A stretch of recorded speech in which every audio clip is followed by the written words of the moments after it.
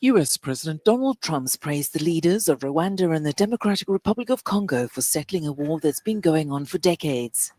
The televised signing of the agreement to end the conflict in the eastern Congo offered Trump another chance to tout himself as a dealmaker extraordinaire on the global stage.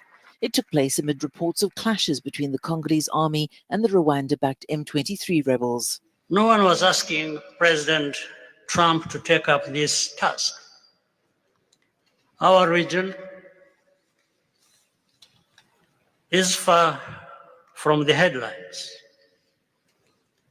But when the president saw the opportunity to contribute to peace, he immediately took it.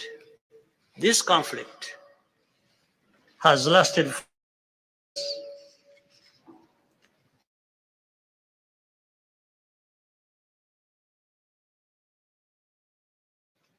and efforts, but none has succeeded in resolving the underlying issues. President Trump introduced a new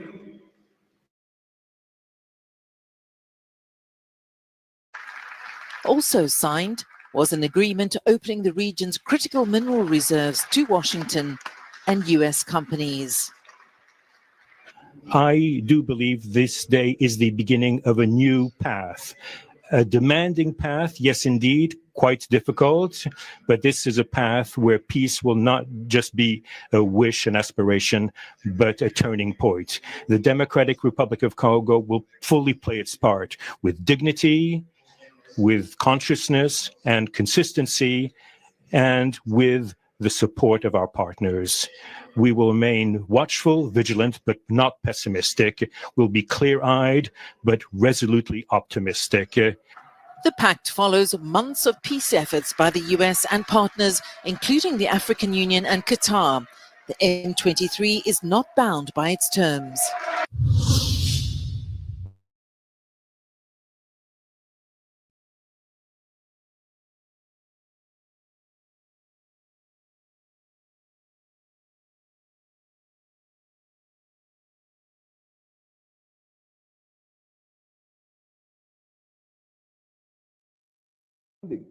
Otherwise, you will look at ragtag people in the bush. Indeed. And you see more than 200 of them holding AK-47. How much is it? Sometimes you even see them using high-tech advanced surveillance system, drone system. Where did they get it from? They are not in the city. And then sometimes you see them with military fatigue. Where are they getting it from? Is the financiers. Now, as a country, over time, the people financing terrorism would have been exposed to government. For whatever reason, government hasn't or were not able to take the steps that was required. President Tinubu is not going to tolerate that. You see, because when terrorism thrives, even the legitimacy of your government is threatened. Mm. And terrorism does not support the progress of humanity. Anywhere in the world where there is terrorist activity, where you see there are terrorist activities, check that country, they will never make progress. You will make one step and you come back two. Now, in Nigeria, that's why what the president decided to do a few days ago when he declared state of emergency was to ramp up. And we have always believed that Nigerians will solve Nigerian problem. That's an emergency in security. Emergency in insecurity, dealing with that. You know, we have limited manpower. Both the soldiers and in the police, we've been saying that, both of which are less than 300 each. And especially the police is less than the recommended police to civil populate ratio, right? So now police intended to raise 30,000 in recruitment. The president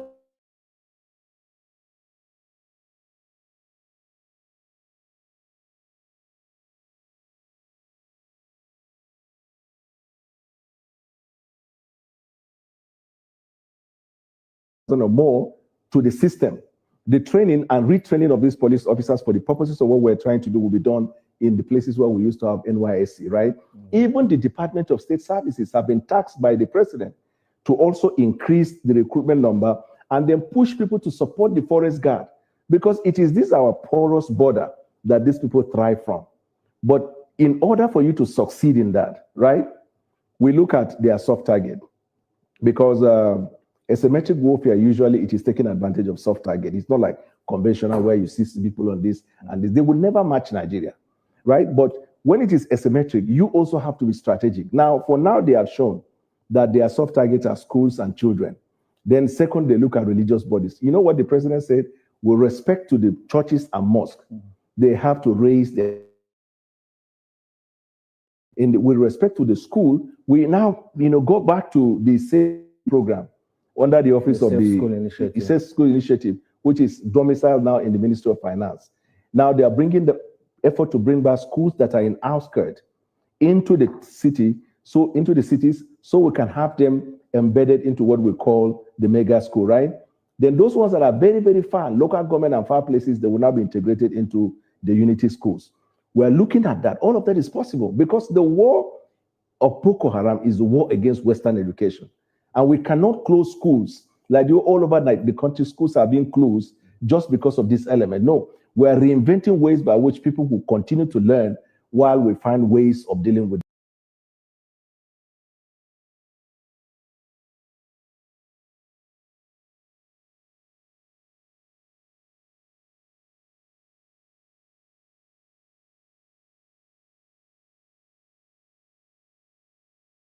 Musa retired, is assuming office as the new Minister of Defense following his appointment, confirmation, and swearing in.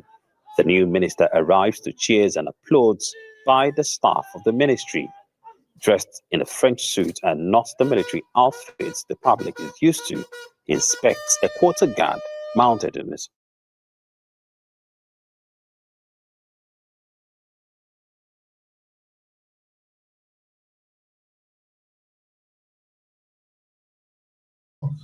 diligently your guidance, upholding the highest standard of professionalism, integrity, discipline, and accountability.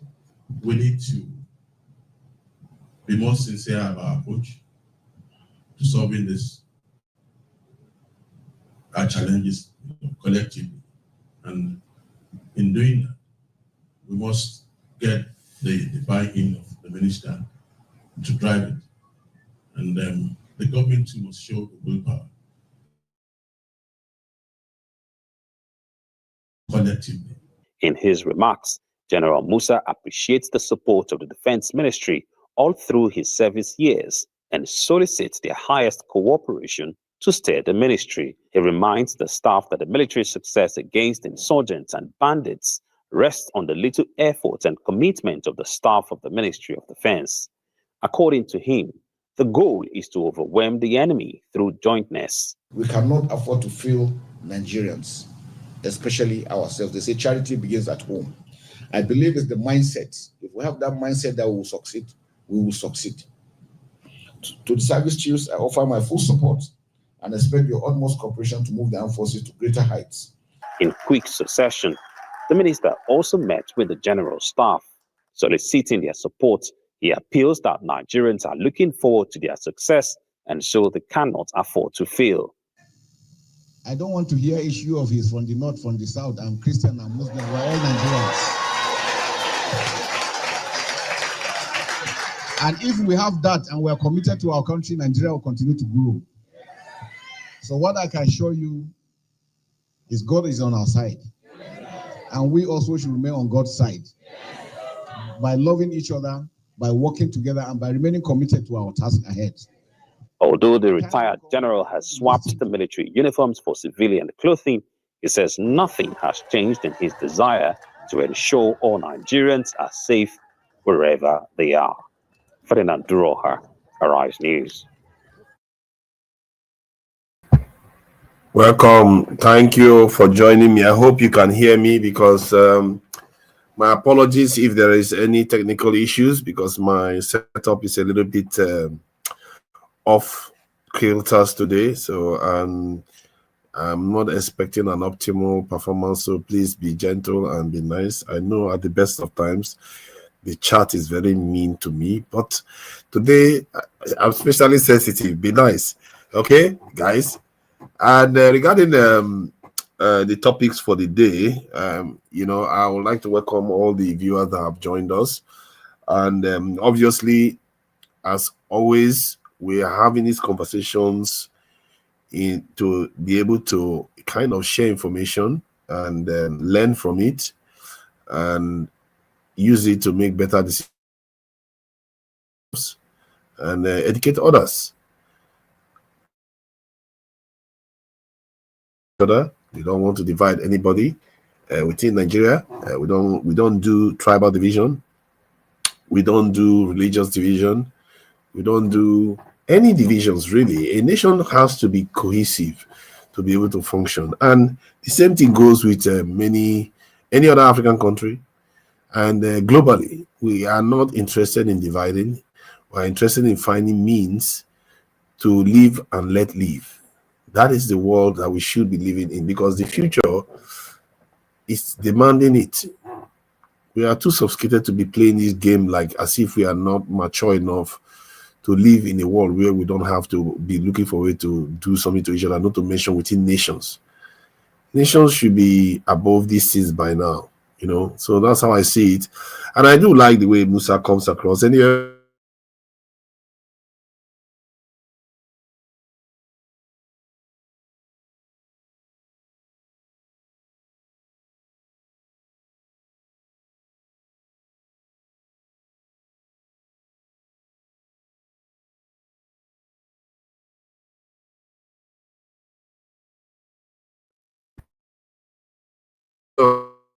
if you can hear me, let me know, because I can hear myself, funny enough.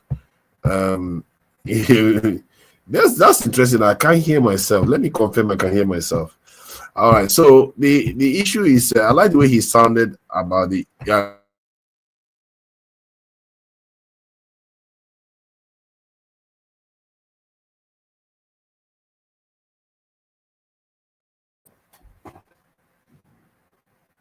Can you hear me? Yeah. For me, the way he came across was very good, and I hope he's able to succeed. Clearly, the government knows what the problem is. From what I've heard, they want to recruit 50,000 soldiers and 50,000 police officers. I think about 20,000 soldiers they mentioned. I'm not very clear on that. They're a little bit shady about that. That number, I can break it down to you right now. It's not going to work. It's not going to work, and they know it's not going to work. Except it's just a start. Then they will add more, and they will keep adding more. Maybe through state police. Because this idea that you are going to create state police and all the states are going to have police, how is that going to happen? Are they going to just start recruiting new ones or take the national police and put it inside the state? Because if they want to take the national police and put it inside the state, then you're still going to have the same problem again of manpower. You don't have enough. But if the states are going to recruit new ones, then some of the states are not going to be able to pay for it. Then you're going to have a situation where Nigeria is going to become kind of balkanized, where you have some states have local police, and while others have state police, while others have national ones. I don't know what that would mean for the country, because the fact that some part of the country already has Sharia is already becoming a challenge for the country. To add another aspect of the country that makes it uneven in terms of the way the country is governed, I'm not sure that's a good idea. We are fragmenting the country slowly. And I can tell you right now, I've had some people sound very, very negative about it. Like when I say negative, they want to use the state police as a means to defy the center. They're already talking about it now. So you can see the problem that could arise very, very quickly. Yeah, the way they are talking about it, like, let me give you an example. Like, once we get it, we're going to recruit our own, and all those Fulani, if they come to our forest, we're going to deal with them. That's the language you're hearing. So this is kind of, if you allow, because what you're going to see on the ground is they are going to start going after people that they don't like. If it's a Fulani person, whether they attack anybody or not, they will attack them back. They will attack them. The person could be Hausa or somebody that has not done anything, could get attacked. Or it could be another issue regarding politics. Maybe APC holds the state. PDP wants to take over. Then the APC leader used the police force to oppress the PDP members of the state. All kinds of chaos could occur. We just saw what happened in the River State, where the Fubara had to be kind of suspended from office. So, if we want, we better be careful what we are asking for, because many Nigerians don't often understand the implications. It just sounds good because the state police means somebody that knows your area, get him, and that person is going to solve the problem. You've not solved the first layer problem. The first layer problem is that you don't have enough. Even in US, where they have state police, they have more in number. And this is a country with a lot of money. The richest country in the world. America is the richest country in the world, hands down.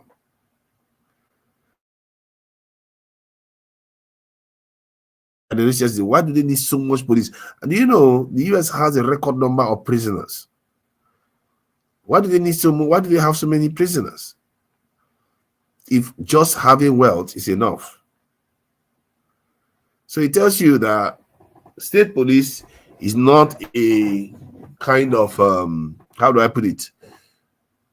It's not a magic solution. It's not going to be if you don't increase the numbers. The numbers are the key. If you don't increase enough numbers so that they cover all the ground, you want to make sure if the bandit is coming out from his forest, the moment he opens the grass, he's going to see security forces there. Before he goes back inside the grass, he's going to find security forces are taking over his lair. Wherever he's going to hide inside that forest, he's going to find security guards there. That's how it's supposed to be. You have to make their life miserable. You have to take every single space, chase them out of the country. And when they leave, that's one of the ideas I like that Musa proposed, in order of building a fence. You can put a fence there and monitor the perimeter, not necessarily a wall, a fence. So you can monitor the perimeters with technology and manpower. Anybody wants to cross the border, we will know. That's how it's supposed to be. And to monitor a fence is not that hard, really. You just have to build outposts. We have people. Give them jobs. Save the money that we are losing from the country. So, you saw how Boala too came out and was basically confessing the government. They have always known what the solution was. Why didn't you do it? Until now, even when he's saying they already know what the solution was, is he solving it? No, he's not solving it. He's still pretending as if he's trying to solve it by saying they will recruit 50,000 police officers, then they will recruit 20,000 military personnel. That is not enough. It's simply not enough. But I can excuse them because they don't have the capacity to even recruit enough. They don't. They simply don't have the capacity to recruit enough. What they did was what they call it, they are looking to use NYSC premises now or properties to train our military or police. I think it's mostly the police actually. They are looking to train with the NYSC this infrastructure, which is a sorry state. A nation like Nigeria with almost 250 million. If it's not 250 million yet, it's going to be there in the next 5 or 6 years. So the only capacity we have to recruit into the security forces, especially the military, is around 12,000 a year. That's ridiculous. It means that they never want to do anything. They really never want to change anything. They can't be bothered. They can't be asked. And these will borrow money every year. They borrow money every year.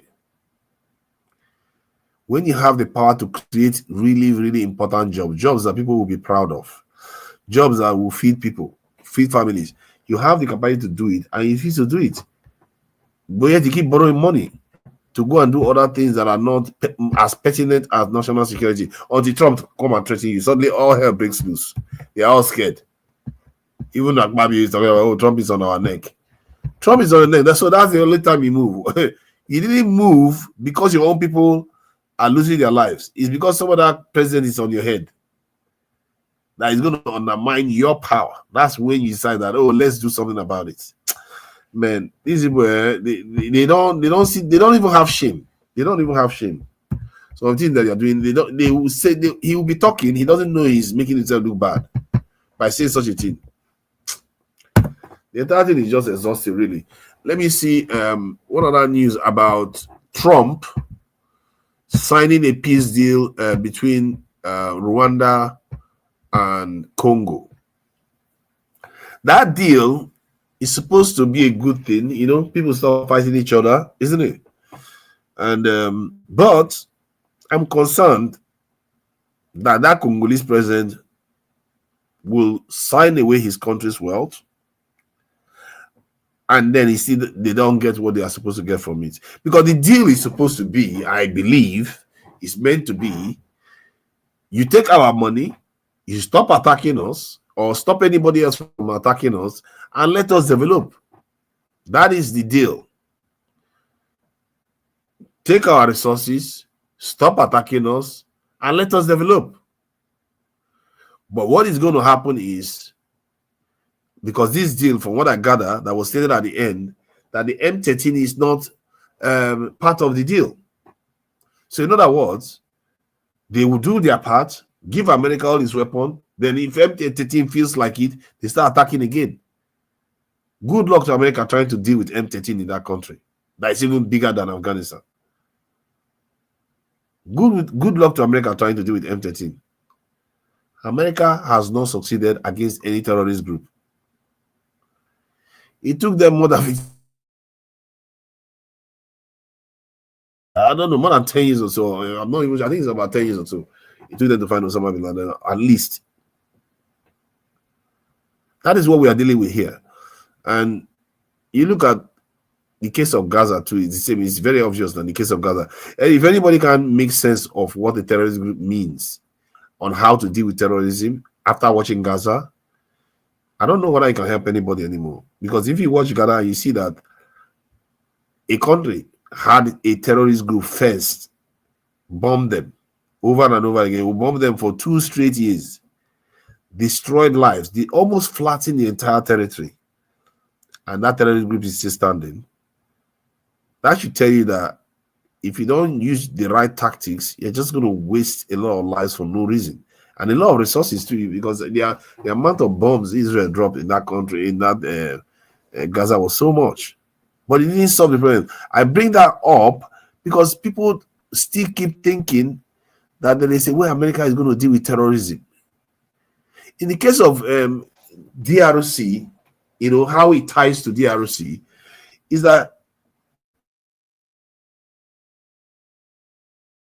not terrorism in terms of the word. Because M13, I'm not sure they are classified as a terrorist group. But they are the same as a terrorist group in terms of the way they fight. They are not fighting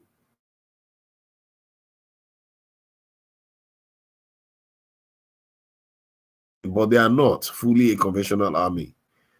The DRC government do take them on sometimes head on, but by and large they are a guerrilla group.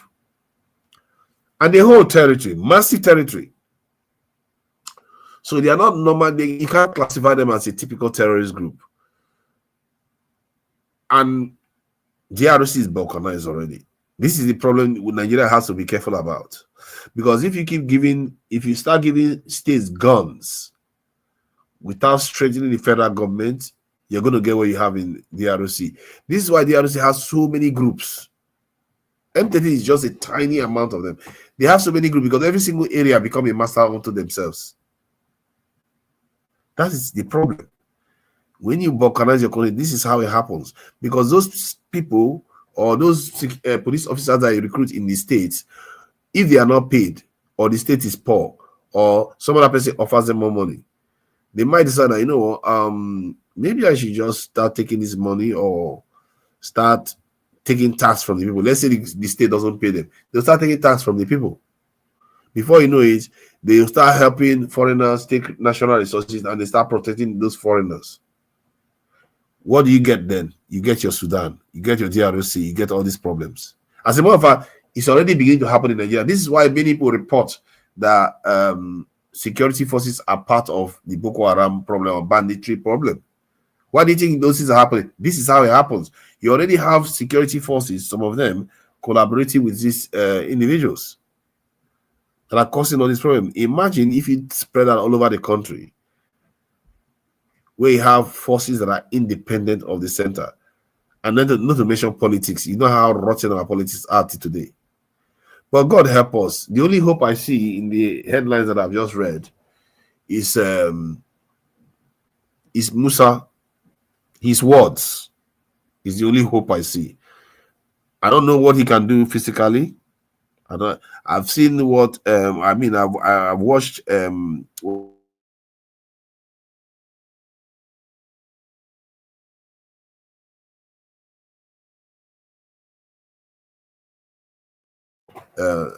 I don't know what anybody heard me. So I don't know what I heard, what I said, but I'll repeat that again.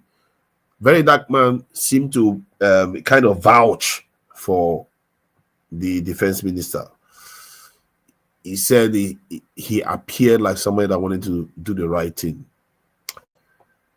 What disturbed me a little bit is the fact that if that is true, because we've not heard from the general, but if it is true that the general came to Very Dark Man and said Very Dark Man should, give him information about Walter, I know I'm not getting that word right,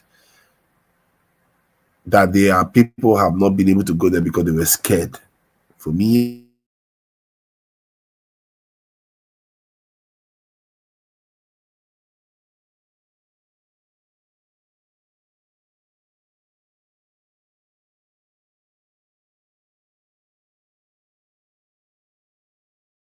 talk.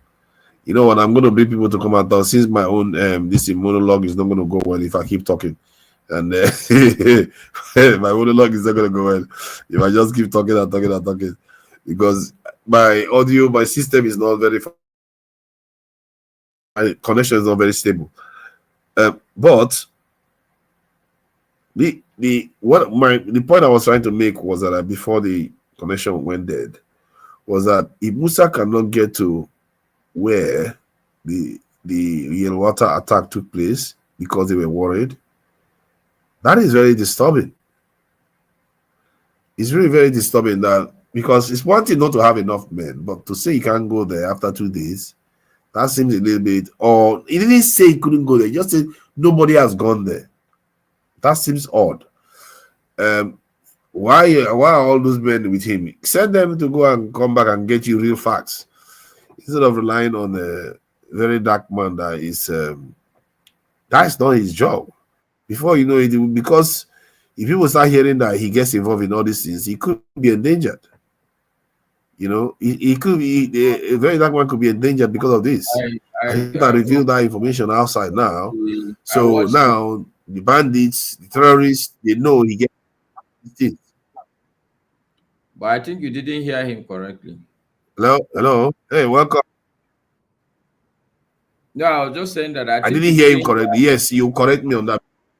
What the point he was making, the general was making, was that immediately after the attack, Very Dark Man was among the very first people to visit the place, even before the military people came. And he took pictures. Repeat that again. I missed some of it. Okay, so maybe this thing you said about the technical issues is beginning to play out. Can you hear me? Yeah. You can hear me? I can hear you now. Okay, I watched the video. The point the general was making, or well, the point that Very Dark Man was relaying, that the general made, was the fact that immediately after the crisis, Very Dark Man was among the first people to visit there. Journalists didn't, he was among the very first. He went there, he took pictures. So it was almost more like a crime scene. If you are the first person to be there, a good investigator would ask, what are the things that you noticed?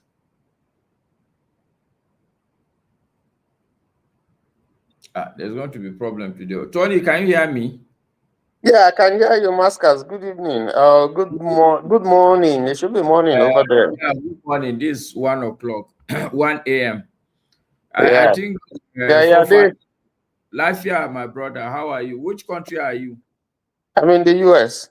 Okay. You people are the Trump people. Yes. You are the trumpeters. Yes, we are the people wanting to come and, as some people will say, come and invade Nigeria, quote and unquote, which is not true. Well, you know, the truth about life, the world, is that it's 60%, well, I would even say 70% geopolitics. And so you have to go and understand the geopolitics of the whole world and its dynamics for you to understand any statement. No true Western leader will come out and speak in plain language. It's always going to be, there's an undertone. You have to find the code to decode the message and the objective. You may think he's talking to you, but he's talking to somebody else. True. But forefathers, you seem to be having difficulties. Oh dear, we're not hearing you. It looks like He's muted. It's because he's muted. Okay, it's coming and going. Oh dear. Forefathers, you are muted, but I think you should hand over the reins. Yeah, you know what I'm going to do, Tony? Is it possible? I don't know whether you can. You don't have to. It's not your. I'm not going to lady you with this. So you do more of the talking introduction. You know how I talk now. Try to be me. Yeah. Harass Masker as much as possible. No, and anybody that comes here, especially KJ. No, you spoiled it. But you know, forefathers, when I was listening to you, I said, this man is talking like KG. Why do I say that? Because the truth is that when people hold a certain opinion, they want to always propagate it. And I think that's wrong. And I think you are fond of that, because I hear you, every story you twist it into security story. You take it to a security angle. And you are not different from KJ. Hey, quick one. Mr. Tony, you're supposed to ask Forefather for full disclosure. Why is your internet not working? Full disclosure. You need to, you know, Forefather is hearing you. That guy's in trouble. Even in the internet don't like you. What's happening? Unfortunately, my haters don't need to hear. So KJ, maybe KJ is after KJ, you heard what we were saying about you. KJ, so now that you are here, so yes, you are listening to gossip. I usually don't think the company I'm not liked, so please have your feel. Okay, Forefather, you are good to go, right? It's no longer season. No, I think KJ, you should host it. Forefathers is, you can see, he has frozen. Forefathers, your people are against you today. Yeah, no, when have they been for me? When have they been? Well, have they been the panelists? Yes, but okay. Forefather are good. All right. Thank you. No. Yeah, please help me ask them the questions. No, sorry, Forefather. Let me, because my connection is breaking up. One second. Let me just say something to KJ. KJ, it is wrong for you to think that people who will look at you in your eye and tell you that, look, this is what you're doing, they are not your enemies. They are actually your friends. People who will not tell you what you're doing wrong are the true enemies. No, I don't think so. But it's not about me. I only came in because I thought Forefather was hooked. So you guys have your deliberation. I don't want to listen. No. See, I'm a free moral agent. I have a right to hold a view, and that cannot be contested by anybody. So please have your feel. Don't go. Forefathers is not going to. I don't have it. I'm not holding anybody against it. So Forefather, go ahead. Thank you. If you need my help. I'm behind. Okay, just stay at the background. Thank you. Okay. So please go ahead, listen, Masker. You were saying about the general. Yes, he was saying that it was VDM that was there, one of the first people. Where he's coming across so far. Do you think he can solve the problem? You're asking too many questions in the session.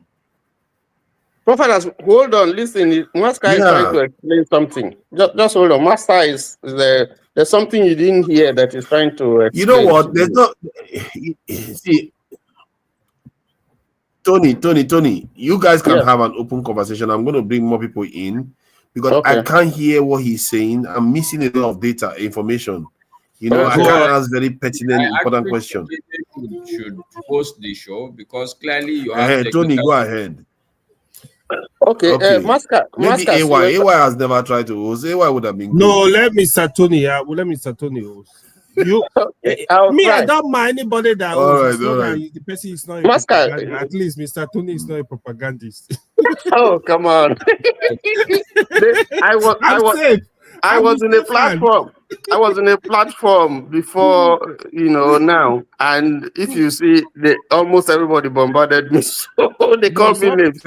Sometimes they do to forefather. If you go there, you don't align with what they are saying. Thank you. That's Nigeria. They will always go after you. Okay, Maskas, you were trying to explain something, so please go ahead. Let's get that clarification. Explain to forefathers.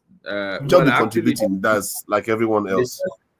You see, the major thing is that the general was saying that Very Dark Man was among the first people to be there. He had taken pictures and he had interviewed people. Even before other people, even before other journalists came. And I can relate to that because I keep saying that in this country, you would say that you are a journalist, but the truth is that you are just a hustler. That's just your hustle. The man who is saying that he's a senator is not really senating anything. That's his hustle. The man who... Yeah, Maskas, let me ask you one question. In relation to what you just explained, if you're looking at the optics, that you have such a massacre in that place, and it's supposed to be a crime scene that's supposed to be sealed off. Yes. And yet the first people to get there are not people from the military. They are, people like VDM, who's actually not a journalist. Because this is a journalist. I can understand that, but this is a place where the president couldn't access because that day the road was bad. I think there was a lot of rain and so on and so forth. Even though I don't accept that as a reason now, what the optics? How does it look to you? How do you? That not the government, not the military was able to access that place. And he's asking this question to VDM. How does it look to you? Well, so, okay, you are asking, your question is specifically about the optics. That's right, yes. Okay, so there are two ways you can read it. Okay. One, that it is bad. So the optics of you people are not there. But I've said it on this platform. For me as a Nigerian, I know that this is the reality in Nigeria. If you call the police, if I pick my phone now, the truth, even I don't know which number I will call if I hear armed robbers outside my house. But let's assume I have the number and I call. What I can tell you is that I'm pretty confident that even if the police start coming and they hear the kind of gun the armed robbers are shooting with, these people are likely going to hang around until things subside before they come. This is the country we live in. So I don't expect even the military, and this thing happened at night, I don't expect the commitment, honestly, for a lot of the things we do in this country is pretty poor. We are not a committed people, right from the top to the bottom. So The optics of that they didn't go there is bad. But the optics for me, that a leader is honest enough to act, I think for me, that optics is very good. So there are two optics. You could have pretended that everything is okay. They are fast responders, but that would be a pretense. Any right-thinking Nigerian will know that it's a lie. Because if you listen to almost everybody, it will be like the law enforcement are always conniving. That's how it looks in Nigeria. Okay, look at the school kidnapping. How can you enter a school, kidnap everybody, and even maybe 2 hours after, nobody is showing face? How is that possible? But that's the reality in this country. That's the reality. So for me, this is my take. I think the optics for Musa himself is very good because it shows that you're honest enough. You will ask the right kind of questions and not pretend as if everything is okay. I don't know whether I answered your question. Yeah, you did. Well, I get you. I get you. But let me throw that question to AY. AY, up to you. Yeah, I kind of slightly disagree with Masca, right? Because yes, he's right. I kind of disagree a little bit because, like me, I see it as a failure because military don't have the excuse that where you were area you were unable to access, just an ordinary civilian is able to access it. How do you explain that to anybody? Yeah, on the part of Musa, be honest, that's a very good thing, right? Not try to deceive the year at least. Usually, he could have come out and said, "Oh, we were there the first minute." I'm sorry, AY. Besides, what we are missing is that this man called this guy to his house. Even his subordinates, he told them to go out. Yeah, that is so something. It's not like he's disgracing the military publicly. Yeah, I know. Yeah, that is something we should appreciate because of the honesty. I think Musa, ordinarily, I have listened to him several times. I think Christopher Musa, right? Yes. I think he's a very honest person, but sometimes I feel he talks too much as a military man. I like him. I think he talks too much as a military man, but I think he's somebody that is brutally honest. Probably that's one thing that's truly helping him. Also, him becoming the Minister of Defense. I think he's a little bit of a politician. He has a political angle. He has a political mind to an extent. I think he should get into politics. He should be able to do it. People might like him. He's in politics now. He's a minister. Okay, so he's in politics now. And the other thing is, at least I was complaining on this channel, I think with Forefather, I said, how will you give Minister of Defense really to somebody that was a governor? Two of them, both the former Minister of Defense and the current State Minister of Defense. I don't think they deserve those positions. Because especially the State Minister of Defense is still there. No. He was the governor of Zamfara when bandits were ravaging Zamfara. I don't think he did much. And there is no experience along that line. Yeah, you could argue that he was a governor, but I feel if it was a president that know what he want to do, you cannot compromise those positions because those were areas that we need solution. You would have known that, okay, we have insecurity issue. You need to solve. So you need to look for the right people. If I were in Tinubu position, day one, I will look for people with strong military experience that have very good track record. I put them in all those positions, from Minister of Defense, State Minister of Defense. You tell them to work with each other. I need results. How do you tell the former one, what's his name again, that I feel they were just doing politics with this kind of stuff? If at least I know you can't rule out politics. I heard you, Mr. Tony, when you were speaking about the ambassadorial list today. I know you can't rule out politics from this stuff because you have to give, even in America, everywhere, you have to give concession to people that work for you. But for me, I think there are positions you should not compromise. You know, even like you say you want to compromise, for example, Minister of Economy. Why are you doing that? It doesn't matter. Like, you have to look for somebody that can get it done. You want to compromise CBN governor? No, don't do it. You want to compromise Minister of Defense? There are positions you should not compromise. Forget about party. Look for competent hand. If you are APC president, you see somebody that is a member of PDP, as long as you will give me result, get them to do it. This is the right thinking, but we are not having it. So that's what Obasanjo did. Yeah, that was one about, you know, you hear me, Tony. I praise Obasanjo every time. That's why I still give Obasanjo credit in some area. He doesn't care. He didn't care your tribe, your religion, who are you.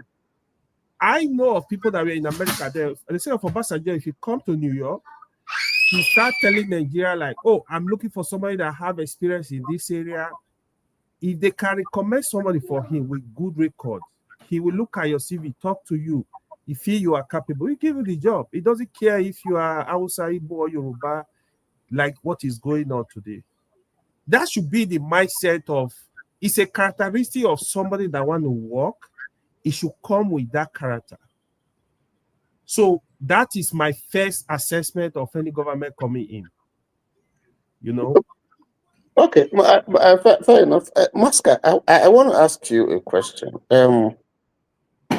I think we've gotten to a stage where we really have to be honest to ourselves about the magnitude of the challenges that we have, the insecurity challenges that we have. As you know, it has festered, it has mutated, it's spread. There are so many insurgent groups now that we don't know all over, not just restricted to the north. With Christopher Musa as the defense minister, considering that he is fresh, you know, still very experienced, knowledgeable as to what has happened, what is happening within the military sector, you know, a general, you know, a military person. Do you think that he will be able to move the needle in a way that will bring down, you know, the level of insecurity that we're seeing in the nation? Do you think that there may be forces that would impinge on his ability to perform, to excellently address this problem of insecurity?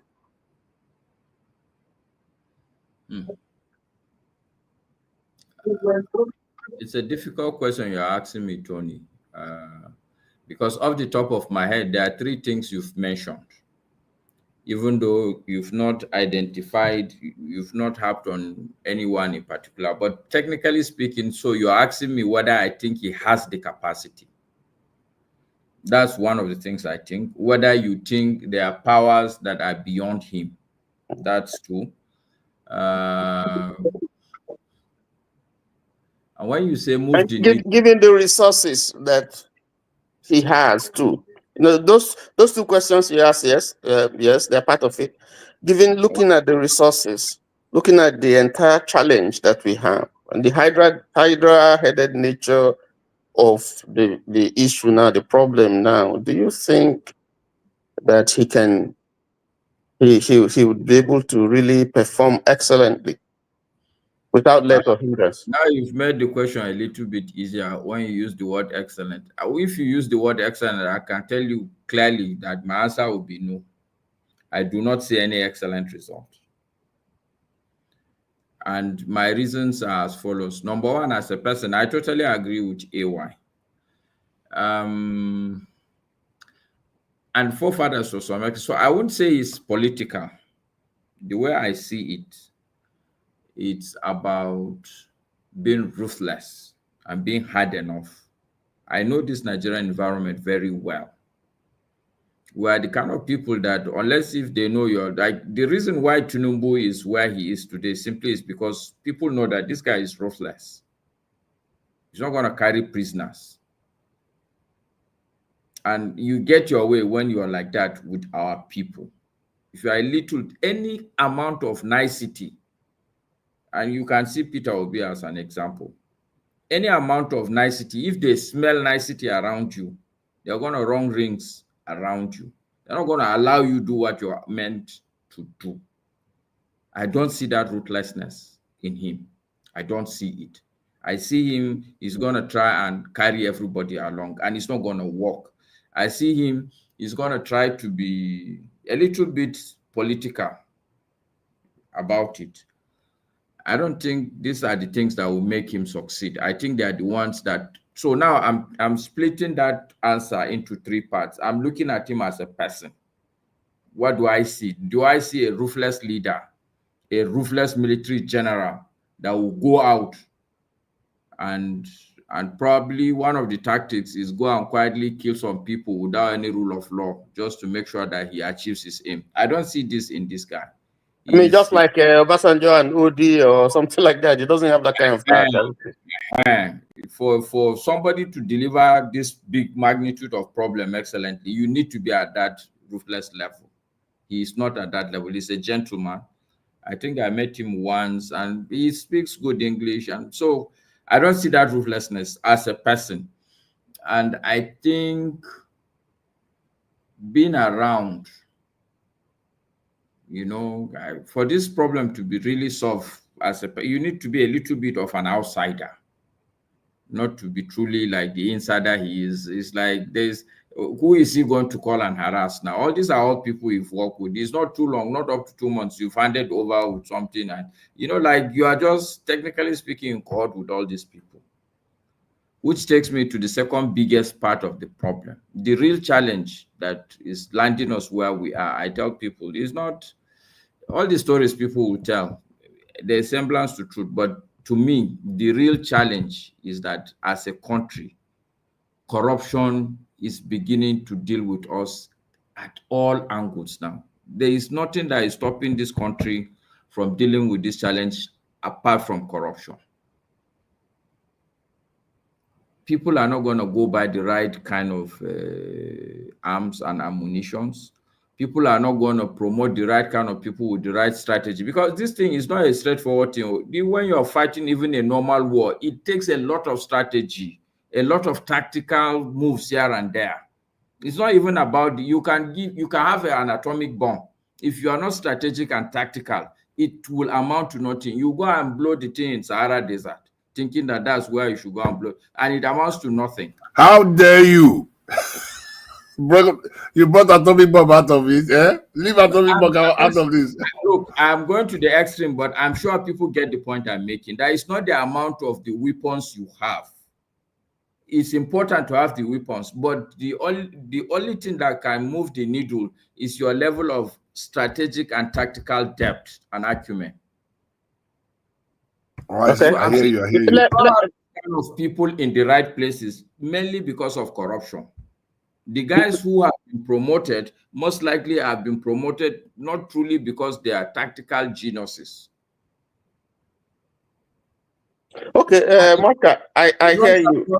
Whole circle. And the last issue for me, why I think he is not going to really be successful, is because the whole issue truly has already been politicized. And if he's a politically sensitive person, he's going to try to, it's going to be difficult for him.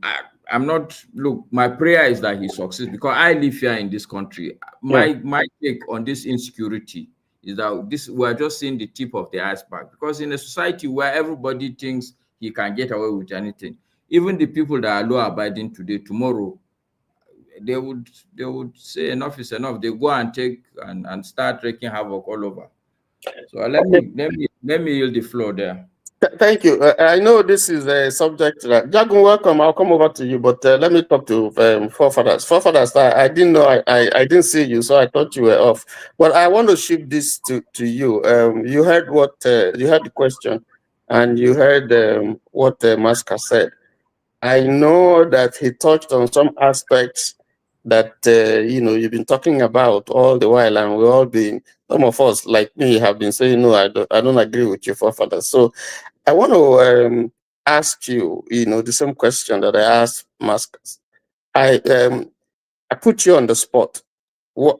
How far do you think, how well do you think the general will do as defense minister?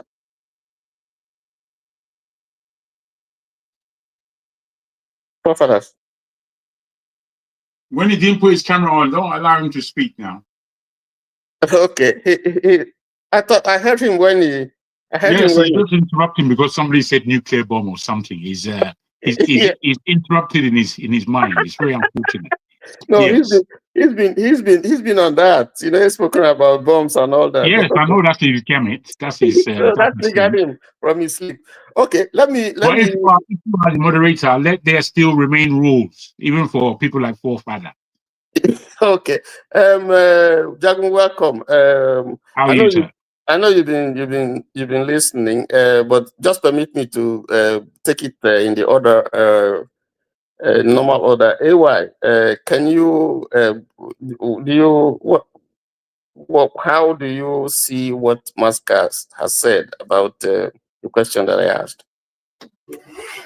Mascas have a good point, but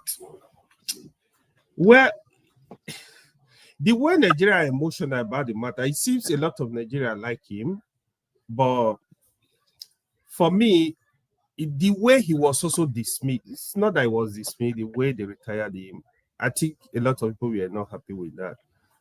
But I think we can still give him opportunity. For me, ordinarily, I'm not going to appoint him, but we can give him an opportunity. If I were Tinubu, straight up, I'm going to give you a match order. Like, I need results. This is not time to complain.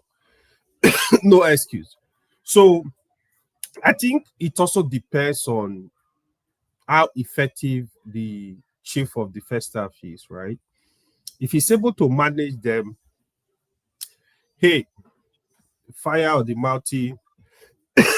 Sorry, I have a bit of. If he's able to manage them like fire of the multi, this is not the type of stories. Nigerians are not happy. Nigeria need results. I think we might be able to see something good.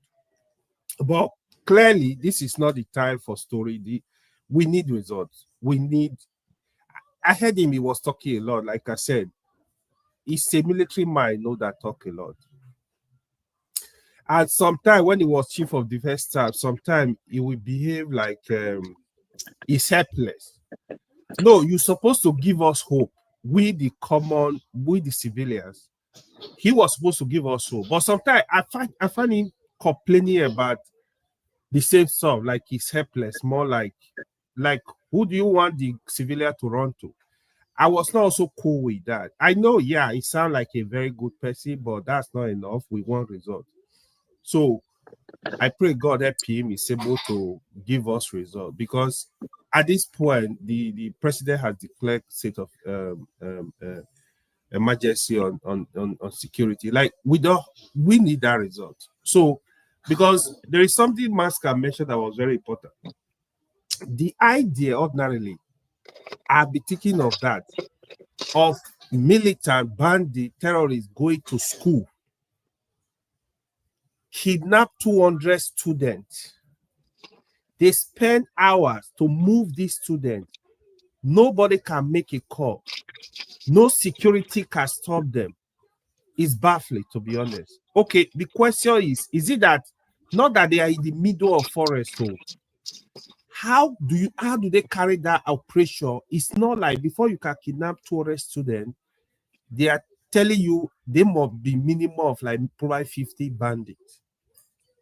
You see, I think one thing the president or minister of defense, all of them, one thing they should do, like there were some issues people were raised when they kidnapped girls in Kebbi, that 30 minutes before that operation, an hour, they disengage the military in that region. So why is it that nobody is fired, nobody is tried, nobody is questioned? You just give room for more incidents like that. Somebody head needs to rule. If you are the president, commander-in-chief, you need to ask questions. What happened? Give me the head need to rule. If you demand sacking the Minister of Defense, sacking the Chief of Defense, get them out. Head need to roll. Then, you see, I think we play too much. I think we take all these things for granted. I understand, yeah, if you are not there, you will not know how it feels. But trust me, if I'm in that position, heads will roll. I will make sure I will dig that thing. I mean, the president is the commander of armed forces. You got to ask questions. You got to move it to action. What happened? You know, that's a security lab. So I think I hope like he's able to give us results. He's saying it like he was saying like, oh, this is the head of kidnapping, the insecurity is this on. I don't want you to say all this stuff. I want to see the result. You know, that's why sometimes I feel like he talks too much. He needs to stop talking and work. Because like somebody said, he's actually behaving like a politician. You know, politician will promise anything, right? But I sincerely am in support of him. I sincerely hope he's able to get some good results for us. Thank you. Thank you. Jagun, I know you've been listening. There's something that Maska said that I actually would like you to interrogate. He is a retired general, and he has some of his friends and colleagues still at the top, command of the Nigerian military.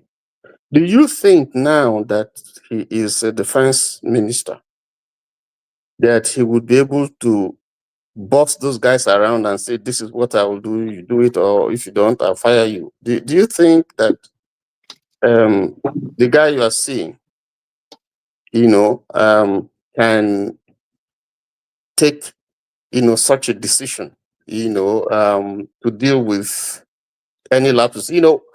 That's one. The second question I want to ask, I don't know if you have read something about Major General Danjuma Ali Kefi and some of the things that he has that he's alleged to have written in a letter to the president concerning some of the challenges that he had and how he arrested some kingpins, terror kingpins, and because of that, he was arrested for 64 days, and retired from the military just because he was trying to do his job.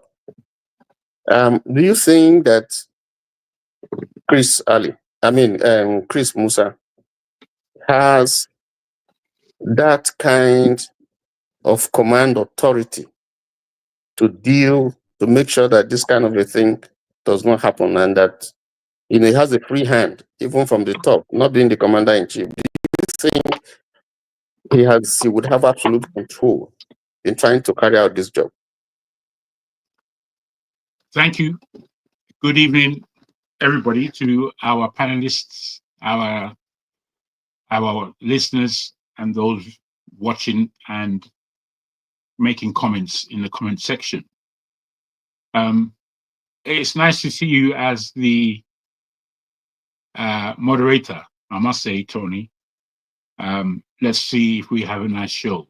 As far as certain minutiae concerning Nigerian politics, I don't always follow it, I must say, but I have understood that the Major General was released from his position in the first place and seconded to another position that should seem powerful. Is it not Minister of Defense? That sounds like a powerful position, but apparently it's quite secondary to the position that he had before. Now, in these terms, when we try to interrogate the matters of Nigeria, they're very confusing. They're very much puts the people of Nigeria and those commentating in a position of almost begging for our politicians to do the right thing, our governments to do the right thing. And when we are put in this position, basically it tells us, or it should tell us, that we as a Nigerian political body haven't done the right thing in 50, 60 years. it's Nigeria remains a shame. I don't know how to put it. It remains a shame. It's not a country that we like to hear what our politicians are doing on a global stage. Firstly, I don't think Nigeria should be in such a crass position where a president is calling us a shameful country. But we have to take that on board because we are a shameful country. Why are we shameful? Because our politicians do not do the right thing. They don't. I heard earlier in Dr. Damage's show where people were mentioning that it is not a shame. We have to be told, you know, to behave ourselves almost, or to bring our people up. Is that not a shame? By President Trump, of all people. You know, Nigeria is a shameful place, man, on a political level. What I tend to read and see a lot about is Nigeria's development arena. And I always find it fantastic. And I wonder, is this true? Is it true? I have to investigate further. You know, Dangote has recently positioned himself to bore a pipeline between his refinery in Lagos and Zimbabwe. And the effect that this would have on the rest of Southern Africa is immense. It should have costed 15 billion in order to produce this, but it's costing him 1 billion. These are the news that I kind of follow because they impact me, they interest me, and I feel as though I can buy into that. Most of what happens in politics, I don't feel I can buy into it, be it a plus or a negative. Somehow it just seems as though it's a lie, hybrid. You know, sometimes I read about Tinubu's progress in the world of economics concerning Nigeria and how he's been able to trounce the American position by joining China in a lot of the deals that are being done at the moment. And that seems like good news.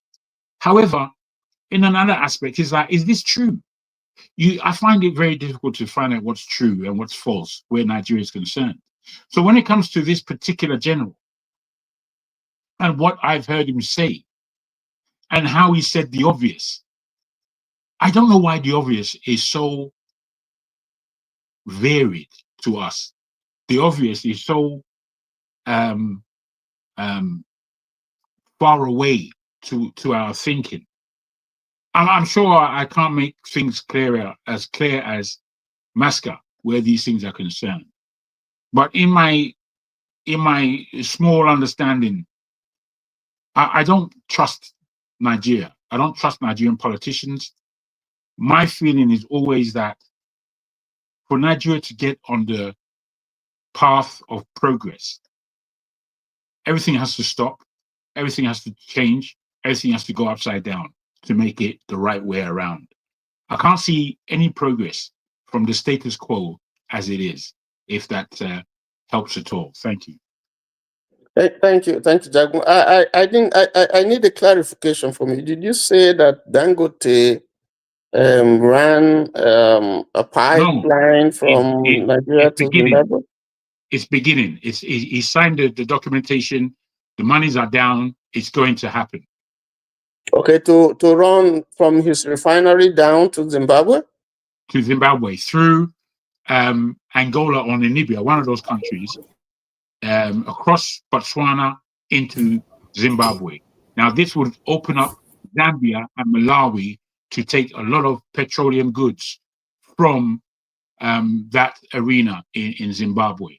So, you know, that's serious progress for him as an individual, for Nigeria as a country, and for the refinery position globally, because you know that he's going to double the size of the production of his refinery, which will make it the biggest refinery in the world. Right now, I think it sits at 4th or 3rd. So yeah, right now is the single largest train refinery. Yes, yeah. But it's working to be the largest refinery. Okay, so that's good. That's interesting. Masca, just looking at solutions, because we just expressed some pessimism over how well the general will perform, but let's look at the way of solution. We know some of the challenges that we have. If you look at the borders, for instance, you find out that borders, stretch over different types of terrain, from the coastline, down, to the north, different topography. So if you're going to protect the border, as he has suggested, you're going to use different types of technology, because there are places you don't have light, there are places that are not manned. In fact, when I did a study, I found out that there are over 1,400 unpoliced entry routes into Nigeria. And that is not helping matters at all. So if you look at that, you look at the ECOWAS protocol, where it allows you, if you are from West Africa, free and easy passage to come in. You look at how much we budget, for defense. You look at what you talked about, corruption. You look at political will. You look at the nature of the insurgency we're dealing with now. We have tried some means, we have tried kinetic, non-kinetic, and stuff like that. So by way of advice, I know you're a layman, you're not a military person, but you're in Nigeria, you see what's happening. There are things that you know. If you were to advise the general, based on the things that you see, what are you going to be saying to him so that he can, succeed, even though we know it's a very difficult task?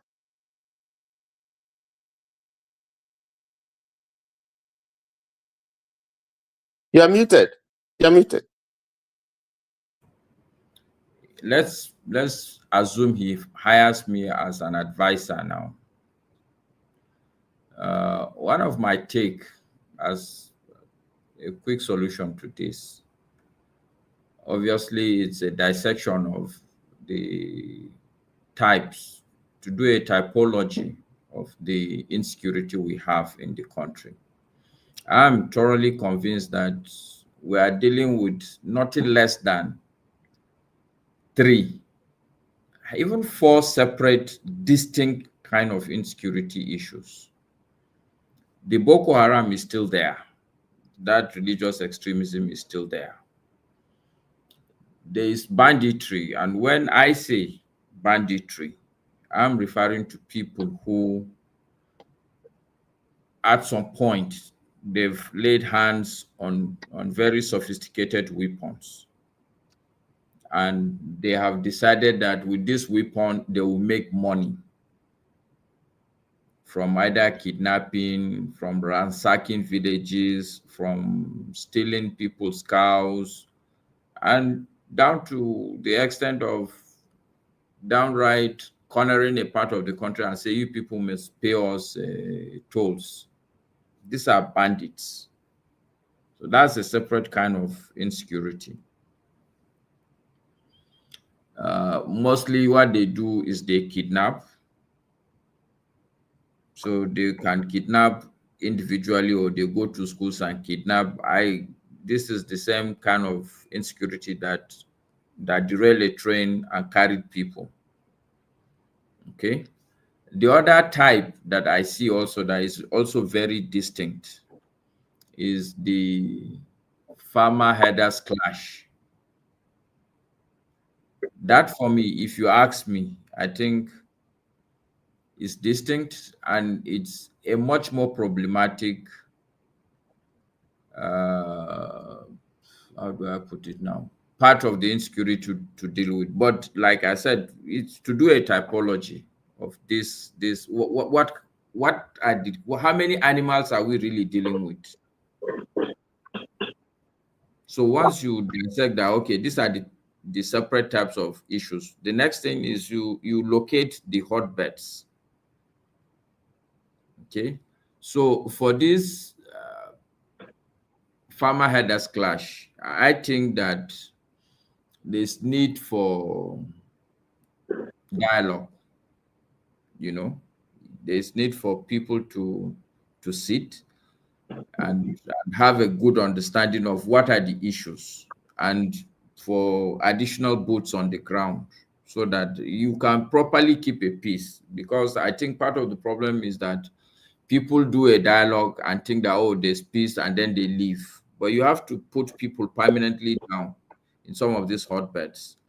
In Benue State, in Plateau State, where else is this thing prominent? Maybe in some parts of Taraba State. Okay. So for the banditry, what I would advise him, he should really go and get local people and see how the government can actually help. It's going to be a radical suggestion for me. I would really see people, some of these hunters. There are a lot of people who, look, these bandits, they are not the only people with monopoly of violence and bravery. There are a lot of people in the community who have a skin in the game. All you need to do is to capacitize them. They have a skin in the game. This is their land. This is their livelihood. And this is exactly how, to a large extent, this Boko Haram was to a large extent subdued. There's what they call civilian JTF. Because like we are saying now, if there is armed robber in my house now, and I have gun, okay, I certainly will not wait for the police. I will do what I can do. Because it's my family, it's my house.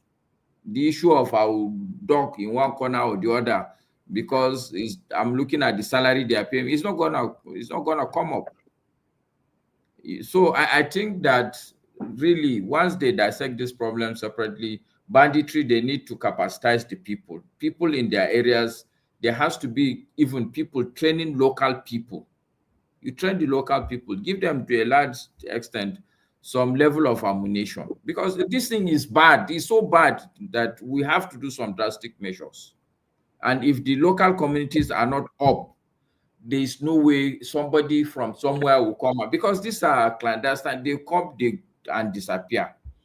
Like these are the, like you rightly pointed out, this is not my area of core competence, sincerely, but I don't know, maybe I've said a lot of rubbish, but this is what comes off the top of my head. Thank you. AY, yeah. The military is overstretched. There's no doubt about it.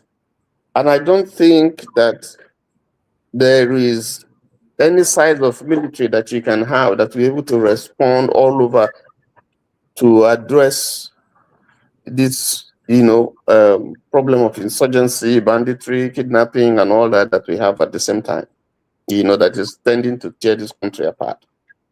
So, looking at that, just going forward from what Maska has said, talking about involving the local community, which we have tried in some places, do you think that it is a way that we should go, empowering the local people, giving them reasonable arms to be able to deal? They know the place, they sleep there, they can organize themselves if they are empowered.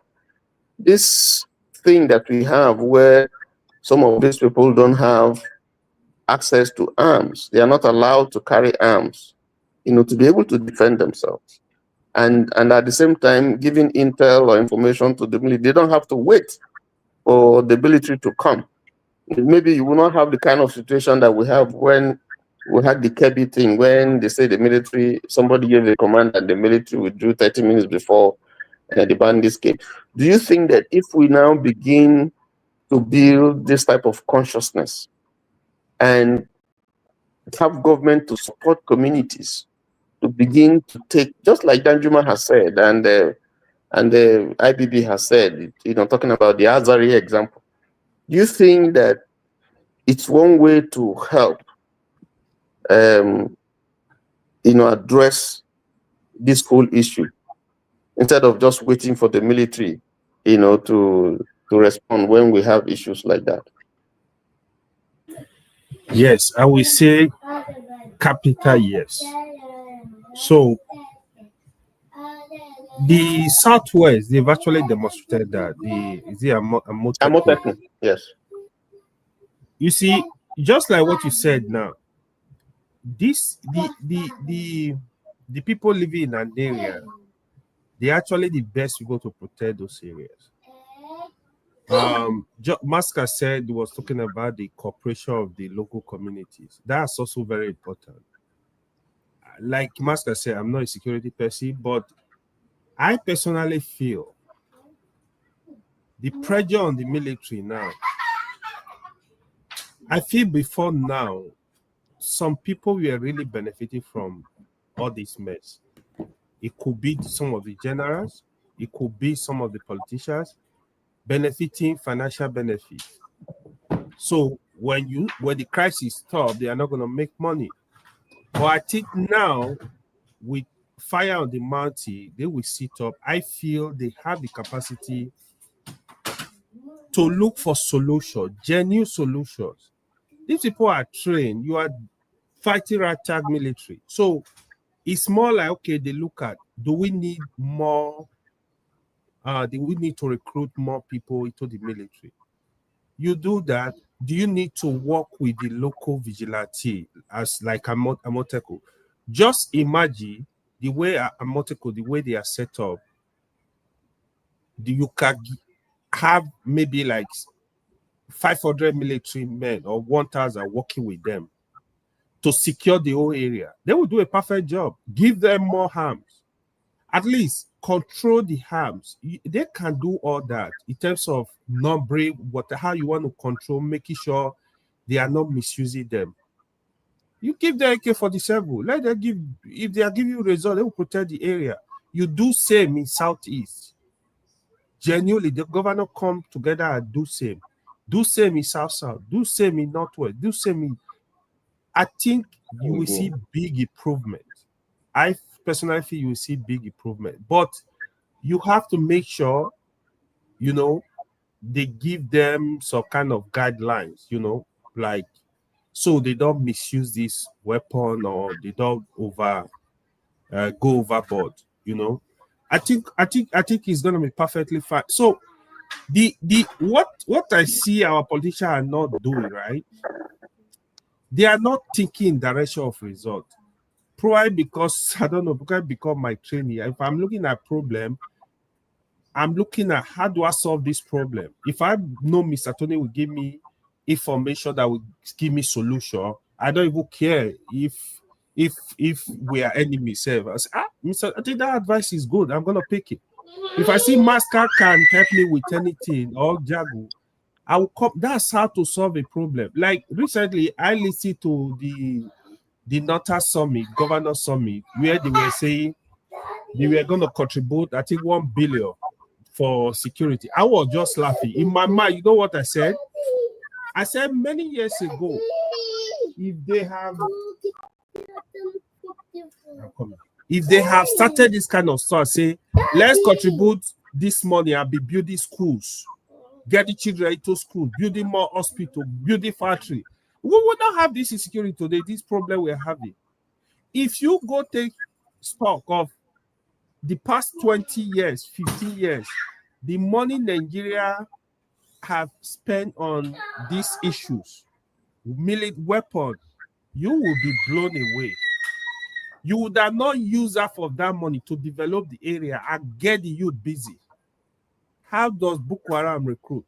You think Boko Haram will come to somebody that want to get ready the money, you want to go to work to come and recruit you?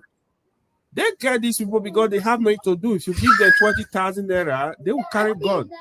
It's just like even our politicians. It's just like even our politicians. That's how they recruit people during election to manipulate results. So these are things we need to be proactive. I'm going to leave you. I'm going to leave you so you can attend to your child. Let me move to Jagun. Jagun, I'm trying to move this discussion away from just waiting on government, because we know they have their own challenges, they have their own. But just as Maska has said, there are things that the communities can do to take their destinies in their hands. AY talked about Amotekun. I know that I listened to General Togun, who is the head of Amotekun, on Edmond Ogilo's show. Yes. And there were some difficulties, some challenges that he was facing, you know, and that was coming from politicians who are trying to prevent him from actually, you know, doing his job as effectively as he should. So there's some political interference in his leadership and in the strategy that Amotekun was going to apply. Now, so I'm asking you, let's keep government aside, because when you come to government, there's a lot of complication. Do you think that we should look seriously at empowering the locals, have them trained by retired military generals, or even head such vigilante or whatever you call it, an organization, maybe statewide? The states can come together, and then, you know, you have a pyramid, you know, sort of organization where, you know, there is organized, is structured properly, you know, and then some of these retired military people can do the training, head the organization, structure it properly, and then so that they can assist the military and the police in dealing with this insurgency problem. Do you think that way we can make some progress? Ross, let me take some time. I'm understanding the conversation very well now. I'll tell you a story, which would interchange into another one, and then hopefully you get the answer. For me, in 1982, my cousins, my uncle and auntie and my cousins, they flew to Nigeria.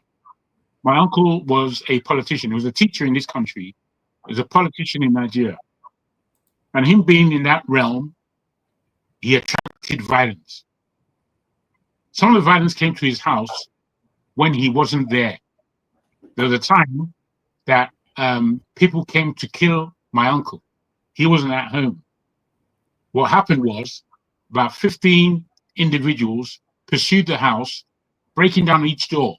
So my cousin, who was there, is a male, with his sister and his mother, was the only one able, and another sister, able to protect the family. So from room to room, they were barricading themselves, running from room to room until these people broke down the door and went. The only way that they were saved by their next door neighbors, who were Lebanese, two men with guns, shot out. The assailants left. They were very fortunate to be alive. 1. 2, in my village in Nigeria, I have a young cousin. He's similar to me in a very Niger way, which is that he doesn't assume nonsense from anybody. As a child, I remember him leaving the family house and going to the bush for 3 or 4 days. He would just be there by himself. He's the only one in the village who knows our forest better than our Fulani assailants, if I can call them that, because they know our forests very well. Now, he knows our forest well because he's always been in the forest, as opposed to the rest of the village who have become quite hoity-toity. Why are you going there? Why are you going to the bush? Are you a bushman? And start using all these idiotic terminologies that God knows where we got them from. So him knowing the forest very well, he was able to hide out when they knew that he was the only one in the village that held a gun, 2 guns. They knew it. So they came specifically for him. He was able to hide out for 2 days in the forest. And then when they had gone, a sister of him went to look for him, called him out that they've gone. So someone like me in Nigeria, anytime my mother asked me, do you think that we need weapons in protecting our home? I said, Mom, look where we are. We're in the middle of the forest, basically. And we've carved out a small village where people are there. And then people are marauding through, I don't know, you may know my village pretty well, Tony, in that if you're traveling to the east, you will pass my village, Ifon, in Ondo State. Which of the funds? Ifon Laye, Abi Ifon... Ifon Laye, well done. Very well done, sir. It's a great little place for me. I quite love it. I have a deep love for that place. Anyway, I served around there, close to that area, I see. Well, it's quite a lovely little village, as are the villages all alongside. From there all the way over to Ondo village, Ondo town. Any case, when my mother asked me this, I said, Mum, look, there are much stronger people all around us. What we need to do is to formulate an association of protection between Ifon, Owo, Akure, and Ondo, Idanre, Ore. All these villages are in the same manner. If we act strong, nobody can come there and do anything. But we don't think like this. We don't think like this in any strategic way, as Maska was saying, in order to protect and defend ourselves. Our king was killed in the village. Our king. So this gives us an understanding. I mean, that's the West. It gives us all an understanding that the rest of the country is much worse than the West, even though the West is getting worse and worse in terms of insecurity. The East, the Midwest, the Middle Belt, the North, all these areas are much more under some kind of insecurity. Wait, than we in the West. My question that Maska answered, if I was to be given a position where I'm to advise security-wise, my first issue would be how individuals and the likes of Amateku are raised in terms of what kind of policing are they doing.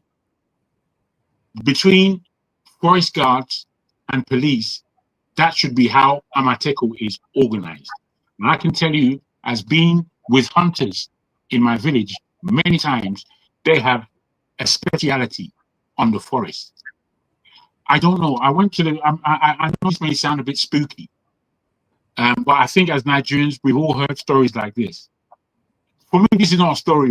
One time I went to the village with the hunters. They were showing me how to hunt what we had at that time. I forgot what they call it. It's some kind of antelope. It's very fast. Bruh, these people, hunters, they took some kind of medicine. Then they were going so close to these antelope, and they weren't seen or smelt, which is how the animal know you're around. They either smell you, or they see you, or hear you. They didn't hear, smell, or see the hunters. The hunters practically cut their throat. That's how good they were. It wasn't that they took a shot. They practically cut their throat in killing them. And I saw this with my own eyes. What kind of magic? What kind of madness is this? Me, I don't like to. I've got a free mind, an open mind, but I don't like to believe everything, if you know what I mean. Sometimes the thing I'm seeing, I refuse to believe it. So anyway, I saw it. We ate of that animal, that bushmeat, fantastically. I would lastly like to say this. In the case of West Africa, Maska itemized IPOP, sorry, I beg your pardon. He itemized Boko Haram, banditry, and herders. Herders, yes. I would add one more in ISWAP. Given these four terrorists of types, I think the Nigerian government, I would have to advise them that they have to make some kind of room for partners in this war. And those partners have already put themselves there in the AES countries, Mali, Burkina Faso, and Niger. We have to join these people somehow to make a stronghold of a defense against all terrorism. We have to mark it out clearly, and we have to associate the landmass that we have to cover in order to squeeze these people into submission. I believe if we're not doing these things at home, and more internationally, if you like, or more continentally in the West African arena, then we're not doing anything. We are not doing anything. ISWAP can come in and out of Nigeria, in and out of Burkina Faso, in and out of even any of these areas, willy-nilly. There's nothing that we're doing to defend that border. It's been said, 1,000 odd entry points that are unmanned along the Nigerian borders. I mean, this is not insecurity. This is a pathetic way to govern your country. It's not insecurity. It's gone past there. You know, during the military ages, there's nobody that can say that they're going to invade Nigeria. No one. During the military time, it's not a question of money. You said that we're stretched. I don't believe we're stretched anything. What I believe is that the money that is supposed to be used for our defense has been earmarked for different levels of government thievery, which is their legitimate course of action. That's what our government does, is to steal from the people. Why is education going down? Because the government doesn't find education important. That's why. There's not a reason. What other reason can there be? Rubbish. Rubbish. When our nation was built on education, it was built on that practicality. There's no two ways about it. The education that we were getting from the days of Zeke and Awolowo and Tafawa, that era is the actual education. How long it has lasted until this day, because there's been no practical measures put in place as far as education is concerned since that time. In real terms, basically in real terms, education has gotten worse from the 1970s. Worse as the decades roll on by. So we have to be well aware of the idiotic excuses the government give us in order to push them into doing the right thing. I'll end it there. Thank you. Again, let me go back to Masca. Masca, you're aware that the northern governors held a meeting recently, and they articulated what they think will be their own approach, their vision of how to deal with some of the problems in the north, particularly insecurity. They talked about, this 1 billion naira contribution they're going to make per state. They talked about suspending mining, stop granting mining rights or whatever. In some of those states, schools are currently closed. And I had someone say from the government that building schools in remote areas should not be encouraged, or running school in remote areas should not be encouraged, whatever he means by remote areas. But with specific reference to the north, where we know that there's a high rate of unemployment, illiteracy, and idle hands, young people who are idle. In some places you have margeries and so on. Do you think that the approach should have been to see how we can, instead of closing schools or whatever merit is there, concentrating on educating people to see that there's a need for them to acquire skills, a need for them to, create an awareness, security awareness that, this insurgency that is going on is not paying anybody, is ruining the economy of the north. I'm just taking the north. I'll talk about some other sections of the country. Do you think that this vision that they have, although we don't know the breakdown of the details, do you think that that should be a proper articulation of a way to solve a challenge that you have in the north?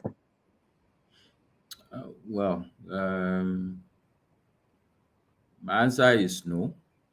I've listened to bits and pieces of the meeting they had, and actually on 3 counts, I was thoroughly disappointed. It's actually I was dismayed, honestly speaking. Because, I mean, like, what are you talking about? This is the same cycle we go round and round about. At this point, if you put money together, trust me, that money, I think somebody mentioned government thievery. That money will go into pockets. At this point, we should move away from money. People should begin to look for arms and ammunition. What are you going to use the money for? These are the things you talk about. You want to go and put, who will even go and put money? He doesn't know what you will do with it. All the money they've been collecting from the FARC allocation, what has happened to that money? Every governor has a security allocation. Unfortunately for us in the north, we are caught in a very bad vicious cycle. There's so much ignorance. When you talk, people don't even understand where you're coming from. Like, how can people gather, spend the money they spend, and that is the best idea they can come up with, and nobody is going to challenge them? One Tinubu tends to talk about is that today an average governor receives the highest allocation he has ever received. Why will these people come sit down and say that money is the issue? And how much are they going? From where is that money going to come from to start with? It's just a waste of time. It's just a charade. That's number one. You know, number two, you are talking of mining. How many places are we having this mining? This insecurity is all over the place. Yes, true that there's mining issues, but like, it has nothing to do with that. If we are honest with ourselves, somebody like the man who hosted the whole meeting, I've listened to a program, an interview he granted. I totally agreed with him. Look, the way I was brought up, there's no problem that you have that does not have a solution. All you have to do is to apply yourself. Unfortunately, the average Nigerian, this is unfortunately, I'm now sounding like forefathers and KG. It's true. Unfortunately, everything for me now is down to the fact that an average Nigerian is a lost soul. We don't take, you can't, hardly will you find a Nigerian who say, oh no, this is what I want to do with my life. All of us are just looking for hustle. You say he's a governor, but he's not governing anything. If you say that this man is a police, I put it to you, he's not policing anything. Everybody is just out on his hustle. And therefore, nothing is working.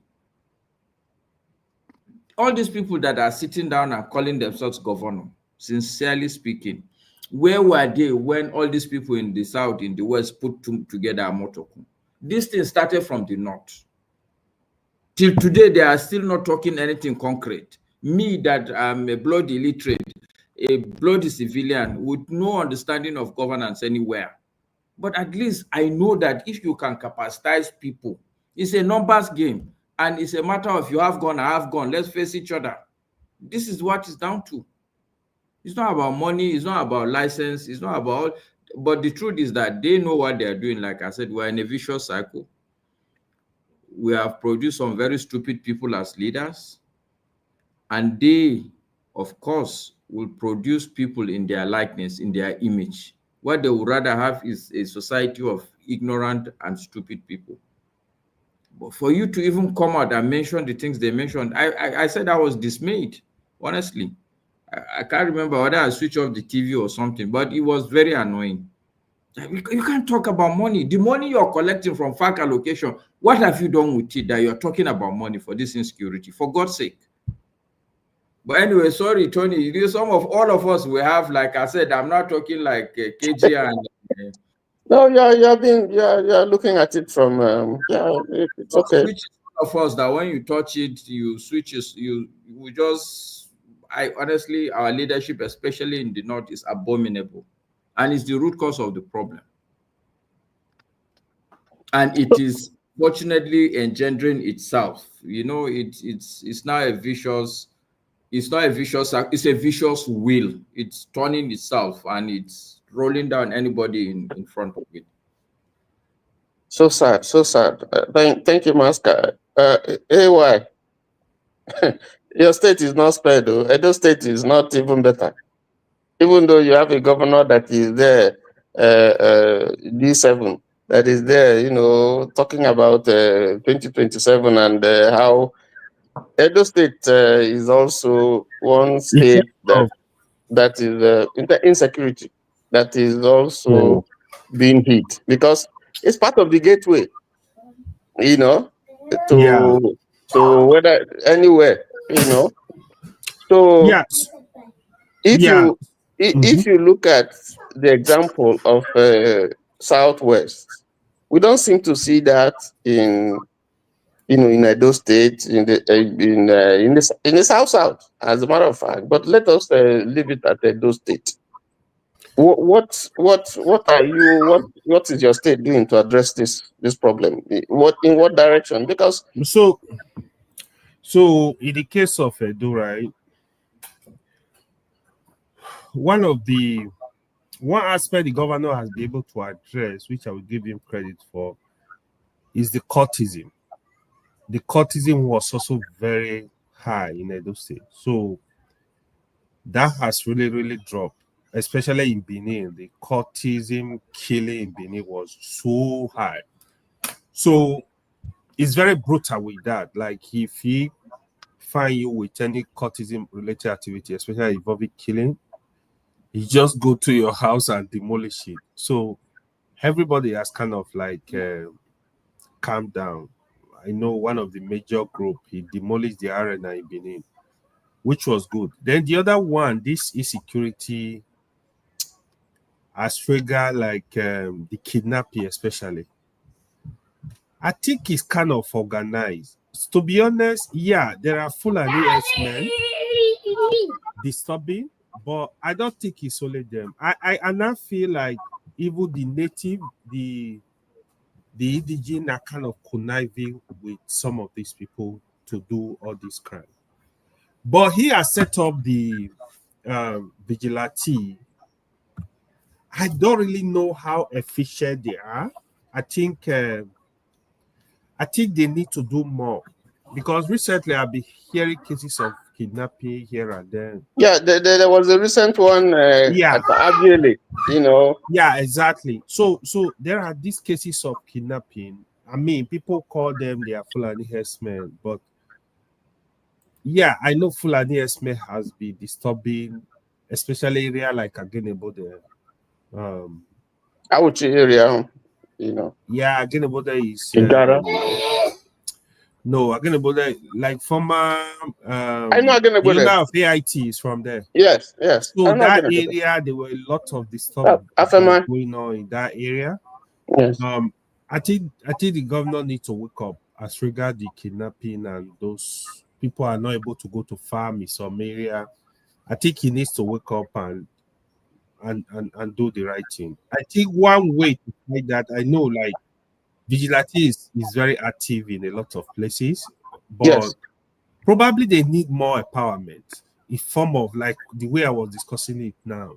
You have to, I don't know what they are doing with the state police now. You have to give these people more weapons. Like, because these guys kidnap all these Fulani herdsmen and other kidnappers, they go with heavy gun, AK-47. You have to give them AK-47. The only thing I will say is, can you see your guy? So the only thing I will say, I think they should look for a way to monitor them so they don't abuse the power given to them. Let them protect the areas. But I think vigilante are doing good job, but they need to do more to stop this kidnapping completely, you know, especially this Christmas season. Make sure the whole place is safe, you know. I think that's what they need to do. But I know in some villages there are cases where they said the indigenous were involved. Yes. I think that is another thing that is very important because now all over the country we are putting eyes on Fulani herdsmen. I'm not saying Fulani herdsmen are not around, but we need to also check the internal, what is going on, who are people involved in this stuff. So I know vigilante usually, like if you have vigilante in community, they usually know the bad boys, the bad areas. They know the movement of people. So I think they need to empower them, encourage them to do more in this area. I think that will stop it. So the governor, he granted interview last week. He was denying the issue of kidnapping. I don't see any reason why you should deny it. He needs to sit up and look for a way to stop it. That's what I'm gonna say. Did you say Obi is somewhere looking around? Let him come. Let him. No, he's on the comment section. He said Obi area when I was trying to. Yes, because I want him to come in because even in his area, you also have that situation, that insecurity. Just send him a message to the governor. Now you got. So if you call governor and say, hey, people are talking about you to give us results. But in general, I think like I said, the area of courtism, I'm really happy what he did all over the state. That was a very good one. It gave deterrent to the courtists. So now everybody is like relaxed. So by now, usually in the past 5 years, 10 years in Benin, during Christmas, like you hear they are just killing people, but that has been reduced. But I think the only focus is on the kidnapping. I think the governor needs to do more. I mean, in general, he's doing some good stuff around, but the area of insecurity, people needs to be safe. I think that's very important.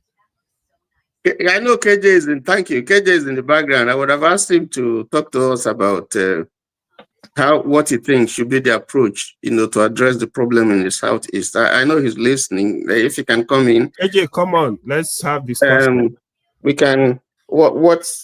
Because we can't keep on blaming outsiders and so on within ourselves. Yeah, what can we keep on do? blaming outsider. Thank you, Mr. Tony. Yeah. What is it that we can do? Are we just going to stand and watch people kill us or whatever? Yeah. And are we sure that even those who are killing us, that we don't have people within who are also part of who are complicit, in the effort to kill us? They are involved now. Look at what, like Soludo report the last time when he said 90-something% of people kidnapping in Anambra, they are Igbos.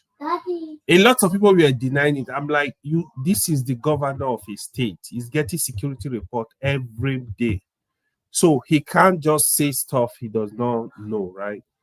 Yeah, but there might be foreigners, but most time, even when you have foreigners, people around, they are involved. They could be informant, they could be part of the whole process. There was one terrible kidnapping they did in my village one time that nothing like that has ever happened. It was even like broad daylight, like in the evening. They carried this, it's a wedding man, they pick him up. I told my friends, I'm like, no, this is not ordinary, like local people are involved. Yeah, local people, they will be informed because even the route they will take, you will know that these people are not just ordinary. When they carry out heavy mission like that, it's well planned, the road, the exit, it's well planned, the exit, how they are coming in, how they are going out. So most time it's not just foreign bodies. Okay, thank you. KJ, if you can come in, you can help us. So throw some light on, we're looking at solutions. What is it that we can do?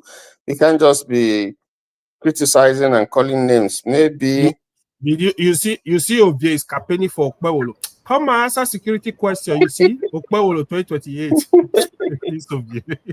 Okay, KJ, thank you for coming in. So KJ, we've been looking at approaches. We talked about Troost-Ekong, we talked about the northern approach, and then we talked about the Edo approach. In your opinion, we know that there's insecurity in the southeast.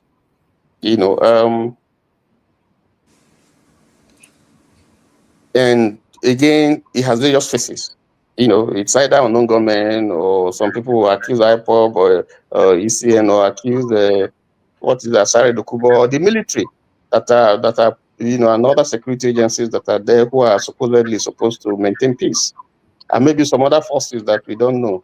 I know in a Ebonyi state, for instance, there's also the issue of mining, and there's issue of illegal mining and Chinese and some other people coming there and causing problems up and down. So, and in a mining site, there's always a struggle. You have to arm people, you have to empower them, so you have absolute control. So that in itself also introduced some insecurity in the system. So, and some dislocation. Sometimes you have to dislocate communities and so on and so forth. So putting all that together, just looking at the picture that we have, you are from the Southeast and you have a clearer picture of what's happening there. How do you think that this problem, let's leave government apart, looking at ourselves, what is it that we can do, in terms of, empowering ourselves and dealing with the situation?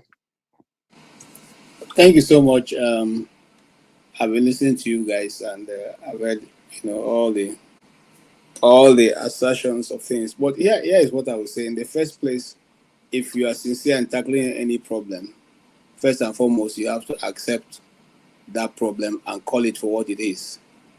Right now, we are still playing with the nomenclature. We don't want to call it what it is. We have to identify it. Then we can be able to deal with it. When it started, it came as one-headed, which was Boko Haram. But now it has become multiple heads, if you like, maybe 8 or more heads.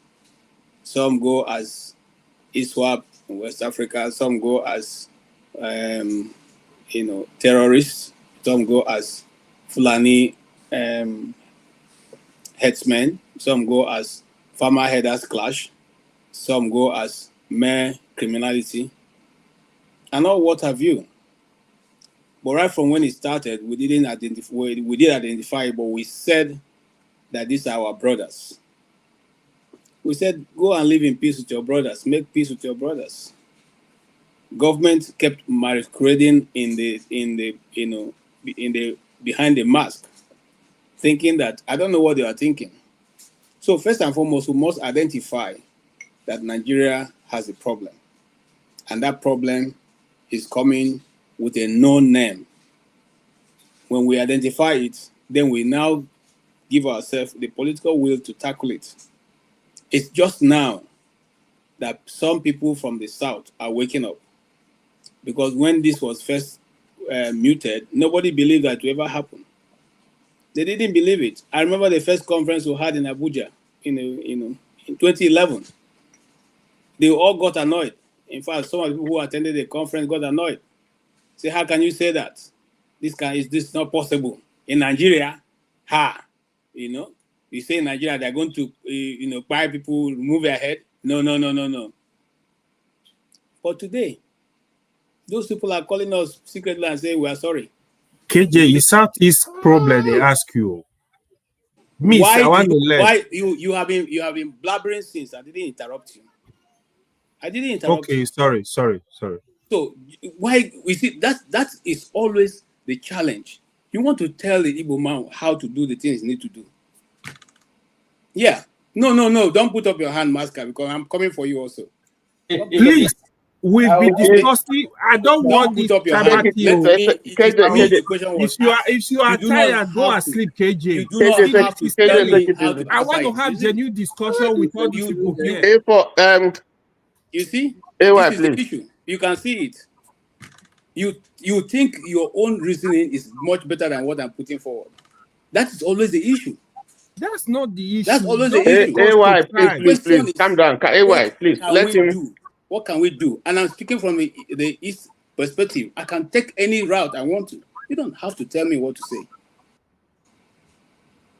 You see, Tony, you see why I stay away from those who want to be in the echo chamber and tell themselves whatever. No. It's okay. Just please. I don't have to. Yeah, take any input from AY. You have already said it more than enough in the chat section. Now you want to tell me what to say. Maybe you can equally answer KJ and say what I needed to say because you know better than me. Sorry, just go ahead. Sorry, please go ahead, please. Go ahead. The problem is in your own state. You have not solved Edo own. I just explained it now.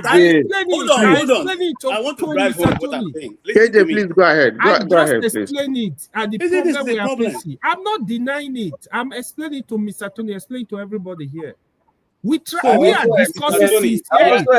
Master, hold on. Master explained the problem going on in the law.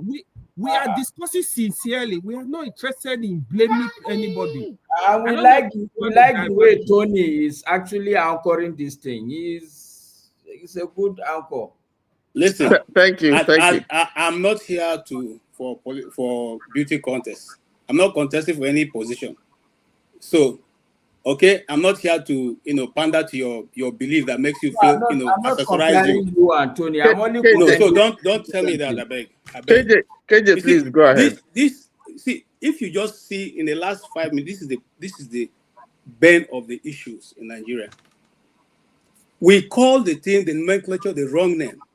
When you decide to say no, this thing that you are saying this way, that's not the way it is. This is the thing. You are the problem. You are fished out. They tell you, but all this while you have been saying it. You have been saying whatever you want. We didn't say anything.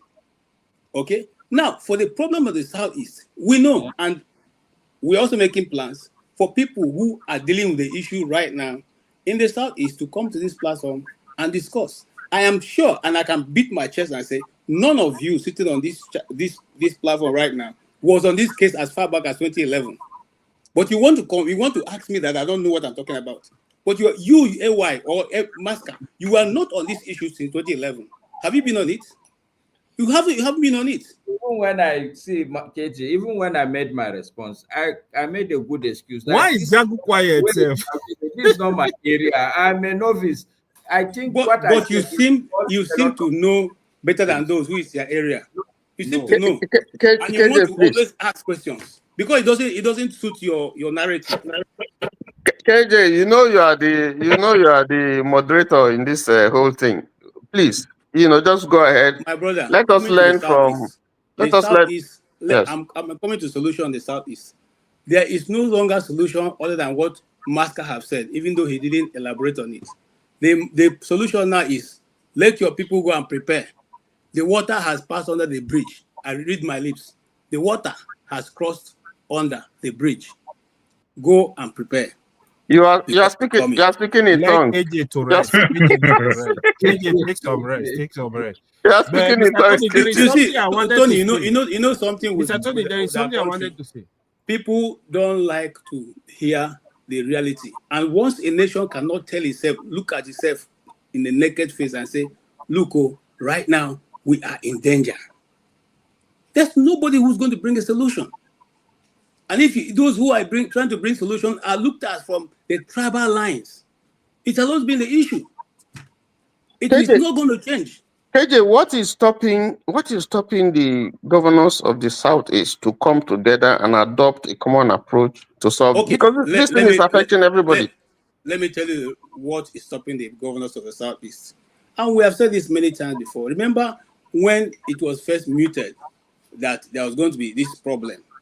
The governors of the Southeast refused to accept it, led by David Omai, or whatever his name is. He refused to accept that the Southeast will come together. Do you understand what I'm saying? Yeah. The only time that he agreed that the East should come together was when Nnamdi Kanu decided to say, look, since you guys are wasting time and it's getting late, and at this time we have incredible information that these people are already in the forest doing all kinds of things, we will also form a group that's going to be in the forest, meet them in the forest. That was when people like David Umahi decided to mute the idea of having a bibag, which never did function. In fact, they couldn't even come together to form it. So it never really took off. Okay? The people who decided to go on their own, people like Hope Uzodinma, formed what is called the Tiger Base. Okay? The Tiger Base, which they use in collaboration with some police people, that have become evil right now as we are talking. So, Imo State formed their own this thing that they were using to antagonize people. Of course, you all know how it went. The history is out there. The people in Ebonyi refused to do anything. The people in Abia, Governor Oti went on his own to deal with his issue quietly, raising forest rangers all around. The people in Enugu didn't do anything. The people in Anambra State with what's his name, the professor, raised the Akodo people. The Akodo became an evil to the people. Of course, you know, there are many write-ups on Akodo approach in Anambra State. So they were not able to form that coalition. Remember that the first time they came together to form it, Malami, who was then the AGM, issued an order that is not possible. It is outlawed. They don't have the right to do that. So all of them, you know, of course, they are afraid, so they all move back. It was the people of the Southwest who would praise for that move. The late governor insisted that they cannot leave the West open. And they went ahead to form that distance against the actions of the federal government. So what are we saying here? These people have tried to find a way to defend their people. It didn't work. It was the government, the federal government itself, that worked against it. Whether it was going to succeed or not, that's what the governors of the South is to say now. Because we try to form it, form one, people say we cannot form because we don't have the constitutional right to do that. Okay?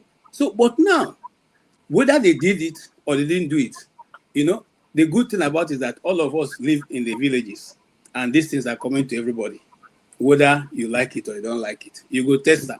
Like the Nigerian palace, all of us go chop breakfast. Thank you. Mr. Tony, I want to okay.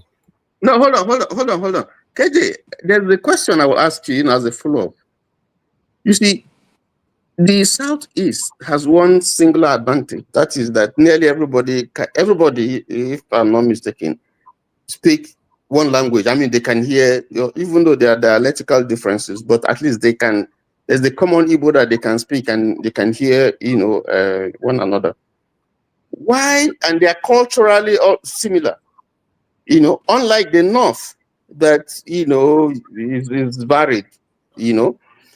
Why is it? And then, of course, you have maybe 90% Christianity, in the Southeast. Why is it that, in spite of all these things that are supposed to hold them together, why are they finding it difficult? I mean, if the Yorubas can do it, why are they finding it? Why is it difficult? Because you didn't answer that question. Why is it? It's not just the federal government, but why is it difficult for them to agree? And bury whatever political differences they have, and do something to safeguard their people. It's a simple reason. The simple reason is that majority of them are not elected by the people, and they know it. If I didn't get my authority from you, why should I listen to what you're saying? You want people to who doesn't matter to do what people of Imo State is saying. Did they put him there? The Imo people still refer to him as the Supreme Court governor. It was that the Imo people elected, and he was removed. Okay, so having said that, will you say that he thinks is accountable to the people? No. The person who is accountable to people is, like I said earlier, is Alexoti. So the other people can say to him, this is what we want, and he will follow what they are saying. The rest of them put there by themselves. They know how they got there. So now, having said that, when the people take authority, as if I become a governor today, I have the monopoly of violence. I have the military behind me. I have the police behind me. I have everything. Even the court I have behind me. So if somebody comes to want to force me to do what I don't want to do I need to go far to find how to deal with the individual?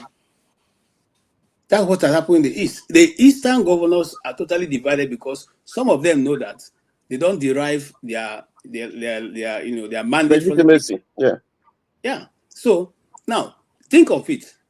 David Umahi refused to form the Bibago or to even make it potent. But he was quick to declare IPOB a terrorist organization. Remember, they were the first set of people who declared IPOB terrorist organization because the popularity of the young man was drowning out their political, mileage. So it is a question of, just like any other region, but I'm narrowing down to the Southeast. It's a question of all of them who are in power want to seek to remain in power and don't want that power to shift from where they are. And if you want to find further example, that's the reason why people like Orji Zakalu can bring his 32-year-old daughter nominate her as an ambassador to Nigeria. whose experience only is running his newspaper. No. But you can't blame Oji Kalu. You have a Senate that is doing the screening, and they're supposed to say no. You can bring anybody. You can bring an idiot to be an ambassador, but the Senate is there to say no. We don't think that you have the experience, you have the competency. The Senate is supposed to do that. I'm more of a realist. I don't, I'm not going to go that route. The Constitution of Nigeria says that before you can rectify the provision for state of emergency in a state, it has to be by show of hands, that is not by voice vote. Not by voice vote, but these people did a voice vote. So they are ready to, and that's not the first time they have done contrary to what the Constitution says. That's not the first time. That's not the second time. So what I'm simply saying is, they're looking for the Senate to be one to checkmate these people. Then you have something else coming. I don't have any hope with on that. Naska, you wanted to say something?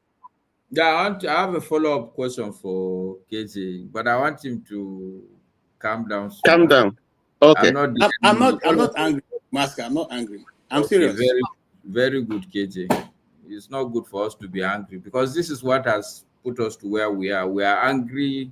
We are dissipating our energy across the wrong tables. Okay, my follow-up question, KJ. And please, this is out of sheer intellectual curiosity. You made a statement that the only person that is elected by the people in the Southeast is Alex Otti. Now, the problem somebody like me will have with that kind of statement now would be that, okay, so if in Abia, people can elect their own governor, how come Anambra State cannot elect their own governor? And if it is the argument of that there's federal interference, so how come the federal interference did not work in Abia? Answer that question. Thank you so much, Master. And I'm not angry. Now, all of us know what played out in Abia. No, I the don't election know. would have, okay, I'll let you know. That's the third time Alex Otti is contesting as governor. The second time he won. But the person who was the returning officer didn't have the nerves that this lady had to make sure that she stood on the path of justice. And so the thing, went away. But on this occasion, it would have been the same result. But the lady said, no, I will not take this. The right thing must be done. Despite every other thing that was given to her. She insisted that she would not change the result. And the right thing must be announced.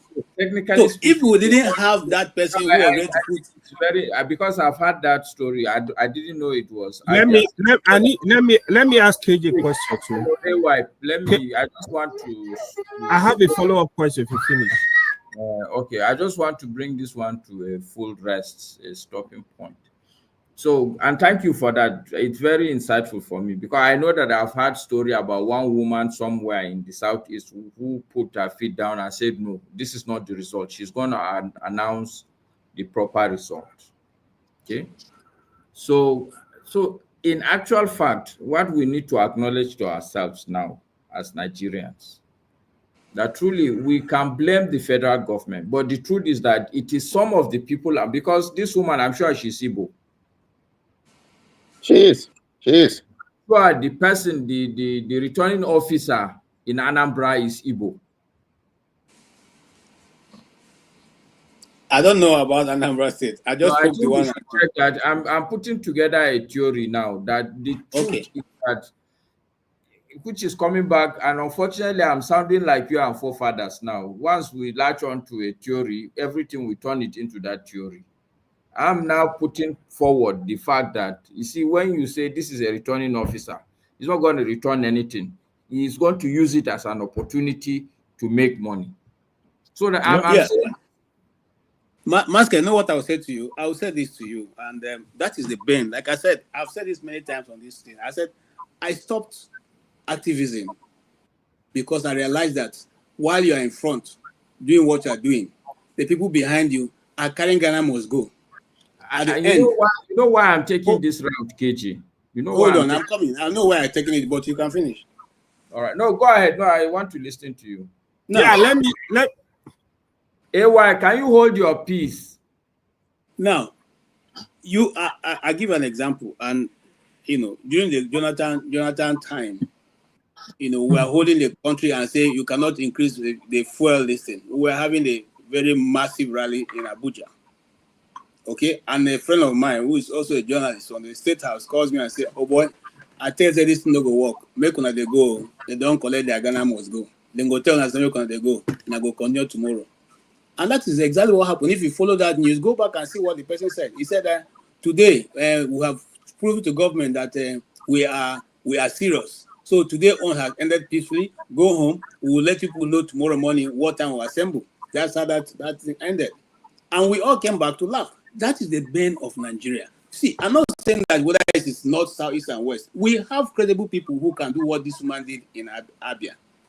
But will they put those people in those positions? No. The woman never handled another election. You know that that was the end of her career in INEC. No, okay? I can you also, KJ. Most of these people that they do returning officer only once. I think most of these professors. Yes, but let me ask KJ a follow-up question. Okay, now for you. What is this with you and asking KJ a question? Okay, go ahead. When you finish, I will give you 1 hour. When you finish, a specific point. I want to see if I can carry KJ to where I'm. Tony, I hope you know all these people, the whole 4 of them. They don't chop my turn. They don't chop up. Don't worry, you have enough time. Amongst themselves. You have been patient. You've been patient. I'll come over to you. You've been very, very patient. Okay, KJ. See the point where I wanted to go to. Okay, so first, let me agree with you that what you're saying is absolutely true. I'm from Kano, and I know when there was an election, when the second term of Ganduje. Everybody knew that Ganduje did not win that election. It was an interference from Abuja that enabled him to become the governor for the second term. Okay? But what happened was that as a state, people put their acts together. There's no need to kill anybody. There's no need for bloodshed. But after 4 years, we all saw what happened. There was massive how do I put it? Anyway, we know the history is that today it's no longer Ganduje that is in power in Kano, and it's not APC that is in power in Kano. Okay. Now, where I'm trying to go to, KJ, is the fact that we all need to acknowledge that yes, the federal government interferes in a lot of the states, but the real challenge that we need to focus and we can fight it is the people among us that are always compromising the system for money. And these people are all among us. They are across all tribes. And I agree with you totally. So no, but it's not that you agree. You will agree with me now, but tomorrow you'll be blaming Hausa people for Igbo people. No. You see, that's the mistake you guys make. The mistake. Now, there is an oligarchy. In every southwest, north, south, east, and west, you have those who are holding the horns of the cow, and then you have those who are milking the cow. So in each of these regions, we have not said that they are doing it because they want to do it for the benefit of people, if for their own benefit. But what we are simply saying is that this same group of people also do not allow the reality that is supposed to be discussed as a nation to be discussed. I have said this here on many platforms. When Obasanjo was sworn in, that's normally KJ. It's good if you are changing position, which would be beautiful. But normally when you speak as if in the north, people are not suffering. You speak as if in the north, governors that are elected are good governors.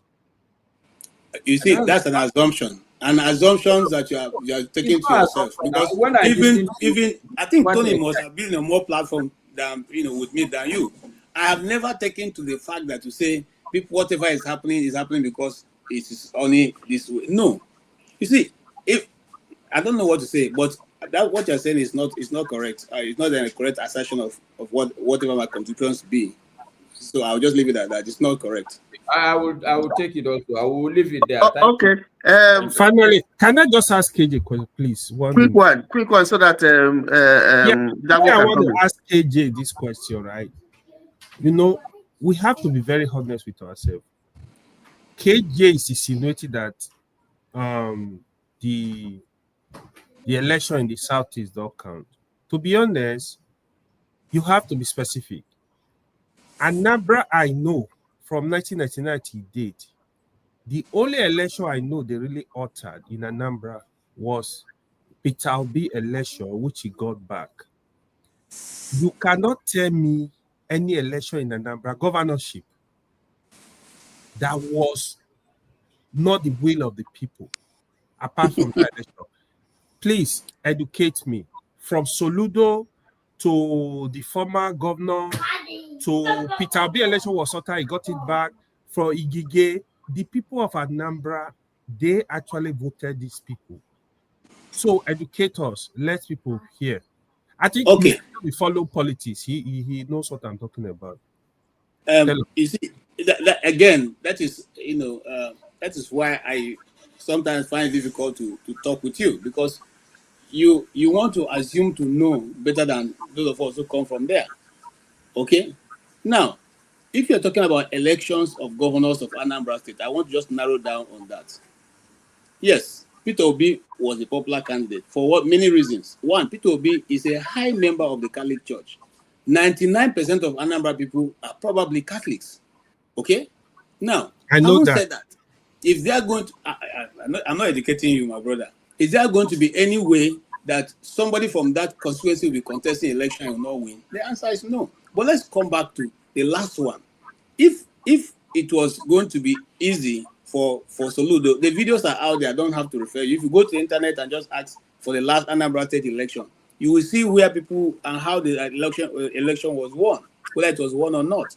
But if he was popular as he claims to be, and as you have put it, he will not need to say vote. If each person who votes is paid money for it, he won't do that, because you know that for whatever be the case, he will win. I'll give you another example. Look at Electoti. When the election comes, go and see what is going to happen, because the people are right behind him. They're going to go out there to vote for him. He doesn't need money. First election. But finally, let me round up this. My uncle, we know how he got there. Or Jesus Okalo. All of us know that he doesn't win election. Don't we know that? We know that.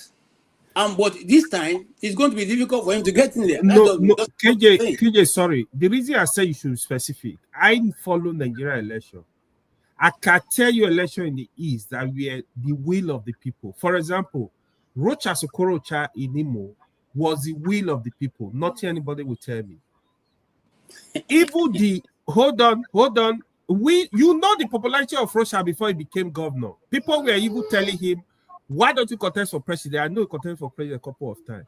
Even what use of Kali you are talking about, he won his first election. That's why then PDP used to rig. Use of Kali was popular. He was wanted by the people in his first election. Fact check me. I'm telling you, I know of politicians in the East that won their election based on popular demand. That's just the fact. Let's not. I understand what you're talking about. The whole state is facing the same thing. I understand people rig election, but Anambra governorship election, go and check it out. It's very difficult to read. The only time people misbehave in Anambra was the Uba brothers. During Obasanjo, when he was using the Uba, Chris Uba, to torment the people in Anambra because they were more like the godfather of Anambra politics are there. Even they were young. Okay. Apart from that period, Anambra election is very difficult to read. This is just the fact. I know. Okay, let me shock a bit. You see, yes, Rocha Sokorocha was a very popular candidate. I'd gone to do a job in Adamawa State, almost the border between Adamawa and Borno State. We saw Rochas, and my guide, the guy who was guiding us, was telling us how important and how they love Rocha Sokorocha. Okay, at that time we thought he was going to win the presidency, but he never did. But eventually he came back and contested. Yes, he could have won. He could have won. I'm not saying he may have, even if he did rig, but he was a very popular candidate in his first term. But after that, yes, I agree. He lost the popularity of the people, because everything was now done to just, show of shame. Remember that some of my relatives, were in Enugu State, who Rocha sold them, who they bought 1,000 naira form for a scholarship that nobody ever got. You know how many people that I know of it. I know of it. You know of it. So now, if you know of it, why will a parent who has 5 children who are going to university, who paid 5,000 to have the form, and they never got, not even one person got any of these things? How many millions of naira was made from that scam? So right from that point, he lost the popularity. Everything he did.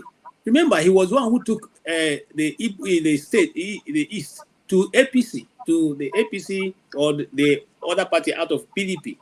Okay, whichever party he was, dancing with that time. From so Abga, that was not the popular news. One of the things we should know, one of the things we should tell ourselves, that when I decide to leave the party that brought me into government and go to another party, it does not mean my state have automatically changed with me. So you have to go all out to rig yourself back in, because your state ordinarily was a PDP state. You alone decided to go. Why do you think the state want to follow you? Why? Who are you? So now, if you say, look, let me tell you something, AY, and I don't mean to be, this thing here. Many governors used to win with thousands of votes before the beavers came in. But when the beavers came in, how many people win with thousands anymore? All those thousands dropped, because all this actually millions of votes. Gentlemen, I'm going to shift this whole discussion to let. I was thinking people wanted to come in. They say send in. This thing. They can come in, but let Jagu have been. Before Jagu, we say we are maltreating him. No, we have maltreated him, so I apologize. We apologize, Mr. Jagu. I apologize. Thank you very much. Jagu, I want us. I think we have interrogated this issue enough. But I want you to look at, because one of the problems that I think that we are finding very difficult to tackle, even in all this discussion, is the question of ethnicity. I don't like using the word tribe, because if you go to the lexicon of African historiography, they don't use it anymore because it's derogatory. You don't it's not derogatory, but I understand what you mean. You don't use it to describe an European settlement or this thing. So what? We don't like them. I don't believe in all these things or tribe. So it pertains more to our godly aspect than anybody else in the world. But I'll leave it with you. Yeah, so I'm looking, so I would rather you substitute that for ethnicity and religion. Mr. Tony, sorry, but tribe by ethnicity, they are not really the same now. I thought ethnicity is like the big umbrella, right? Jago, the Englishman, is here. Can you? Yeah, no, he understands. He's the Igbo person here. He's the linguist. But Queen English. Someone to refer to people as tribe, but you are giving me Oyinbo. Imagine that. Terrible. No. You know what I mean when I say Igbo. I mean, you understand. That's your territory. That's your discipline. So I would. How would you? What are we going to do as a nation? In some places, these diversities are things that have helped to move countries forward. Indeed, there are countries that are inviting people to come, and they are so diverse, and they use that to advance development in their country. But in Nigeria, you find out that there's a constant source of friction and tension, where you come from, your religion. How can we break out of this stranglehold of ethnicity and religion? How can we? My brother, it's a very serious thing. And right now, globally, the question is raising itself, particularly amongst those that call themselves Black people across the world. There is a delineation, as they put it, with the Black Americans, African Americans, who want to further separate themselves from Black African and Caribbean for some strange reason. I think it's CIA plot in itself for how they manipulate people, language, diversity, and ethnicity. It's a very serious thing. Where Africa and Nigeria is concerned, we can't get away from it. There are more people in West Africa of differences than there are in the rest of the world. There are more different people in Africa, different diversities, different ethnicities than there are in the rest of the world. Understand this very well. Now, once we get to that grip, we have to appreciate that we are easily, in this new world that we are in, we are very easily manipulated.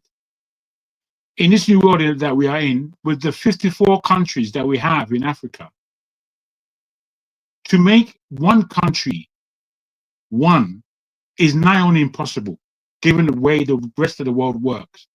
The rest of the world works largely with homogeneous ethnicities, so that there will be one greater ethnicity and maybe 4 or 5 other smaller ones within any one country.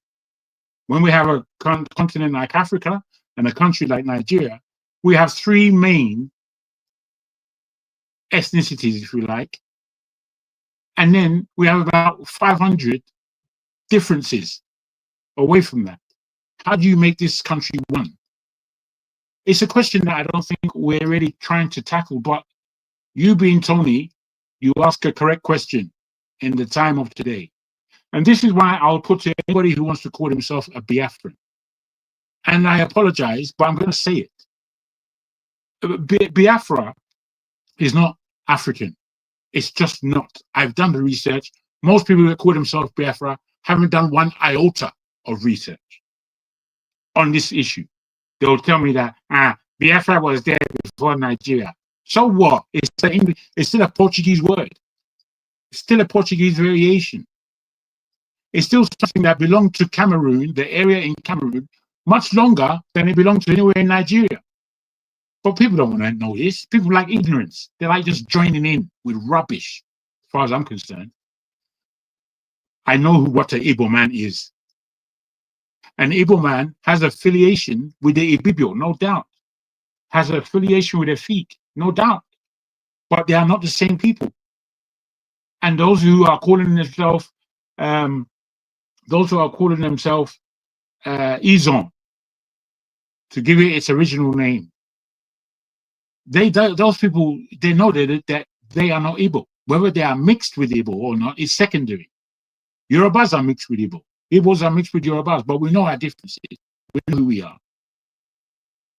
I'm putting to us here now that the only power that Black people in this world have is the fact that we have melanin, the most melanin in our skin. This melanin that we have in our skin makes a massive difference amongst the rest of the peoples in the world.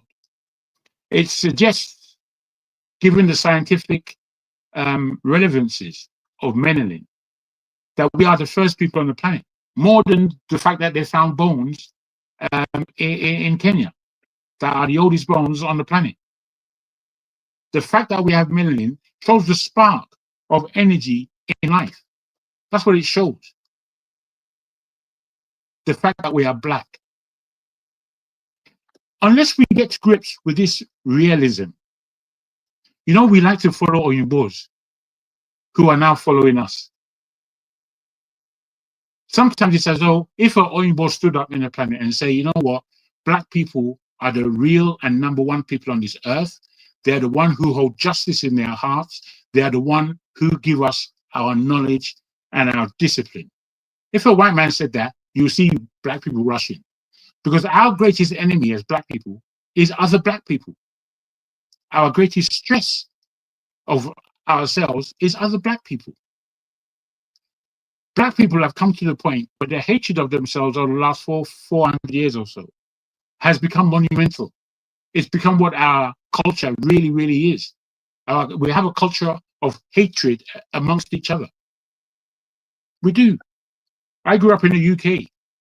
There was an air in the 70s that was coming through our airways, both radio and film. And it projected whiteism, for the want of a better word. It promoted whiteism. Mio, there's certain aspects of the 70s that I fully remember, where an air of Oyumbo was coming over us. We used to go to the pictures and look at the theater and look at films in Technicolor. In Technicolor, pigmentation is really heightened. If you see Sophia Loren in Technicolor, I dare you not to fall in love with that woman. I dare you not to fall in love. She was a goddess to me on the screen. How is it that I'm not going to be troubling the teacher that looked closest to Sophia Loren at the time? I was a naughty boy. The thing is, all I'm putting to us is that this thing called ethnicity is real. And what we as African Black people carry within our skin is real. Real. The automatic energy that we have to spark just like that. Nobody else has it as quick as us. Nobody. At the same time, nobody else has a calm attitude as we do. We can plot and plan as a people. The Oyimbos may have a different glance on it, but I think we do it in a different kind of way. What it is in this world, unfortunately, is that we haven't come to the understanding of self.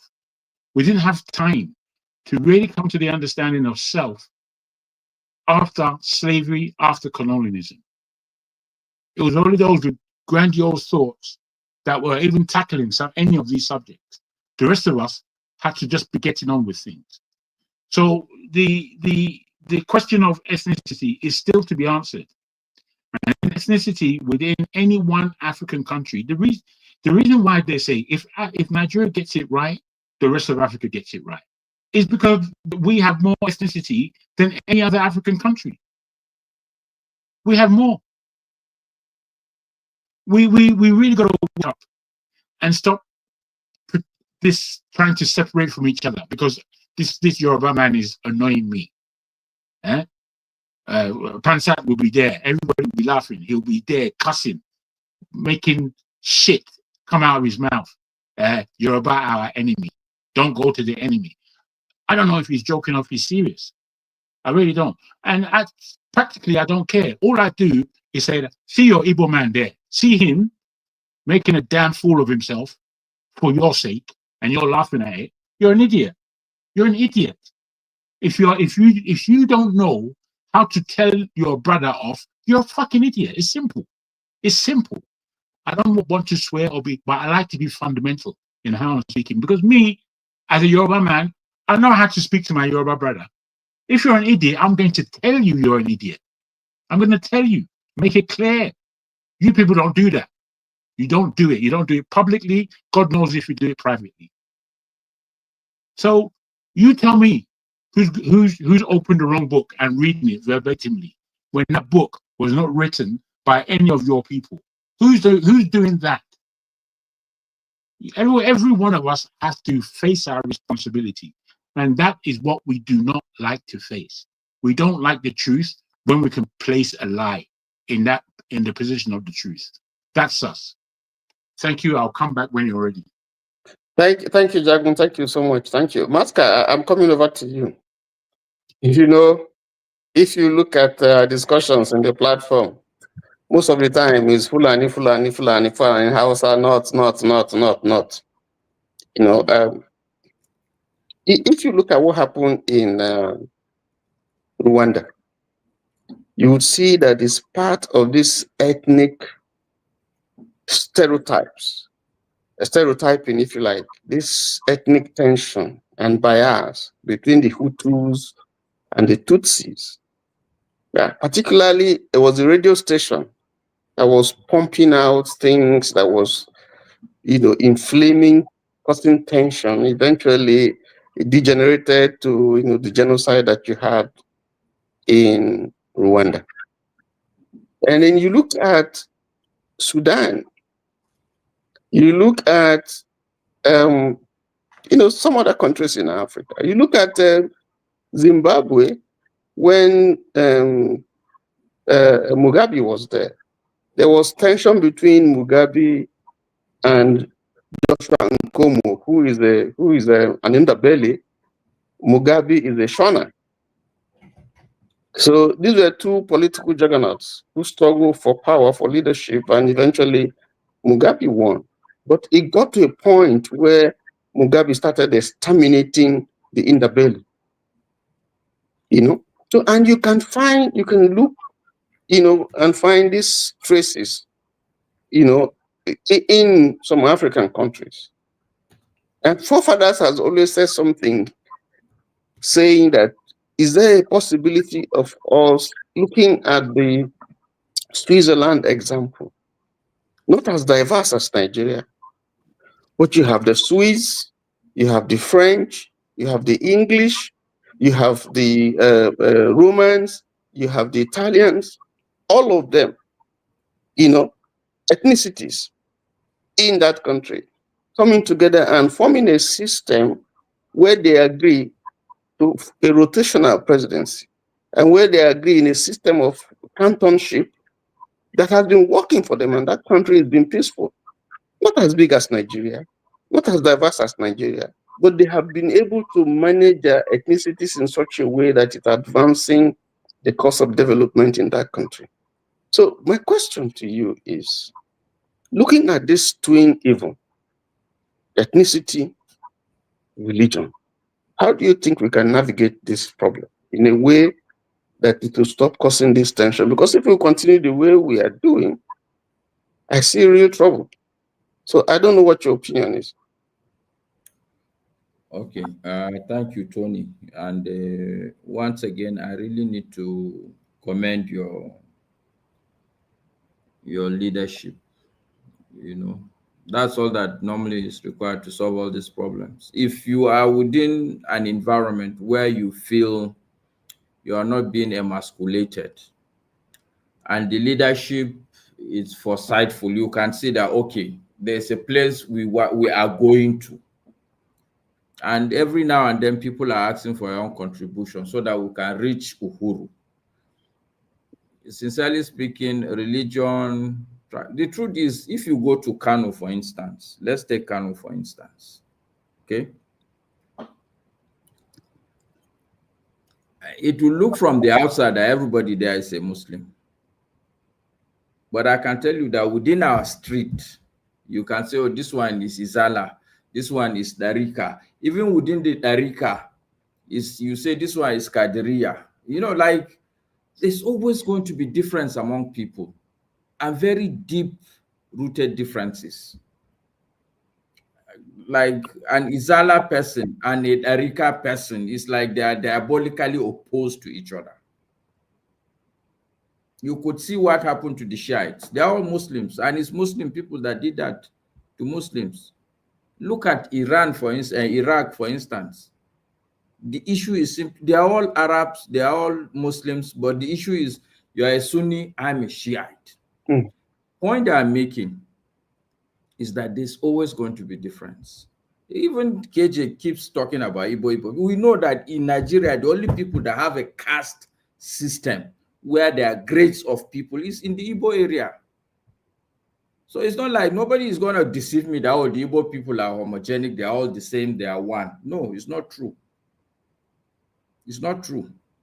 There's always going to be difference. But the issue for me, fundamentally, is that of leadership. But the challenge, the twin challenge for Africa is not the straightforward line of leadership issue. The real challenge for Africa as a continent, we Black people as a people, is geopolitics.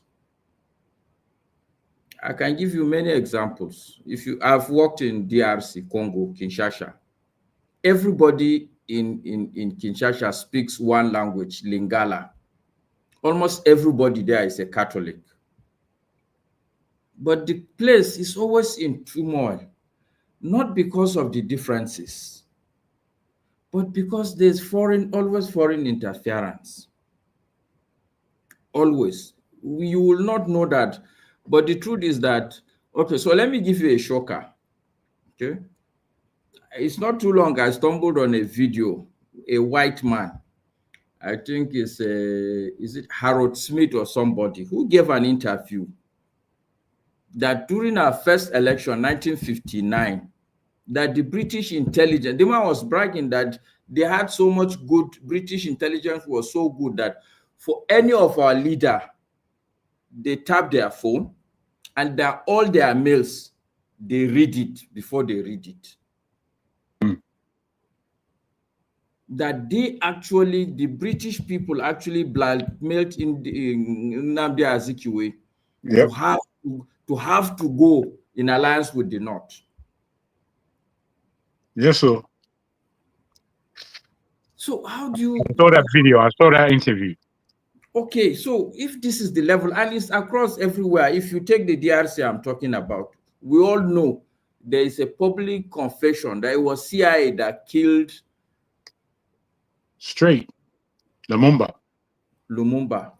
I saw a video when the French wanted to leave.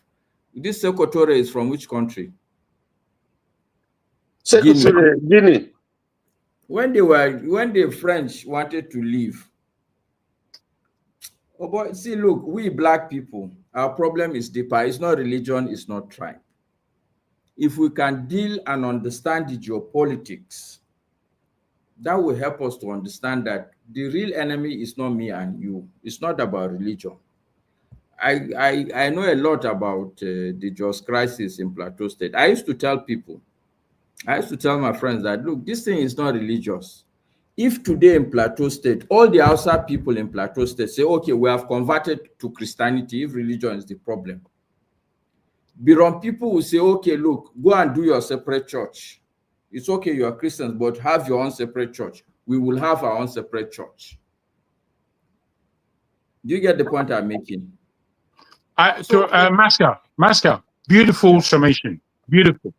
But I would like to put something. Let me just wrap up. I will still get back to whatever it is. So the point I'm making, Mr. Tony, I give you the example of DRC, where almost everybody speaks the same language. But once you want to have a leader that will bring some semblance of the kind of leadership you are giving us here, where all of us will listen to you, wouldn't argue with you. Once they sense that, and they know that if these are the kind of people at the helm of affairs, these people, in fact, in that interview, that Harold Smith was saying that they know that Nigeria has the potential to be one of the greatest countries in the world, and they are not going to allow that. He said it with his own mouth. It's shocking. And that is the level they have to go, to tap everybody's phone, to make sure they open everybody's mail, to make sure the alliances that will come, leadership alliances, are unholy alliances. Alliances that will create problem. The man said that they were clear that what they don't want is the Azikiwe to work with they were very clear that they will not allow that to happen. And I'm telling you, like this secretary person, when the French, they said, okay, look, you guys should decide whether you want to leave the French empire or you want to remain. And they were thinking in their mind that, oh, everybody will say, oh, no, we want to remain. When Guinea, based on Secretary's campaign, decided that, oh, we want independence. Do you know that even the bulb, electric bulb, French people were removing it and going? Yeah, they showed in paper. The glasses to the window, they were breaking it. The point I'm making, Tony, is that, yes, religion is a problem for us. Ethnicity is a problem for us. But to the extent that it's because there's no leadership. Where there's leadership, in a good house, I have 6 kids. They're all different people. I am sure if you allow these people, they may not see eye to eye. But if you are a strong father, you have to put your feet down and say, okay, look, this is the seniority, and everybody's fair. You should give everybody's fair share. And there will be peace in your house. There will be peace in your house. Forget about the differences in this country. If we get a good leader, we will make progress. But once we begin to have semblances of good leaders, this geopolitics will take these leaders out by crook or by hook. That's my submission. That's interesting. I like that submission. But I'll ask you before I come to KJ. No, I need to speak before. I need to ask my own, please, if I may. Okay, go ahead. All right, thank you. I thought you'd go first, but thank you very much. I would like to. The submission of Moscow was a good one for real. However, by the time you said religion and ethnicity is not a problem, you are wrong. It is important for geopolitics to have a good understanding amongst us. But as you say, leadership, good leadership would take care. But good leadership is not going to take care of the problem of ethnicity or religion. You see, the reason sorry, why... Sorry. You know, this is a good, just a minute. So that I would want us to do a little bit back and forth. Let me put it to you. You don't understand where I'm coming from. What I'm trying to say is that in my estimation, there is only one religion, or there is no religion. Religion is a concept word. It is not a word that we should take it near to our heart. People take it near to their heart, and it will make them go and kill someone for God knows what. It's not a just word. It's a manipulative word. Truth and lie are the only religion in the planet. There is nothing else. But we as human beings, we like to complicate and confuse ourselves. Truth is the only thing. Truth has no color, has no religion, has no title. It is plain truth. The fact that we have a problem with truth is the problem with the human psyche, the human being. That I have the only truth, and it's colored in Islamic colors. I have the only truth, and it's bared by the cross. I have the only truth, and it's a blue star in the sky. Nah, mate, that's all further manipulation and further, what do you call it? Handicap. And it buys in to the way the world works. This world works hand in hand. There is hardly anything missing. Once you find out the brunt of what religion is, then you know that you've been lied to. But there are those who are Islamic, those who are Christian, they will never admit this thing. Because they're so afraid of the truth. They're so afraid of it. I put it to you in your submission, Maska, whilst understanding everything you said, that religion is very much a part of this social economic maya that we are in on planet Earth. That's what I want to put to you. Okay, I see forefathers. I see Comrade Omoruyi. Where's forefather? I see him. Yeah, I can see him. Forefathers, are you there? I can see him. Okay. Yeah, I'm seeing him. Let me go to KJ. KJ, we're looking at ethnicity and religion, and I'm looking at this as two of them as twin evils that really haven't helped our country. I've heard people say an Igbo man can never be president. I've heard that. An Igbo man, and when you say that, you are attacking his ethnicity. You know, if you say Obi can be president, that's different from saying an Igbo man cannot be president. You know, so I'm wondering what would create that mindset? What is it that is? What is wrong with that ethnicity? Why would anybody think that way, that your qualification is not important, your intellect, your ability to perform is not important, but just because you are Igbo, then you are not qualified, which takes you again to ethnicity. Okay? And then sometimes you've heard people say, no, a Christian cannot be president. So that's why I'm saying that these are twin evils. What is there any reason why anyone should think that way? Is there any reason why that should really be a problem, in our country today?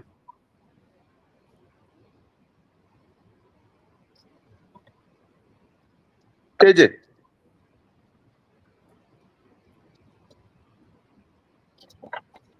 We can't hear you, KJ. You are muted. No, he's not. Okay, sorry. Okay, yeah. In the course of this meeting, I will give you a quotation by Usman Danfodio. Okay, many years ago. Don't shorten it, because I know you. Sorry? I'm so sorry. I asked you not to shorten it. I've read it already in the what do you call it? In the comment section. And again, they didn't give him the full quotation. They gave him half. So we're listening, sir. Whatever you may have read, I don't know what you have read. I didn't put it there. I was underlining it. No, not you. You didn't put it there. Someone else. All I'm trying to say is that whatever is happening now didn't start now. It started a long time ago. And it probably have played out in all the tribes, especially 3 major tribes. To the point that at 1945, Zikiwe had to write to say it seems to him that the nation that the Igbos are driving for may not be realizable under this arrangement. So, and from that point goes all the way to the time where we are now. You cannot discuss ethnicity or tribe without sounding as if you are in favor of your own country. If you read literature, there was a literature written by Olarotomi, which is called The Wedlock of the Gods. Now, why was Adewale, the king, eventually this thing? Because he was defending his tribe. A man insulted his tribe, and he said to go to war, not knowing that he was fulfilling the prophecy of the gods. So when we say such things, it simply means that tribe, as it is, cuts deeper than we think. So do we now say we should not be tribal? No, we cannot, because every animal work together with their pairs. We don't see the elephant working with the tiger. No, they work together with their pairs. And so if we bring it on back to our humanity, it's better. We always will feel much better with our pairs. But how do we now make that to become a national power? And that's what I'm going to discuss, because Maska seem to think I don't discuss with having solutions. No, the only reason why I've stopped talking about solutions because you have said that many times. Why I just talk about this thing? We don't have solutions. No, we have solutions. The people who are in authority have refused to take those solutions. We have written 10 papers on these things. Nobody's listening to you, because in the first place, if you say you want to build a nation, and each form that you have, once you say name, address, and the next one you ask is nationality, next one you ask your tribe, local government. You have already divided us even before we started the interview or the application form. So what do we do? Does Nigerian leaders not know what to do? They know what to do, and I'll run it down, especially if you want me to. Since it is not working, people will go into a meeting and decide what is not working and address it. What is not working? Regional, state by state, this thing is not working for us. What's not working? The federal government is not working for us because it's holding some areas down from development. There are certain things that certain states can do on their own if the federal government hands off from it. Now, what is not working? The constitution is not working for us because the constitution have 2 sets of rules.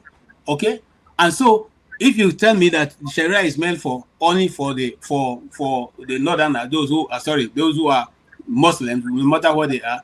Deborah, is she a Muslim? Why was she judged like a Muslim? The other lady who was a teacher, who was murdered, is she a Muslim? Why was she Christiana? I've forgotten her other name. Okay, was she a Muslim? She's not a Muslim. I can't look at was he a Muslim? No, it was not a Muslim. So if we go down the memory lane, we'll find out that the majority of people have been judged based on the Sharia law, which they are not even supposed to. The last one was the one that happened in Abuja, where the man's store was taken over, okay, because the Sharia court of appeal gave an order that they should go and seize the man's store. The man is not a Muslim. Because thank God for the intervention of other bodies that got his store back from him, because the person who rented his store is a Muslim who he was owing or who was taken to the Sharia court and then eventually lost the case, and the Sharia court gave order that he should go and confiscate his store. The store doesn't belong to the man, but eventually that store was confiscated. What am I trying to say? I'm not trying to throw jabs at anybody. I'm simply saying that we in Nigeria, we know the problem. We know the problem. None of you sitting on this panel can say you don't know the answer to the problems. None. And I said to you, is there anybody here who is sitting here when if your wife comes to you and say, hey, oh boy, I don't do it again, no, this is my problem, this is my problem. You say, okay, you know what? You must do, and you will not discuss it. And the person is still in your house. Is there anybody? KJ, I put it to you. No. Sometimes we need to be free with each other now. Are you saying that if your wife walk into your room now and say, I'm going, you are not going to try and reconcile with her? Is that what you're saying? Once she comes in, she said, I want to go. You say, well, I'll go. Is that what you're going to say? So that is where, are you following my argument? No, so if you come, ask a question. If you come, listen now, I'm going there. If she comes and says to you, I want to go, you go say, madam, sit down. What's the problem? Good. When you refuse to have that conversation with some people that is the members of your community, what do you say that? What do you call them? Are they human beings or they are goats? No, I'm just responding to your question. I'm just making it saying that the analogy you give that I'm married, if my wife comes to me, I'm not going to tell her to go. I will not. He's not saying that. He's saying exactly what you are saying. He's saying an ignorant person who is speaking to his wife in such a way as basically to shut conversation down. Is that correct? That's what KJ is saying, I believe. Yes, that's what I'm saying. Have conversation. Many groups in Nigeria are saying we are not satisfied. You are saying whether you like it or not, Nigeria is indivisible. You must continue. Is that the way to deal with issues? Is that the way to deal with issues? No. Unless you are saying one person is subservient to the other, and so you don't have the right to complain. That's when you say that. No, okay? So look, I'm sorry, KJ, for pushing back. Sorry, because look, my candid opinion is that it's this kind of narrative that is holding the country back. Because what you are putting is as if there's a tribe that is okay. And there's no, you got it wrong again. Why are you getting it wrong? Why are we on the tribal line? Which tribe is holding which tribe? No, Maska, take your time. KJ, with the way he's speaking, is basically saying that the status quo, as we have it today in a country called Nigeria, is wrong, which I think you would agree with. Totally. So there are many groups in Nigeria who function like this. My own mother, she's a strong woman. However, she's not like my dad, who would make sure you understand what it is that you did wrong. He'll make sure that you understand everything of complex and make it simple for you to imbibe. Whereas my mother hasn't got time for that kind of toing and throwing. She'll put her foot down and that will be it. That will be it. This is the Nigerian way of life. That's the Nigerian way of life. Okay, Jagun, I will let us shift to AY. I'll come to you, comrade. AY, in the governorship election in Edo State, that brought Pueblo in as governor. Prior to that election, we were simmering issues of where is it going to go. We've had Bini person. Now it's time for Esa. We had someone, Oshomole, from, is it, where's this area, but I do not. Edo North, So, but these are different. These are people who speak different ethnicities. So it's like there is maybe not an agreement, but unspoken arrangement where there's a shifting of the governorship in such a way that you try and reflect, the ethnic composition of the state. So when Obaseki was leading, some people thought that it shouldn't be a Bini person that should succeed Obaseki being Bini. So that it should be a turn of maybe Essa, to come in. Okay, so again, that is also shifting us back to this same issue that I'm talking about, ethnicity. Should we be insisting that, after this group of people from this particular area, this other area, because that's what you see dominating our politics. Shouldn't we be thinking of who is the best that will govern properly and deliver the greatest good for the people?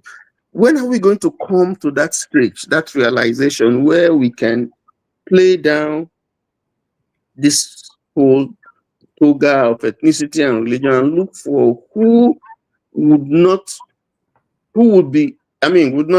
pander to any of these things and would treat everybody the same way, focused on development and advance the state forward, because that's what we're looking for. We're not looking for ethnic politicians. We're looking for people who would, deliver. So I don't know what you think about that. I want to get your views. Yeah. Daddy.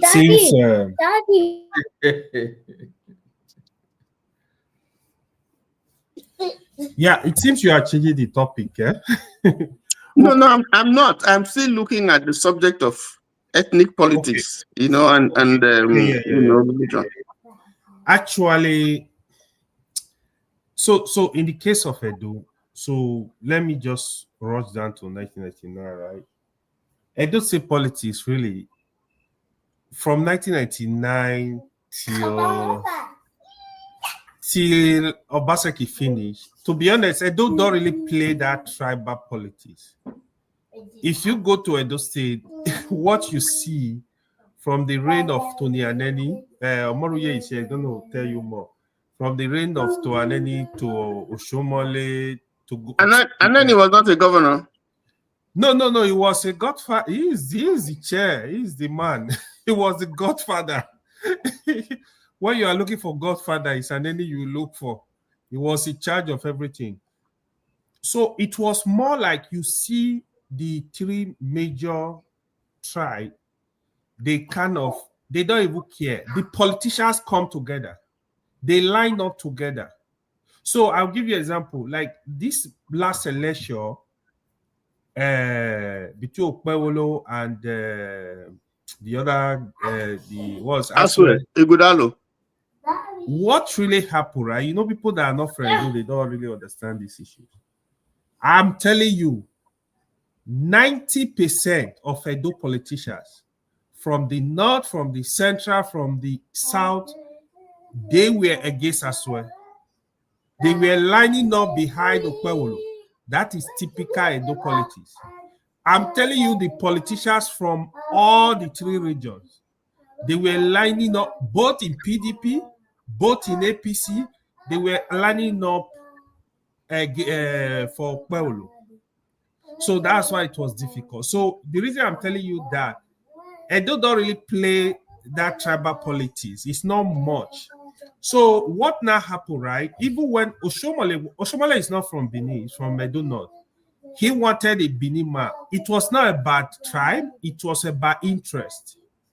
But people stopped him. The people of Edo State, the ordinary people on the street, actually wanted an Asian person.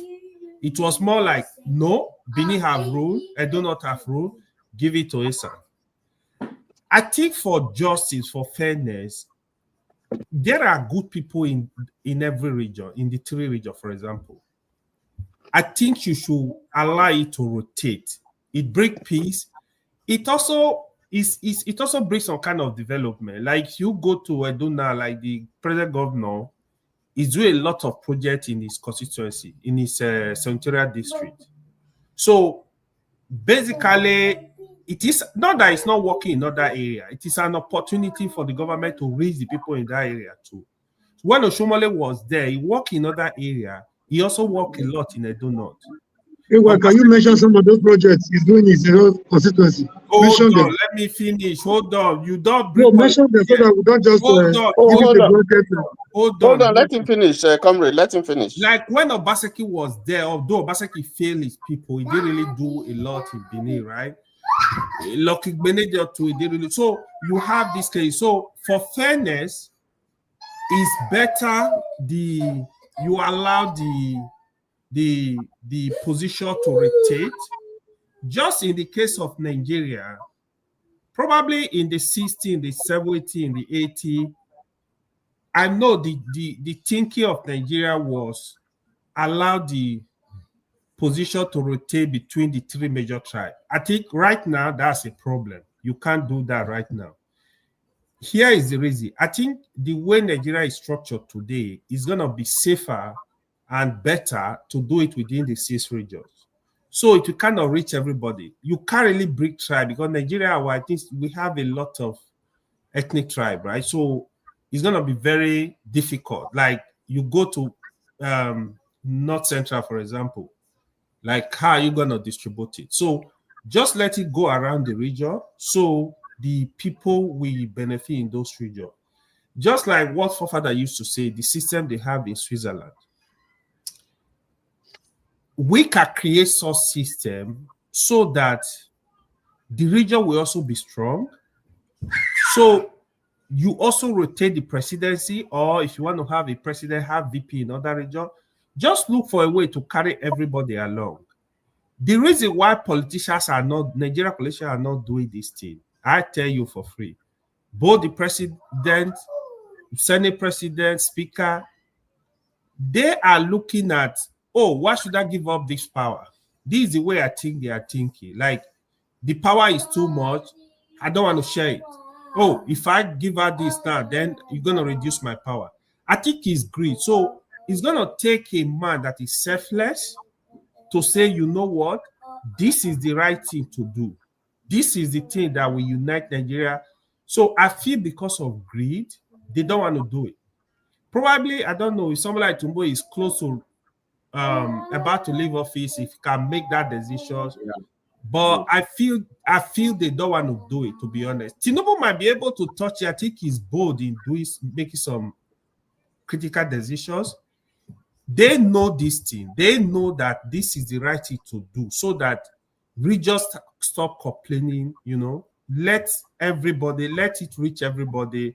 So you have like, it's a form of justice, right? The only thing I know we have in Nigeria now, I think the South and the North division in terms of president after 8 years, I think is an unwritten kind of agreement that even everybody understand that, but we need to expand it to regions so that it will get to everybody. Because right now, even when they are saying North or South, you will see that the people that having the advantage is the Northwest and the Southwest. So I think that's unfair. I think it's high time Nigeria do look into restructuring so that the power will go around. It really helps. Thank you. Thank you. Before you come in, comrade, let me just commend Mascas because I know it's late, early morning, and he's still here. I don't know how you do it, but I just want to thank you. This is not the first time you've been doing it. We know the situation in Nigeria, and I just want to say thank you for being here and for your contributions. But let me go to Comrade. Comrade, your brother had just spoken. So fire. I hope they are brothers. No, Omoriye is my guy, but he supported the failure of the past government. So I tried to make him see the light, but he has not seen the light. It's okay. You say I'm supporting who? Okay, we are lighting him. You say I'm supporting who? Did you just say I'm supporting who? Okay, sorry, Omoriye. But Mr. Tony, let me tell you what is funny in Edo. Omoriye is even from this present governor place. Like, I'm not even from there at all. It's not that I'm really supporting the government. I just want the last governor really disappointed me. That's why I kind of like, you go, don't install any new governor.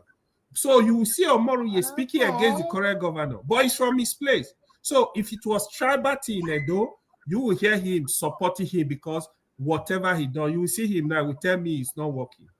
So that is how Edo can be, to be honest. No. What we know Omori for is that he's a radical, he's a comrade. He has radical views, so he cannot support. Yeah. Don't got fire on Omori. No, me and Omori, we are visually on everything apart from this Edo State issue. So no problem, we are not fighting. Mr. Tony, good evening, everybody. Mr. Tony, I'm not actually a radical. I just have my own opinion. Not even my biological father can change me from what I want to say. I've opposed my father. I've opposed everybody Adeni he was talking about. Adeni was so formidable, a leader, a political leader, as far as to Majiguri, Sokoto, and everywhere. So he made a small Uromi a political maker of sorts. There was an election that was supposed to be conducted in my ward. Because they didn't want me who liked my face, they took us to Nova Hotel at Uromi. That's his hotel. Nova. Nova Hotel at Uromi. From Ekboma to Uromi, you know what? A ward election. Because of me, they didn't like my kind of voice. They thought they could oppress me. So they took us there from morning till about 3 a.m. the following day. I was there with my boys, no food, nothing. Tactical delay, so that just to weaken us. So I stood my ground and we waited. I was the last person to be called. They had their candidate in mind, a driver to the wife of the senatorial leader. I think the man is late now, Chief Dr. Ulifu. A lot of people will know him. He was a very popular politician. Former provost of Awuchi Polytechnic or so, dean of faculty, I can't remember. From the same ward with me. He had his driver, I wanted to project his driver and all that. The reason why I'm laying this background is that when you believe in something, no matter who else is gone, no matter the intimidation, don't succumb to intimidation. Let them know you are a human being. Even if they want to kill you, say whatever you want to say before you die. It will be on record.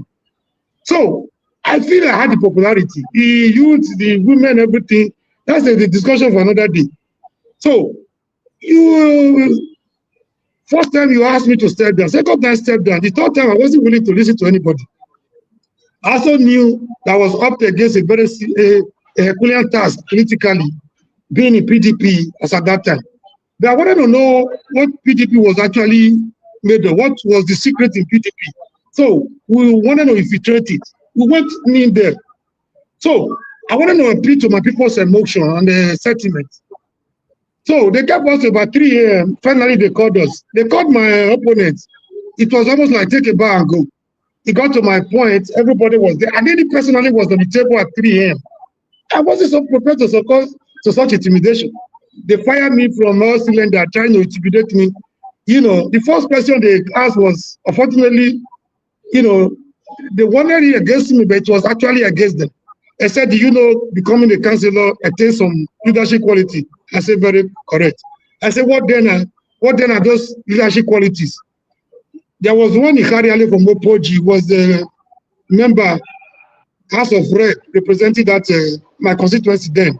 He was the first person to fire the servant. I said, yes, a good leader must not be biased. A good leader must show a good example. A good leader must lead from the front. But they discovered that I could not be intimidated. They say it's okay. So the other one, Olive will not just pick the leader from my ward, immediately pick my tax clearance paper. I say, okay, you didn't pay your tax as I went due. You pay everything the same day, disqualified. I knew what they were up to. So meanwhile, the current APC was known as AC, then AD, AC. It was still AD level, from AD to AC, from AC to ACN, ACN to APC. So those ones were keeping their phone for me. That was where I naturally belonged to. So I was kind of a disruptive factor in PDP. So they kept their phone for me. The following day, I went to Benin. After that was the screening, they assumed I was disqualified. In the morning, they were surprised to see me in the state screening secretariat in Benin, and I was the first person to be interviewed by ITV. The man almost had the hypertension. Is it not the son of so-so-so? Is it not the so-so-so? Is it so-so-so? How did he go to Benin? How did he get it? You know, that was an arrangement between me. So if you look at the people in SCN in my area today, probably I was one of those that brought SCN to my area. So that is not to blow my trumpet anyway. The reason why I'm saying this is that I'm not just being a radical for, you know, I want to express myself. Give me an opportunity, even if I don't win. Give me a level playing ground to, you know, try my best. Even if I don't win, I support my opponent. So that was the, you know, I'm just trying to say that I'm not just a radical. We don't make trouble necessarily. But when trouble comes, we don't want to run from it because that would be out of cowardice. It's not good for anybody. We get parable from area, we say, now, here man done, and better pass say, I hear for no enter bush, not the road. So talking about tribal politics and, you know, religion, ordinarily, it's not supposed to be a bad thing, like a multifarious or multi-ethnic society like Nigeria, for example. You see that way, you can make it, there can be unity in diversity. But some people have weaponized it deliberately just for selfish interest, and most people are not sincere with it. You know, have discussed with somebody. The last time I decided I was going to talk about tribalism and religion, somebody told me, open up to me, I said, why is it that you don't see anything bad in your tribe or your religion and your ethnicity? He told me that they don't challenge each one another openly. Even if he's killing somebody, that he would defend his brother right there. And he would turn around later to tell him what you are doing is wrong. I'm like, what? You were allowing to buy somebody when you could have saved the other person. You would defend him because he's a brother. You go behind to me. I wasn't raised that way. I'm not part of that kind of belief. No matter the parable you tell me, no matter how you try to brainwash me, I don't fall for that. So I did something one day, said, the next thing he said that you don't point to your father's side with the left hand. If my father's side is on the left hand, I'll point to it with my left hand. If it's on the right hand, I'll point to it with my right hand. So to me, it doesn't mean anything to me. If my father is wrong, my father is a criminal, is a kidnapper, I will be sincere enough and courageous enough to say my father is a kidnapper. It means unfortunate, though. So, a few people have courage to speak that way. They see you as a sellout. They see you as, you know, as a betrayer. They see you as you're not a good son of your father. We don't believe in that. So I try as much. I'm not perfect. You know, try as much as possible to speak truth to power whenever I can. So the politics is talking about the politics of Edo. If you say there is no religious politics in Edo, there is. But like Mr. Tony said, there is a kind of written agreement among the 3 senatorial districts. We have Edo North, where Brother Iwa is from. We have Edo Central, where I'm from. We have the dominant part, the Edo South. Edo South has 7 local governments. Edo Central has 5 local governments. I think Edo North has 5 or 6, 5 local governments. Also. 6. So, you don't even if you put 6. Yeah, if you put Edo South and Edo South and Edo North together, you know, you cannot even withstand the 3 local governments in Edo South, Ego, Oredo, and Ebobaoka. They can cover the vote from Edo Central and Edo North. So, in that situation, one particular senatorial district will continue to dominate the political scenario, indefinitely. So that kind of a written agreement has been very helpful to everybody. So, after Ali, the only governor we were able to have was Sareme Osumbo, but because of the crisis then between Tony Aneni and Obasanjo, Osumbo could not stay. I think he spent less than 2 years or so, a year and few months. So, Lucky Bene came from Edo South. He did 8 years. Obaseki came from Edo South. He did another 8 years, 16 years, 16 good years. So Oshomole came because of out of sheer providence. Oshomole was able to take advantage of the crisis between Obasanjo and Aneni to dislodge Osumbo. So he had his 8 years. So the major crisis in the last election was that Philip Shaibu, as greedy as he is, wanted to succeed Obaseki, because he was the deputy to Obaseki. All the fight he fought for Obaseki, he wasn't really fighting for Obaseki. He was fighting for his selfish interests and personal aggrandizement. So Obaseki too, being, we don't support Obaseki, not necessarily because of performance, but because of what he stood for. He was of the opinion that, they have done 8 years. 16 years. Shomole has done 8 years. So automatically cannot just go to Edo North. It's too early for that. What about Edo Central that have not been able to have a fair share? So he stood on that ground from beginning to the end, and he was able to, accomplish that.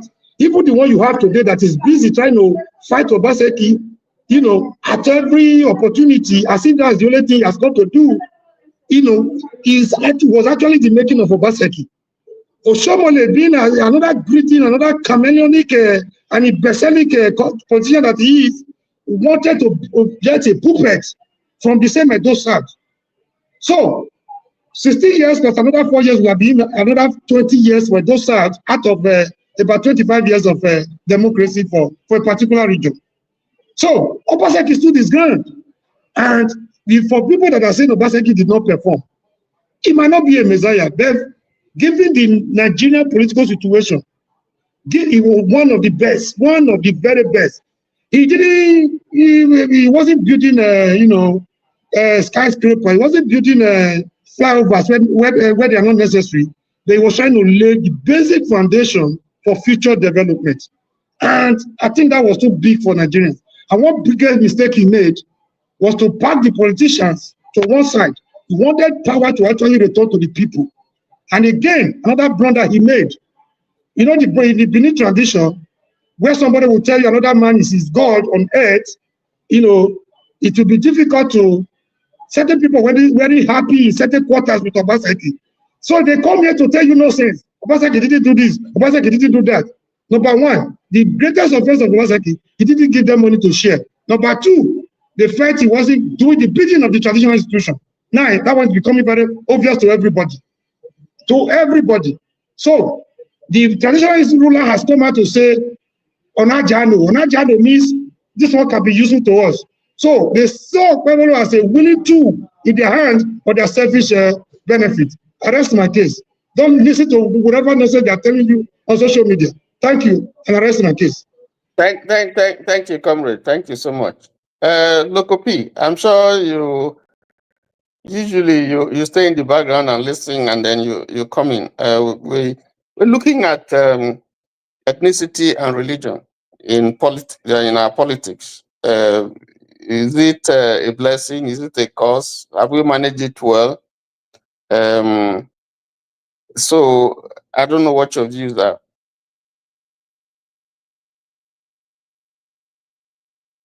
Go ahead, Loco P. Yeah, just trying to unmute myself. Well, hello everybody, happy weekend. First of all, let me call you by your guy name. Tonero, you the host. What did happen? You host. What do you see? We have a drag me, you go with you host. Something okay. Next one. Anyways, you see, I think all this thing boils down to greed. Religion and politics is equals to religion and religion, or rather politics and politics. Because for me, religion is politics. The foundation of religion came out of is better from politics. That was what better religion, to control, tell them what they want to hear, put laws and all these things that we call religion today. These things are all better from politics.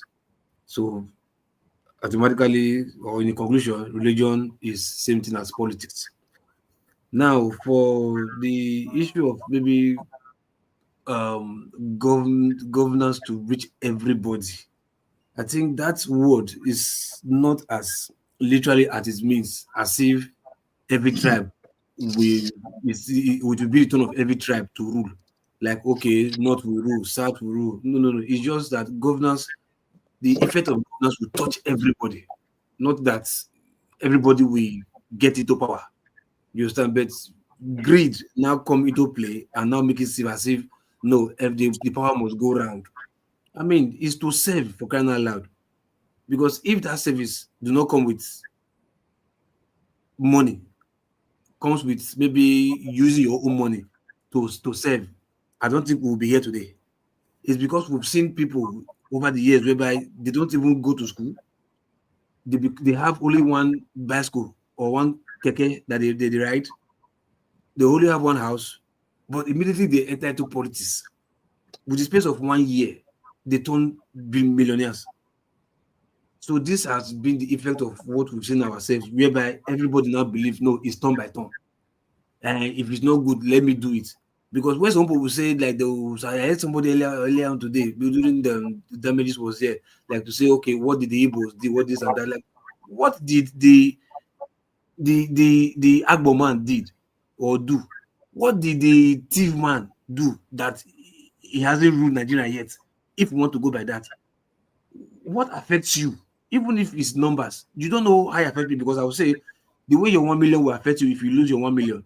That's how my 1,000 naira will affect me if I lose 1,000 naira, because we have the same different status. It's the effect that is important, not the quantity. So if this tribe hasn't ruled because they think it's their turn, what about this other? What will get to the turn of that Agbo man, that Ishekiri man, or that thief man? When will it get to that turn? Will you ever get to that turn? If we want to go by, it's turn by turn. If we want to be fair, when will it get to all tribe? All tribe, that bed you get a Kanuri man or that whatever. Then they want to put it under because they believe they speak one tongue. Okay, they say it's belong to them. No, what about that Isha man? When will it get to that Isha man's turn? What about the Igala man? Or the Owan man, Afuze man? When will it get to his turn? If we want to go by that. So this politics and religion that they think it has helped, no, it has done worse, because that is the foundation of where we are today. Because you see all this religion, like you said, that the GO will come out be saying this is the tribe or this is the person, whether or not, that this person are going to treat, that they are going to vote for. We've seen that they don't do it anymore. They do it on the Obu end. You know, so religion, politics, tribe, religion, and turn by turn, whatever. This really rotational, whatever, government. It has done worse, a lot worse than good. Because if not, everybody would have been mind your business, because nobody wants to be in politics. It's because of the money that they think they are earning. That's why everybody's abandoning what they are doing to enter into politics. Pastor will leave his job, enter into politics because of the professor. That those days when I was growing up, I know professor, the only thing they know is book. Study research, writing books, getting awards, getting degrees. That's the only thing they know through their life. They look haggard, they look unkept, they just study. That's the only thing they know. But these days, see professor, guy man, professor, you don't beat the 10 houses. Professor, he's driving G-Wagon.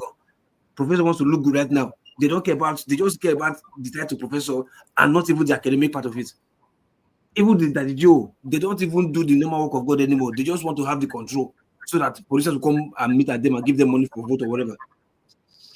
So religion and whatever, it has done a lot of worse than what we are. And it's so sad.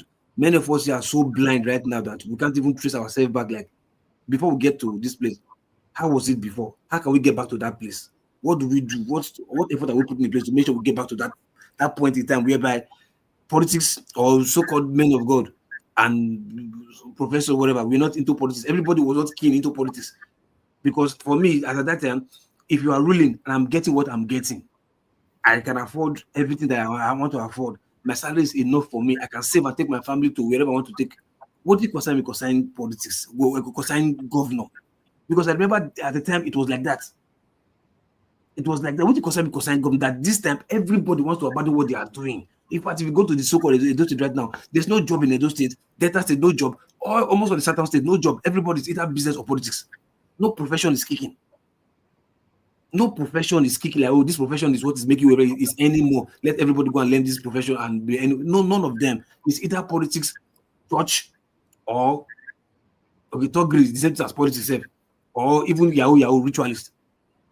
That's the only. Everybody just money.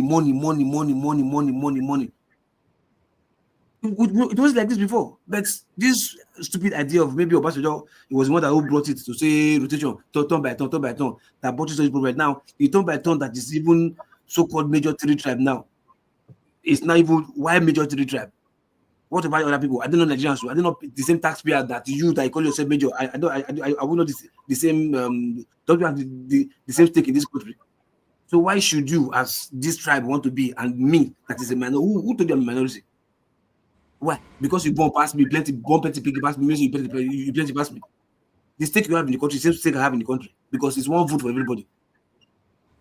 So, in a nutshell, man, to your question, it has done a lot worse than good. And how we can remedy this, we can only purge ourselves to, like, if we tell ourselves the truth to say, no, I want to go into this, not for my own benefits, but for selflessness.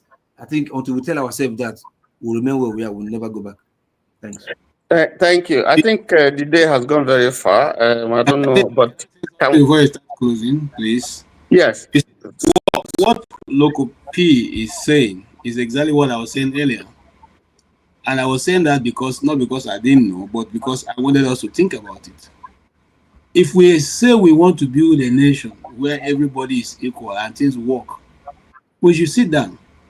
The smallest group in Nigeria should have a good representation in the national, and their views should be heard. Every state will KJ, let me stop you. I'm going to give you the opportunity to say what you're saying, because it looks like you just took words out of my mouth. I wanted to say, let us take a parting shot now, because the day is gone past, and then so that everybody can now honestly say what they think, the part that Nigeria should go. I think that's the part that you're going, but I'll give you that opportunity to do. But let us take Maska first, and then I'll come to you.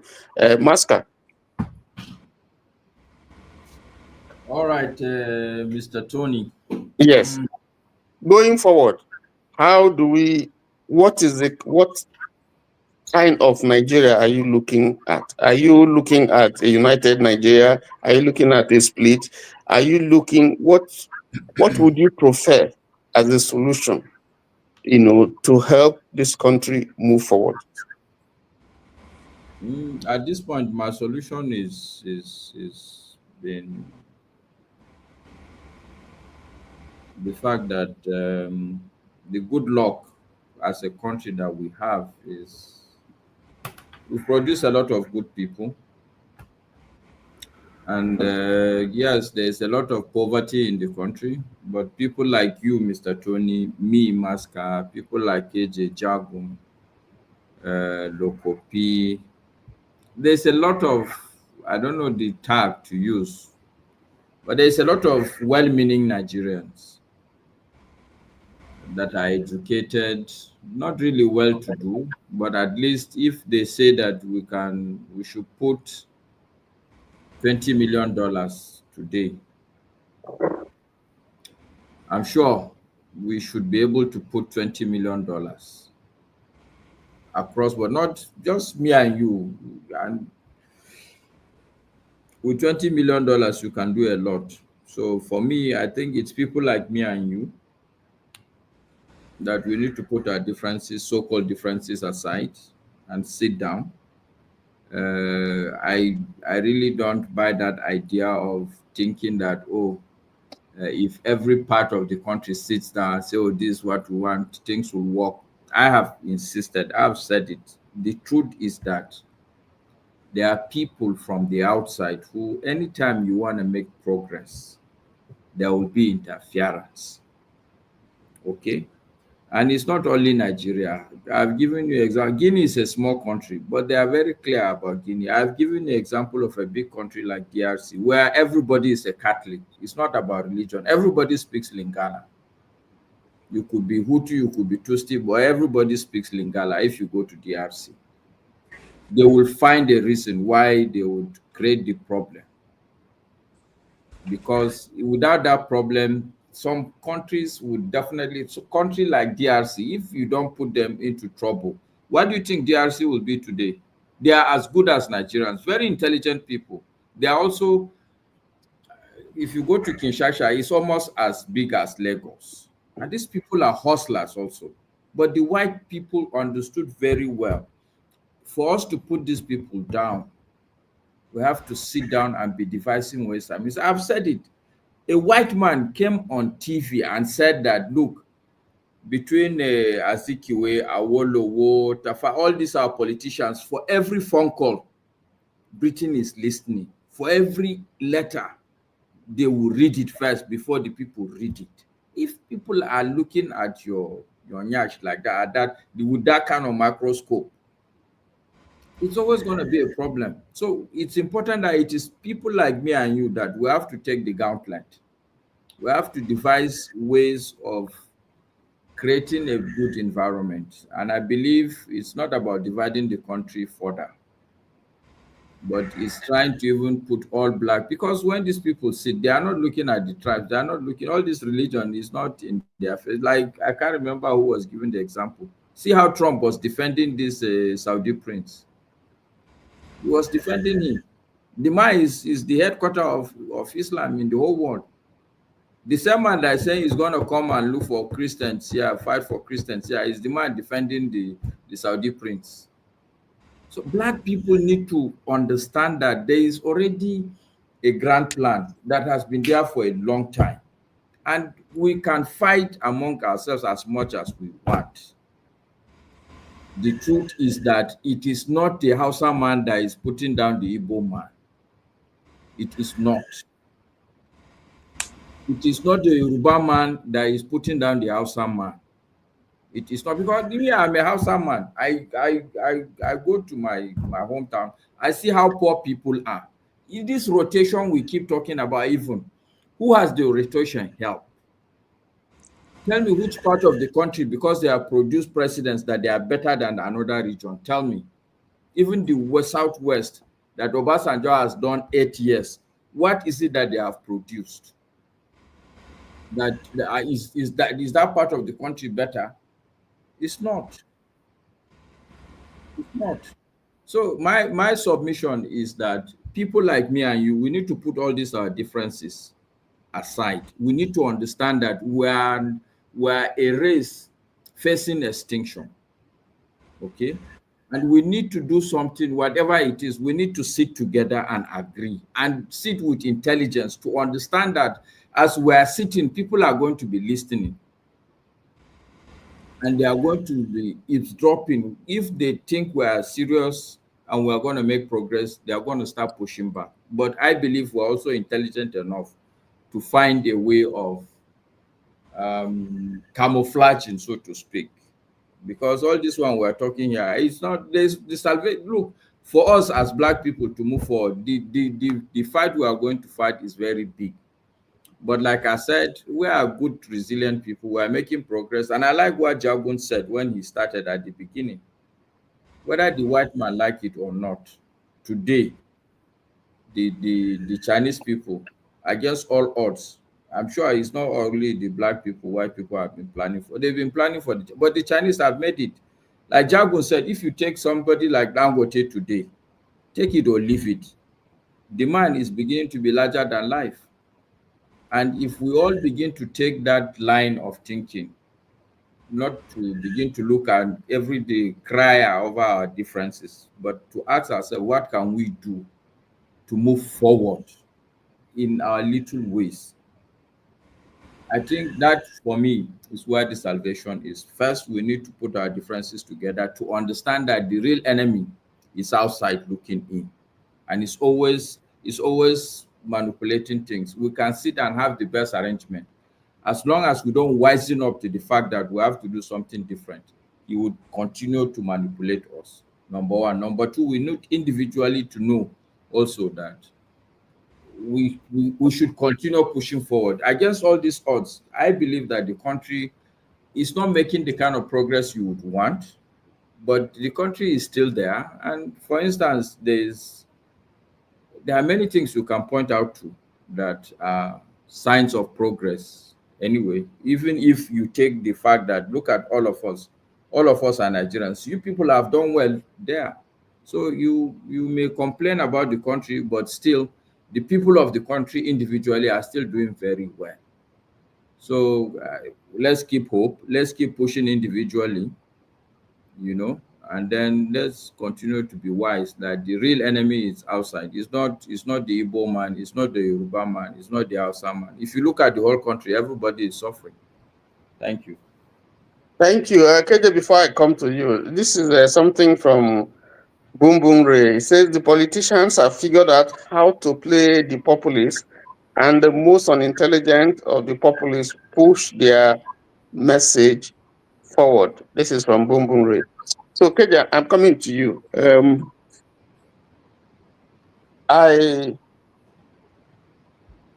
Looking at Nigeria today, and I'm sorry, I'm going to reduce it to what do you think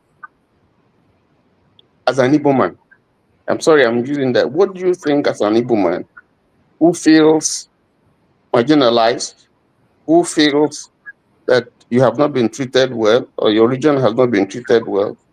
What do you think that would be something that can appease you and the Southeast? Something that you think would remove all would make you feel a sense of belonging and continue to contribute to the progress and development of this country? What, just give us your views. I'll give you in a quick succession, because that is what every Igbo man has been putting the table for long. First, open a seaport in Port Harcourt, walkable seaport. Secondly, open a seaport in Akwa Ibom. Open a seaport in River State and in Cross River State. Open a seaport in Warri. That is solved. Every other person around the southeast and the southwest will be served. Now, open a seaport don't be motor park, seaport don't be bus stop. Seaport don't be bus stop. Let him finish. Local P, please. Let him. I will remove you. Let KJ finish. What did they do you? No, but why can't somebody just make a point? Like, it's even in class, when I was in primary school, I can raise my hand and say, teacher, this thing and that thing. Yeah? But you cut the trend of thoughts. You cut it, and that's the intention. It's very deliberate. Now, Tony, we have dry seaports in Nigeria, all the way as far as to Kano. There's one in Niger, and I think there's one other place I can't come to my head right now. Dry seaports, dry ports. Okay, but you have states that have seaport, that have rivers, oceans. Well, one of which is the deepest in Nigeria. You don't have to be dredging it as they do the one in Lagos all the time. So, if 65% of the import goes to the southeast, is it not wise that the southeast will have a seaport? And let's tell me it's not more money. Is it not even the money that we're spending on that is not? Wouldn't it be more profitable to Nigeria to put something there? Secondly, let us not all go to southeast, go to Lagos or Abuja to go and fly out. Put a workable international airport in the southeast. We don't care whether it is River State, Cross River, or wherever you choose to put it. Put it there. Thirdly, okay, create the impact that you have created in other places in the southeast. In fact, if you put how be it that there is no railway, no walkable railway in the southeast, which you borrowed Nigerian money, you even made all the way to Maldi, but you didn't take to southeast. Okay? Now, having said that, if you still want to, if you put these things in place and you see any Igbo man come to look for you to say, give me presidency, I'm sure you'll be dreaming. Nobody will come. The only reason there's notable stumbling blocks that have been put deliberately to reduce the level of activity in the southeast, and I say this without mincing any word. Notable stumbling blocks being put. Okay, remove your more than 1,000 checkpoints. That is almost every 10 kilometers, less than 10 kilometers, 5 kilometers, you get a checkpoint. Stop milking the people, because we know from a report that over 100 million, what's 100 million, is made in every month. Okay, I don't have that figure right now, but it's there in the internet. You can look for it. All right, the people are being extorted. Do you know before the whole Shiraz was going down, that at each of these checkpoints, all of you will drop and put your hands up? This was before the advent of the so-called IPOB. You put your hands up, whether you are pregnant, whether you are not. All of you will put your hands up and walk with your legs across those checkpoints, and then go off. Your driver will now be searched. Then you drive and go out and meet people there. You enter your vehicle to move. This was how the Southeast was reduced, so that every blessed day, people are harassed, people are beaten, people are molested in those places. Meanwhile, you know what happened in the other side. I don't want to say it now before Mike tell the cat out of the bag now. You think I'm trying to attack you? So now you don't need to report yourself. Listen, let me tell you something. I want to play you a simple sound bite, and I'll go from there. Let me tell you, there are so many contradictions that will not allow Nigeria to move forward. And I'll start like this. A certain group of people called the Fulanis came into the country. Your own ministers and everything said, these are foreign Fulanis, they're not Nigerians. Okay? But you should share your land with them and give them your land. Okay? When you wanted to complain, say, live in peace with your brothers. Okay? When you wanted to complain, when they were trying to complain and it became a problem, you were gathering money to go and pay them. And then you took some of them and say you rehabilitate them. You gave them Ashoke. You mean you gave them, Ashwebi, gave them money, resettled them, put them in the army. The people who they took their villages from are still in the IDP camps. The people who everything happened to are still in the IDP camps. Then now these same people, you have been. In fact, let me move to the last meeting held on this issue.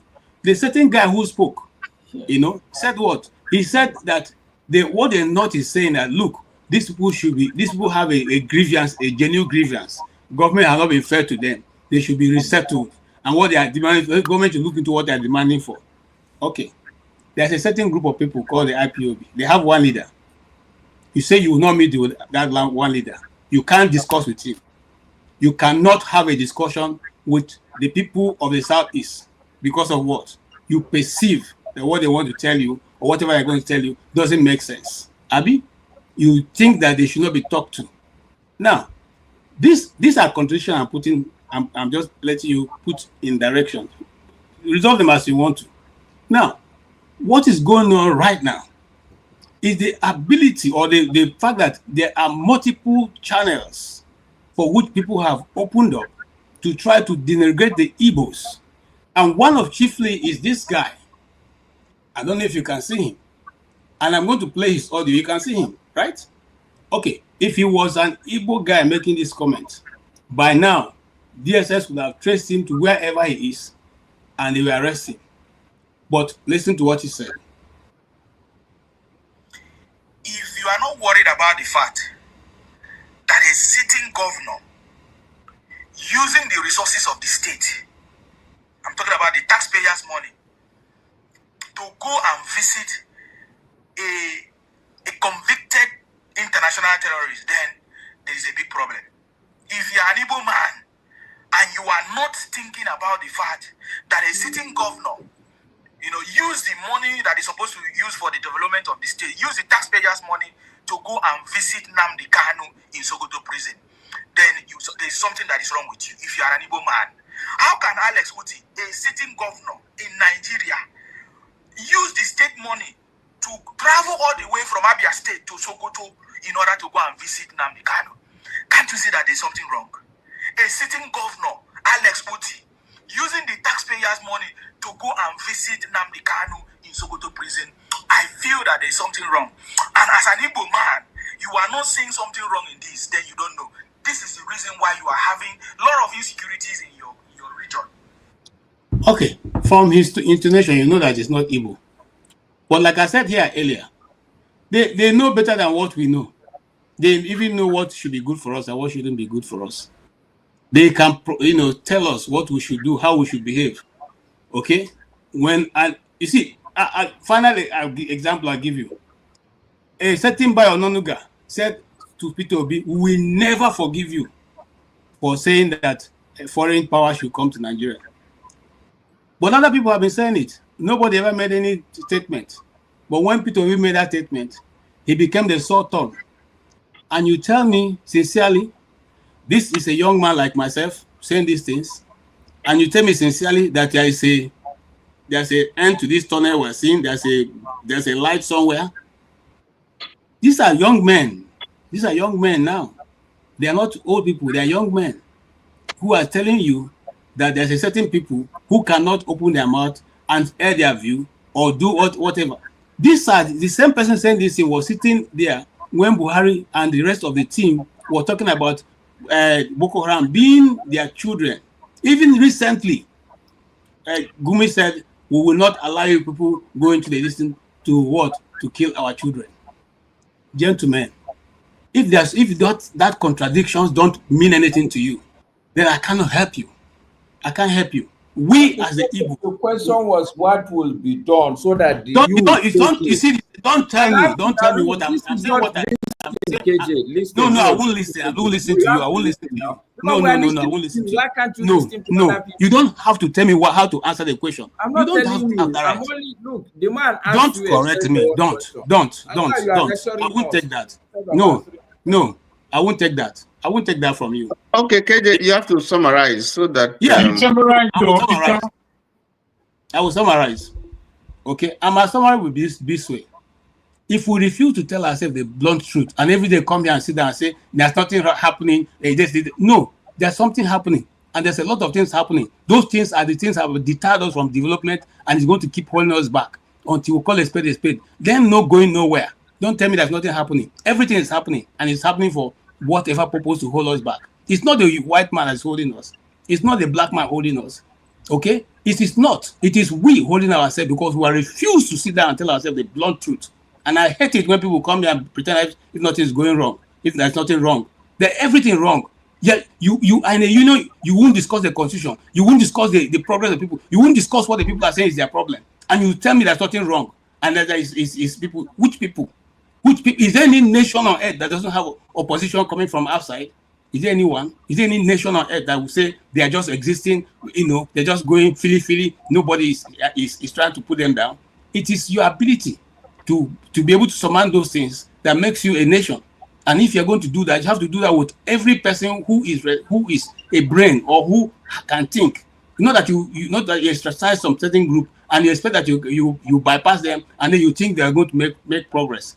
Obviously, it won't be for the Igbos. And for those who think that they know the Igbos, I think I should advise you to go and read about the Igbo landing. And you know that we are still there. We have not moved. We are the same people. We will do that again and again. Thank you. Okay. Thank you, KJ.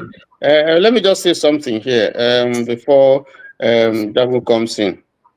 Mazi Nnamdi Kanu is from Abia State, and I don't see anything wrong with his governor going to see someone who is from his state. I don't see anything absolutely wrong with that.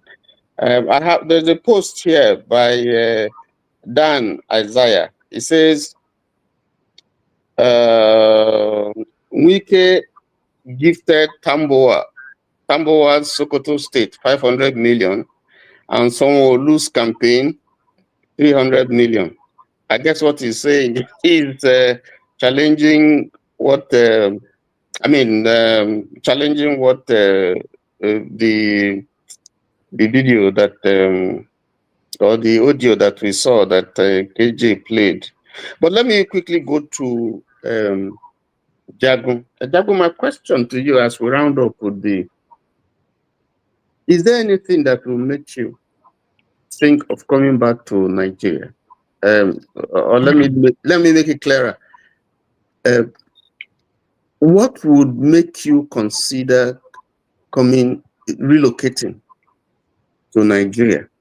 I mean, what kind of Nigeria would you would you see that will make you consider coming back to stay in Nigeria? Good. And thank you also for breaking down the audio that we heard, because I didn't really understand it.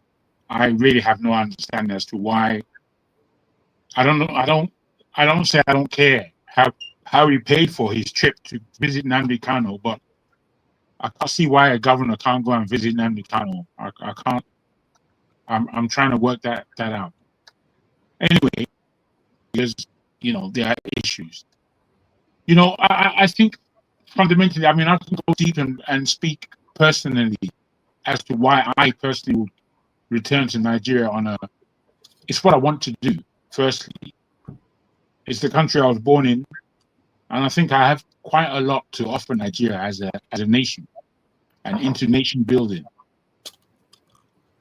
I think I'll be frustrated a lot in Nigeria by these kinds of conversations, and I really want to converse with people who are thinking on my level, even though I know I'll be bumping into people who think quite oppositely to myself.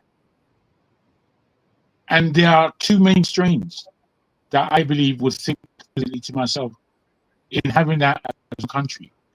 And that is the Islam and the rule of Sharia law and all these things that are just archaic in my mind. They just need to be thrown away. I don't want people coming to my arena and speaking rubbish about religion to me. I just don't want that. And Biafra, I really don't want anyone talking to me about any stupid Biafra. I don't want it. What are you talking about? These are the things that would prohibit me from feeling free and confident in any country. Having said that, I feel I have a lot to contribute to Nigeria. But sorry, Jagun, let me chip in something. But you know that there's Sharia in the UK, where you are. There are Sharia courts. There's Sharia in the UK. This is part of the understanding of Islam that I have. There's Sharia all over the place, and it has nothing to do. It's just England appeasing Islam. That's all that's going on. It's nothing else. It's rubbish. It doesn't affect me, and it doesn't necessarily affect most of England. However, it is a way of conducting Islamization. Sorry for my pronunciation there, but it's a way of conducting that. You can start slowly with any campaign until it has room to grow. The worry in the UK with most British people, white people, is that they have an understanding of this. Is that they don't want that Sharia law will be popping up and down. Meanwhile, the population of Islam in the country is growing, because this is what gives anyone confidence. As a young person, a Pakistani can't come close to me and talk rubbish. A Pakistani wouldn't dare. He wouldn't dare step in my arena. But today, if you see the level of confidence that ordinary Pakistani have, it's immense compared to when I was growing up. It's immense, the confidence that this person has. Where did that confidence come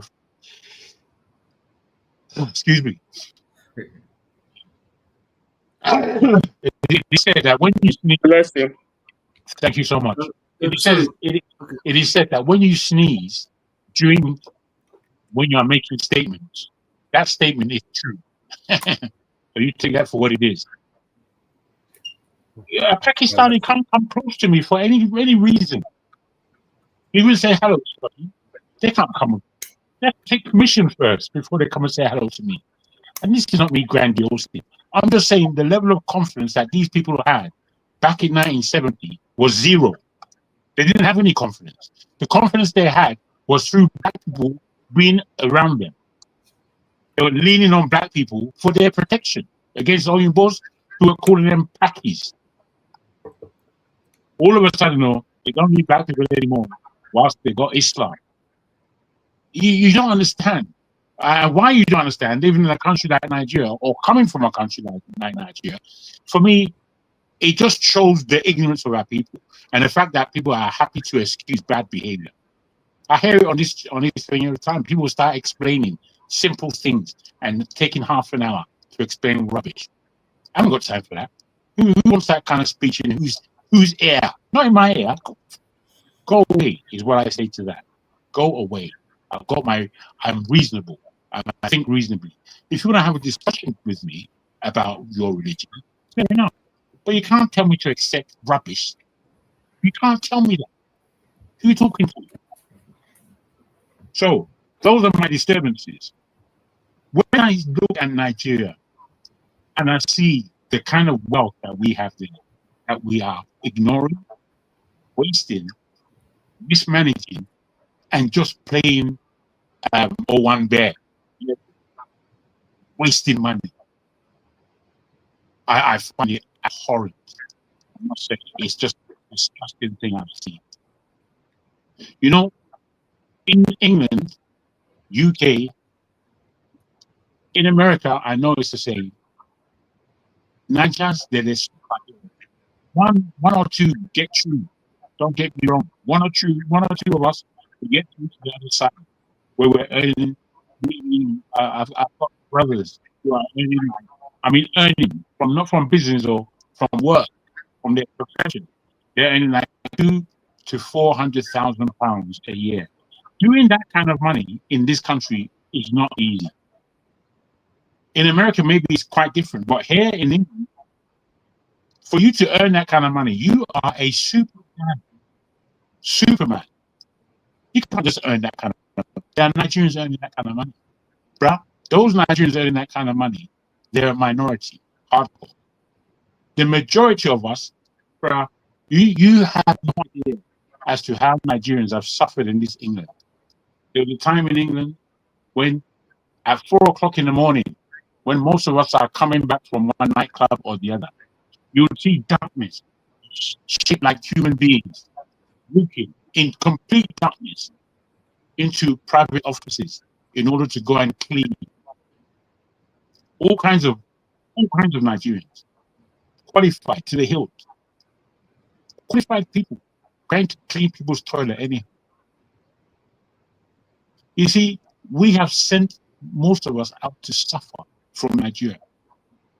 But yet still, the suffering that we have out here is not the kind of suffering that you see in all the ID camps in Nigeria. Nigerians are suffering, and they've suffered from the sweat of their brow, for their earnings. You people don't understand. Now, you need to be proud of Nigerians, and especially those who have left in that Nigeria. And I'm saying left when I left. You know, I didn't leave. I was brought here by my parents. I didn't leave. You understand? I was brought here. And I'm glad many times that my parents did, because I would not really like to think like most Nigerians. I wouldn't like that psyche bouncing around in my head. Psyche full of ignorance. No way. I wouldn't like that, to be honest.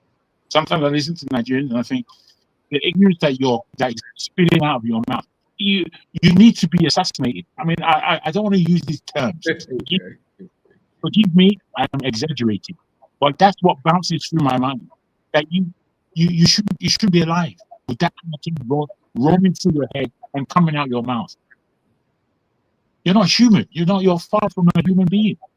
You're not fully human. You're half goat and half stupid. I don't want to abuse.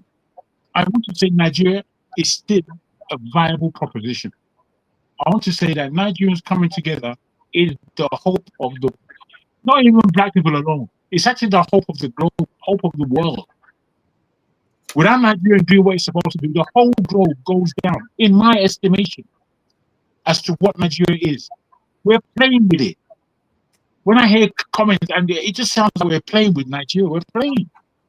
It's been gifted to us. How's it been gifted to us? Through the European.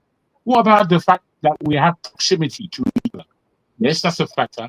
What about the fact that we have long-lasting relationships with each other way before we came? What about that? What do you think? The Europeans put us together. Here's the only woman. Rubbish! Rubbish! It's too much rubbish. You can't ask me to accept it. You keep it for yourself. and make your house as miserable as you would like it to be. Me, I don't make my house like that. I don't. I know that we have energy. I know that we have special people. But I go to schools quite a lot. I give school lectures. Maybe because I'm affiliated with one of the sport companies, so I go and speak to the school, primary schools. If you see Najas in these schools, if you see us, and when these Najas that I'm speaking about aren't the what do you call it, the upper class Najas, it's just the ordinary Najas whose parents have been sweating hammer and toe to come to this country and work. Their children are making sense of themselves. And you know what? As much as some of them are confused as to wanting to stay British, they'll go and find maybe an English football club to play with. And then instead of playing for Nigeria and taking a more headache in their life, they'll prefer to play for England. Let me tell you the people I know who are footballers. Saka, know him personally, as I know his parents. Eze, in Ibre, he lives down the road in Queens there. I know him personally. He's actually married to my friend's daughter. I know these people. I know who their families. I know what they've been suffering. You just watch them on television and think they're superstars. That's not where the story began. That's just the outcome of what you see. Because of the Nigeria's blood, sweat, and tears that they put into life and living. We think it's just us alone. We have a diaspora that is so big, we don't even understand it. There are many people now born Chinese, Kazakhstan. Sorry, Nigeria, Kazakhstan. Nigeria, Chinese. Nigeria, Japanese. We are born in children all over the place. And you know what they keep as their favorite thing in their pocket? Because they understand it? Their Nigerianism. That for them is the number one thing. Is their Nigerianism. And should we throw all of that away? What we should do, and then call ourselves, I'm an Igbo man. I'm a Yoruba man. It doesn't make sense. It doesn't make sense today, and it's not going to make sense tomorrow. All we're speaking is our emotion. That's all we're speaking. The fact that Oga at the top is beating me on my head. Are you the only one? The Oga at the top is beating me. Go and sit down, my friend. Me here in London, I know what I personally have suffered. The family member of the Adama. One day I remember scratching my head and thinking to myself, do you know what? This just came into my head. Do you know why you suffer so much? Soji, I called my name. I said it's because you're Nigerian. Because I'm a Nigerian. I suffer in England. Then I came into my head, but do you know why you're so good? I said it's because I'm a Nigerian. Yeah, I had to balance that equation because I couldn't leave it in the negative alone. So I ask all of you who call yourself Nigerian or whatever you call yourself, and I understand all the complexities. Don't get me wrong. There is not one Igbo man that will speak to me about Biafra that I don't understand where he's coming from. I understand completely where that person is coming from. However, is that the way forward? Is the question one needs to ask. And I don't believe it is. So just to, with one line, try to objectify my equation. Within the next 2 years, I think if I'm not in Nigeria, I think I might just give up on it. I might just give up on it. As I say, I don't believe that there's one person on this panel who has a longer lasting experience with the Nigerian question than myself. I've been questioning this since I was 3 years old. No doubt. 3 years old. I'll tell you why I have the memory of it. It's because I came into this country at that age. At that age, when I came into this country, I saw that everything was completely different. This was not the country I was born in. I saw that. It was freezing cold. There were white people, old people, talking rubbish. I didn't understand what they were saying. And then when I went to primary school, I could see that, I could almost see that there's an agenda of these Oyimbos. I could almost see it. I can't say I knew what imaginations actually were, but I could see the difference between me and everybody else. So, is this difference just pie in the sky? Are we not all human beings? Or is this different real manipulation in front of me going on? So, I put it to all of us all. if we don't want to be Nigerian, and we want that country to split into the Atlantic and disturb the whole of West Africa and just become the nemesis in Africa itself, if that's what we really want, that's what we really looking forward to, then go ahead. Let's break the country up. Let's become an anomaly in the world of black people, and let's become a stupor to ourselves. Me, I'm not joining you for that. Immediately, I'll secede with myself. I'll produce my Alakuta empire in Ifon Alaye, and I will go to war with anyone who comes near us. Oh, I thank you so much for listening. Thank you, Jagun. Thank you. AY, I think it's your turn. Mr. Tony, I need to say good night to everybody, but before I say that, I must commend you once again. Honestly, I don't normally agree with your positions on almost everything, but I must say that I'm really pleased with the way you have commandeered us all. I really need to give it to you. And thank you, everybody. Thank you, Jagun. Thank you, AY. Well said, Master. Thank you. Good night, everybody. It's almost time for prayer. I have to bath and go to the mosque. So good night, guys. Nice. Thank you so much. Say good night. Radio. Okay, thank you. AY, your turn. Looking at Nigeria the way it is now, do you see any hope? I just want your honest opinion. Just looking at Nigeria, the problems, the challenges, do you see hope? Good question. I don't want to rat like Jago after 20 minutes. He did not even answer the question. But it's okay. It's okay. And Maska was hailing Mr. Tony. When Mr. Tony could not even remove local P. You need to put somebody on the backstage for me to give you an award. Okay. You see, I don't wake up. You know what? To be honest, must you comment? To be honest to you, Nigeria is very frustrating. I'm not gonna lie. 2 months ago, last month actually, 2 months ago, I was in Nigeria. I was just, part of my movement was to be making small plan, you know. Maybe sometimes you just carry your bag and get out from here. But Nigeria is very frustrating. It's very frustrating in the sense that I feel, to be honest, things might get worse before they get better. That's the first statement. The other one is, I think for things to move forward, we need some kind of restructuring. We need some kind of honesty, like genuine people that are ready to move the country forward. I think the biggest problem I'm seeing with the leadership is people, you know, when you don't have genuine interest in solving a problem, you are not even seeing the solution. You are not even interested in the solution. So it's more like autopilot, anywhere belief is. That's the way I see it, right? But I feel if we have people with genuine intention, they're really ready to do the work, we will be able to see the solution, because all this part of it is all about planning. We did plan.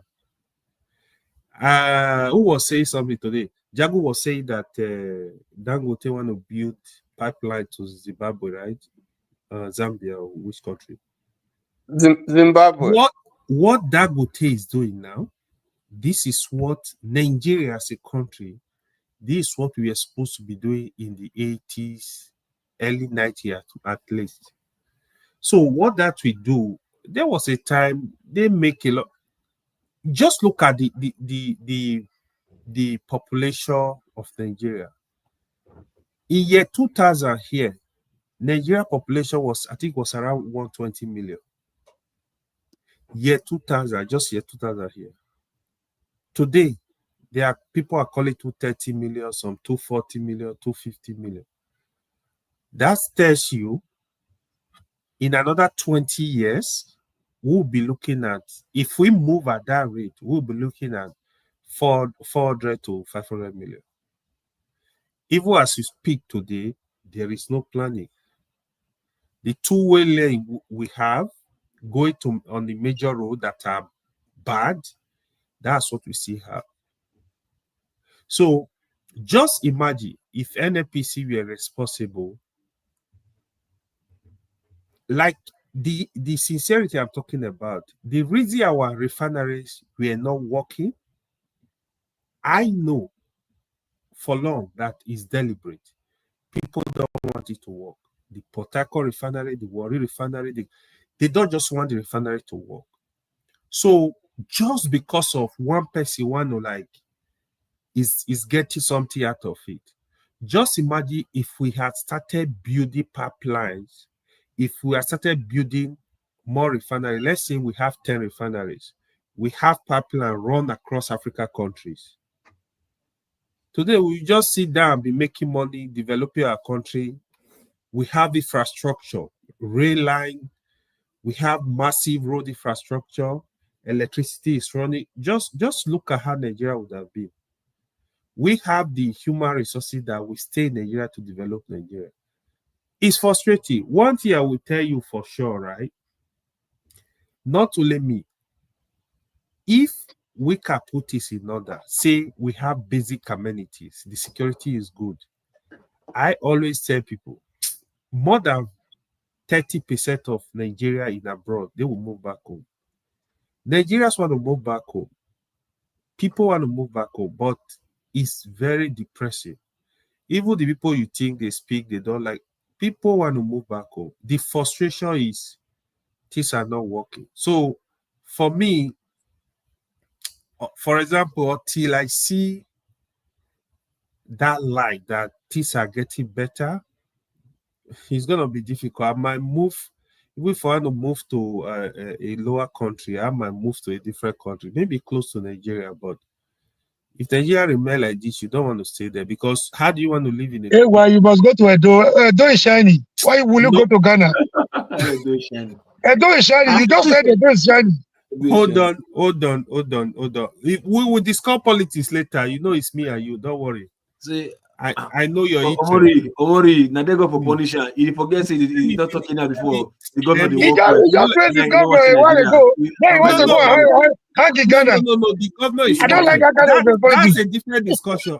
Trust me, the governor is working. I can tell you some of the governor good project. It's working. I don't have business with the state governor, but the governor is working.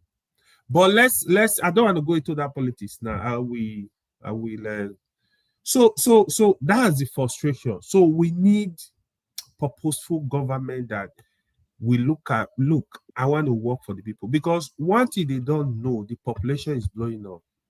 Even the insecurity you are seeing in the north, the kidnapping, the banditry, part of it is because of all this problem. Like, people don't have job to do, people don't have school to attend, people are roaming the street. Even Abuja today, when you get to Abuja, even in the evening like this, bro, you will see youth just in one spot. Like, this is FCT, even at night. So when you hear robbery, what is strange? Because these people, some of them don't even have where to sleep, some don't have food to eat. You see somebody that will say, hey, come, let's go for this operation, you get this money. They will go. So that is what the leadership, they are not taking seriously. Because the population of Nigeria, nobody worry about it. But trust me, that population, in the next 10 years, you will be amazed, because people are still giving back. I said, yeah, 2000 here, Nigeria was 120 something million. And now we are talking of 240 million already. So I think we need to sit up. Otherwise, it might get just bad. I don't want to scare people, but it's scary, to be honest, the state we are today. But hopefully, we see hope in God. Hopefully things get better, but I reserve my comment. Thank you. Thank you. Loco P. Loco P. Yeah. Can Nigeria get out of this mess that you are in? Okay. Yes. Yes. Okay. The only thing that has been our problem is what is that thing that can unite us together? And the continuity and consistency of that thing happening over and over again. We use two recent incidents that happened, local incidents that people do not pay attention to, and some it was big if you look at it in a certain way. There's just two young men in Nigeria that do certain kind of, lifestyle or stuff to assist Nigeria or help Nigeria. They are both called Harrison Gwamnishu and Martin Ose, aka Very Dark Man. Yeah. First one, there was this one that happened that he said they should come out for sanitation. Yeah. And I don't know where or what happened or what got to the minds of those Nigerians that came out. That massive crowd came out. He did not force them, he did not strict them, he did not promise them anything or payment after anything. But you saw how Nigerians who were really dedicated to clean, they came out of their house not to say, I beg, I have money, I can't be doing rubbish for Nigeria, please, what that? You saw them, they came, they were like, they wanted to give back to Nigeria, even if they have nothing. They dipped themselves into dirty gutters, smelly, stinking gutters. You can see, even the color were black in color, and for the gutter to be that black in color, that means it's smelly. But people were able to go inside and dig those rubbish out. They also volunteered to bring refuse dump truck to cut them away. Then for Harrison, if not for the fortunate incident that happened recently, that's in Edo State, that got him this and that, you saw the massive love that he got. Like, people are, attracted to something that is positive as a nation building. When they see that, oh, this guy is doing what the government is supposed to do, you understand? They have the support. Those two kind of person can say, hey, this is what I want, or this, let's do this, and people will follow. Why? Because they've been able to set a pace, like, we are doing this for the people, which is supposed to be what the government is supposed to be doing for the people. You understand? So they are doing that. They are doing these things for Nigerians, despite he was having back and forth. But I'm just trying to see, like, the kind of support, command, and followership that if they say this, people will voluntarily, or in fact selflessly, donate for them, support them, or do what they want them to do. Do you understand? So I think in that sense, I like what I'm trying to say is, if Nigeria has that sense of purpose, that unity, one thing that will be like sense of purpose to drive us without any hitch. Not in tomorrow now, we'll come and say, oh, he's working for APC, or he's a dubious person, or this and that. If that continues consistently, I think Nigeria can build on that. And before you know it, people's mentality will be changed. Because trust me, we did not tune the channel, like the tune radio channel, from the way it is before to where it is right now. It didn't turn overnight. It has been lingering over and over and over and over, where ignorance, the government is not doing anything, it's getting worse, government is not doing anything, it becomes what now, it now becomes where we are today. And to many Nigerians, it's now almost like a way of life for them. Like the popular word, now today, not in Nigeria, you day now. You know, why you do like CBGJC? Then in Nigeria, we day now. Anywhere, anything flies. So now these bad habits have now become over and over and over and over, that it's now become part of us. To the extent that if you even do something that is right, you will even be attacked, be dragged, like you be fake guy, you be mugu for just doing the right thing, just because our brain has been damaged and conditioned to think, to believe in the anyhowness direction of Nigeria. You understand? So to your question, if they say yes, with such things whereby a good gesture, you understand? Because Nigerians are watching, listening. Yes, they have, because there's no work on dinner. So many people have time to watch data. if you go to social media, you see people, everything Harry wants to say something, have something to say in Nigeria. Just be making nonsense, both the one that is saying nonsense, that the one that is saying sensible things. Everybody saying it, even the old, new, younger ones. Everybody says something. So that means people are watching social media. They are listening, paying attention. You understand? So sometimes the bad thing we put out there also contributes to the lifestyle we live today. Why, if there's anything that has sense of unity, which is good, that lifts the people forward, maybe put the country in a good light, I think that will be what everybody will be keen to. And from there, we can start changing our organization. Before you know it, it may take time, but the way it took time for us to get to where we are today, so you should always take time to be on the rivers to get to a better place. So, but that good gesture has to be consistent all the time so that Nigerians will begin to, even in America where you are here, I think there's this, what was trending, this quarter zip training clothes. I don't know if you saw it in America. You can see how it started. Now people were like, wow, we never knew our black kids can dress like this. We thought it was always gangsterism, sagging, hey, yo, nigga, what's up, nigga, yeah. You understand? But you can see black young ones, even white people, even try to even get involved in it because it looks cool. It makes them look okay and okay. You can see, so people were tapping into it because it's a good thing. So I think if something like that, where Nigerians, they are aware, like this is good for everybody. It makes us feel okay, better. If they have that consistency in Nigeria, that will be the next catapult that will take us to where we are. It may take time, but it will definitely change our orientation first because our psyche is damaged. Trust me, I better pass my neighbor. I want to make money more than my neighbor. I want to outshine my neighbor. I want to, who are you mentality. Big madism, classism, that has damaged our brain to this moment. So it will still take time to unwind this thing to get to where we hope to get to. But like to your question, if we can get it, yes. But consistency of good behavior has to be in place all the time before we can do anything. Thank you, Loco P. KJ, if you are listening, after Comrade, I'm going to hand over to you so you can close us out. Comrade, you have been fighting and fighting and fighting. Looking at Nigeria today, how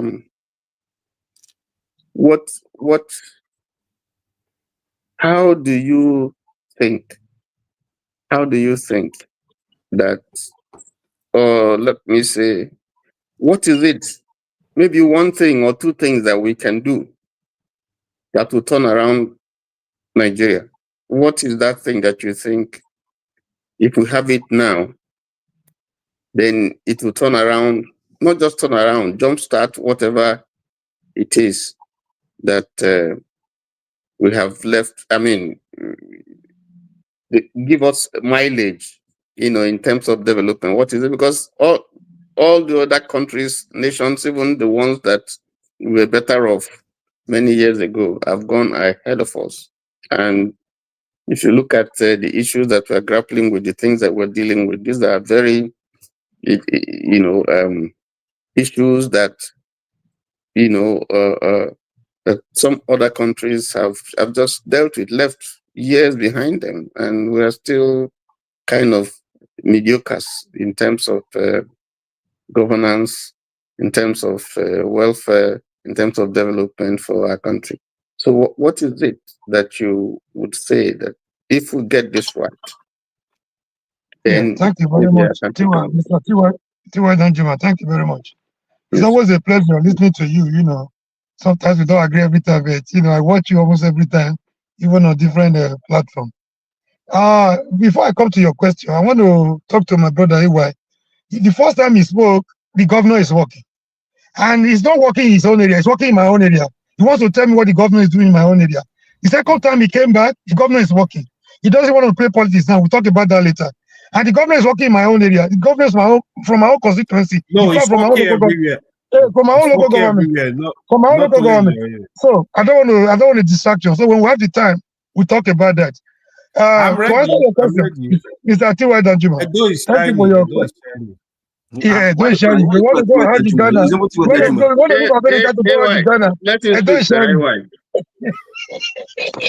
Don't share it. Don't want to retire. No big Don't want to comrade retire. again. Now big Mac comrade. Now big Yeah, Mac you comrade. visited the other day. You went to Abuja. You never visited your village. That's a discussion for another day. Komaska told me what you did in Abuja. Ogati Wadajima, to answer your question, if you ask me that one thing, if you ask me that one thing, that thing is sincere and purposeful leadership. If you get that right, you know this kind of jamboree we are doing, not this kind of Milocon thing we are doing, turn by turn PSC we are doing. You now from all indication, you can see that Tinubu was never prepared for presidency. From what is happening right now, you started by saying if this man will succeed, and people were talking about his personality and everything. It's more than who he is as a person. It's more than what he believes. It's also about the agenda that brought him back. First of all, you ask yourself, why was he sacked in the first place? You know, or ceremoniously. Another thing you want to ask yourself, why was he brought back from, from nowhere immediately? And he has been there. Why are people celebrating him? What did he actually offer when he was there? My brother, So, I asked the question before. I don't understand. So what did he do? What did he do? What is his pedigree? His track record. His antecedent. That now people are applauding him. The people are applauding him. Let me tell you, they're applauding him on one ground. Oh, they feel he's a Christian from Kaduna. They're already giving religious coloration to his appointment, and that is the beginning of his failure.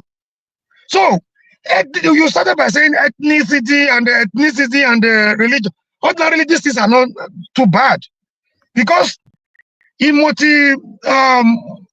multi-ethnic society like Nigeria, we're supposed to have unity in diversity, like I started with in my last submission. If you go to Benue, if you go to Padegami Benue, go to Eforiro in Yoruba, go to Edo State, Yogbolo Soup, you go to the East, the delicacies, where people weaponize these two factors, ethnicity and religion, for their selfish agenda, and the people are aware, the people that are supposed to say enough of this nonsense, we are falling for it. The politicians weaponize these two things against the people, and the same thing the colonialists used. We are not learning anything from our history, and people are busy fighting themselves. I'm a victim, you are a victim. The other man is a victim because the man is Hausa, you are Igbo, I'm Edo. We feel we are our own enemy. We are not. Because people have weaponized one or two things against us, we are busy fighting along those unnecessary lines. That is not the issue. To answer your question, and not to waste our time so that everybody can go sleep. There's one thing you want me to mention. That thing is sincere and purposeful leadership. That will turn things around. That the person must be courageous. We'll be talking of another election. The person, if given 1 month, he should ready to step on toes. Even if he spends 1 day, he will be ready to do the needful. If he perishes, he perishes. He doesn't care. He'll be able to, put round pegs in round holes. Take on anybody, devoid of tribalism, devoid of sectionalism, devoid of religious sentiment and bigotry. The person will be focused and purposeful leadership. That is my answer. Thank you. Have a good answer. Thank you so much. Thank you. KJ, are you there? As my parting short, gentlemen, I just want to thank you. This has been very insightful. I think it's the fact that this dragged up till this point. It shows me that these are serious issues, and we're all interested on how to move our country forward. We may disagree on the approaches, but we generally agree. I think everybody here agrees that yes, we have problems, but if you aggregate the views here, I think it seems to me that there is still hope if conditional, if we work together and tackle those things that tend to be separating us. On that note, AJ, if you are there, I would ask you. Oh, is forefather back?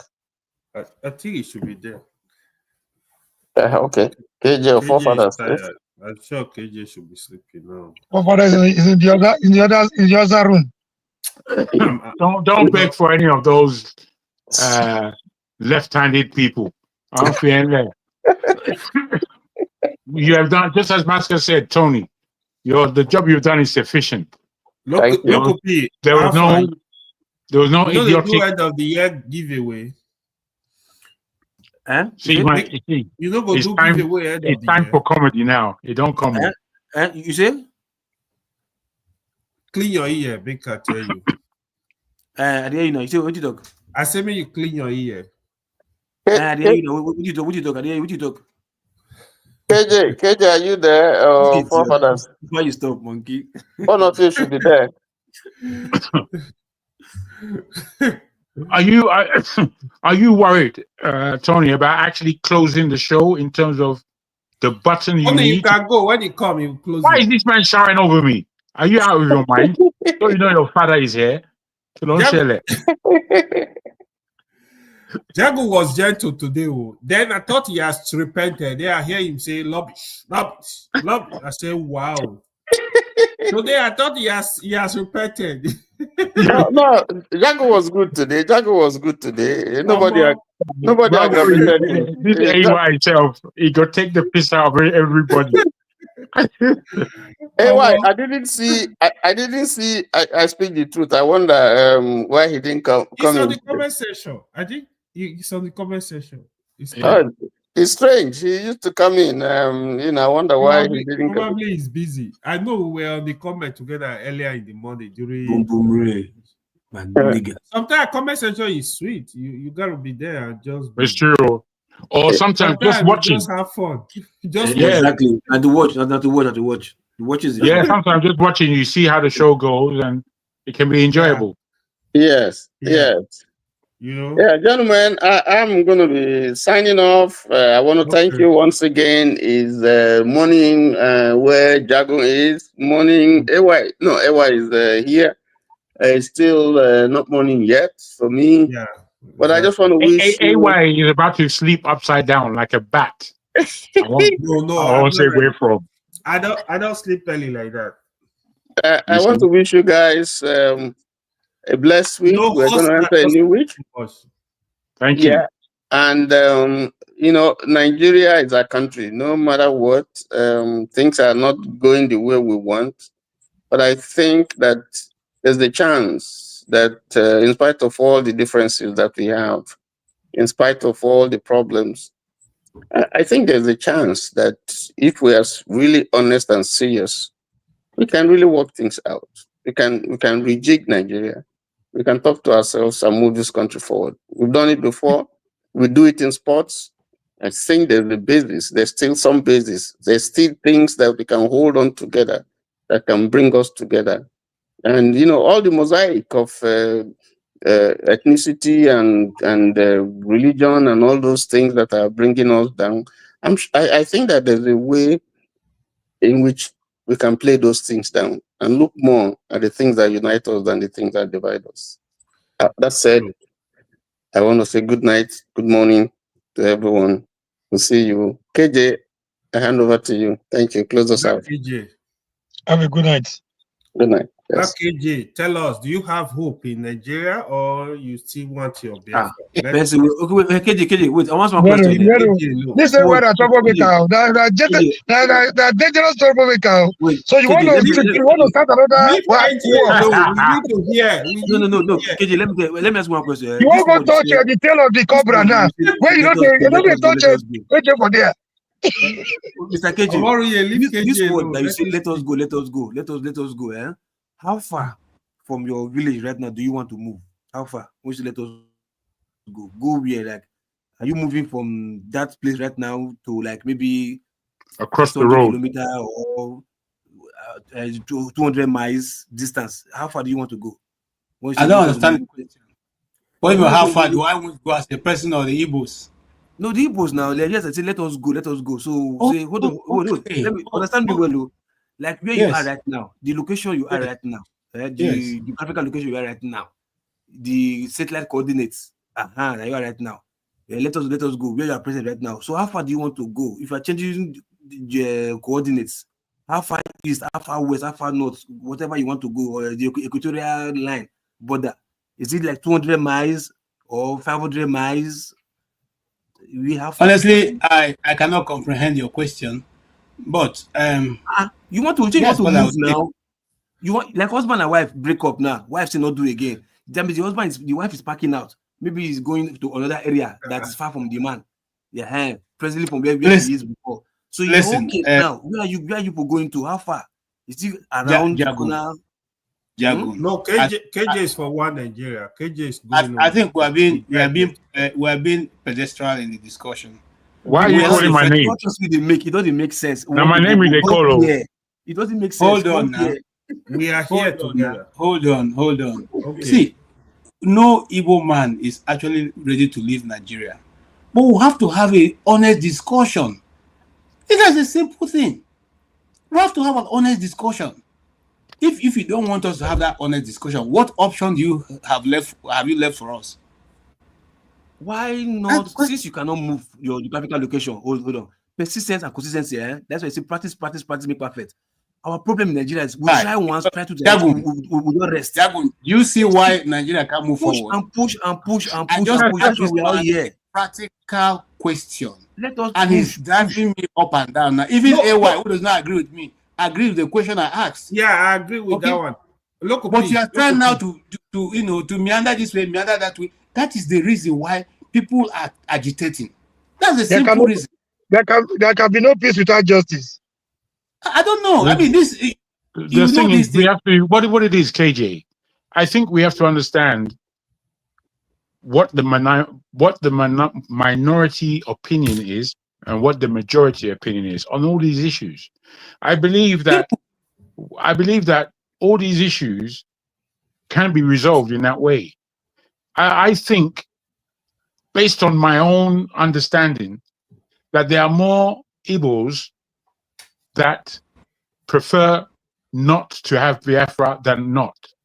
In England, when I speak to Igbo people in Nigeria, yeah, I asked them about the issue.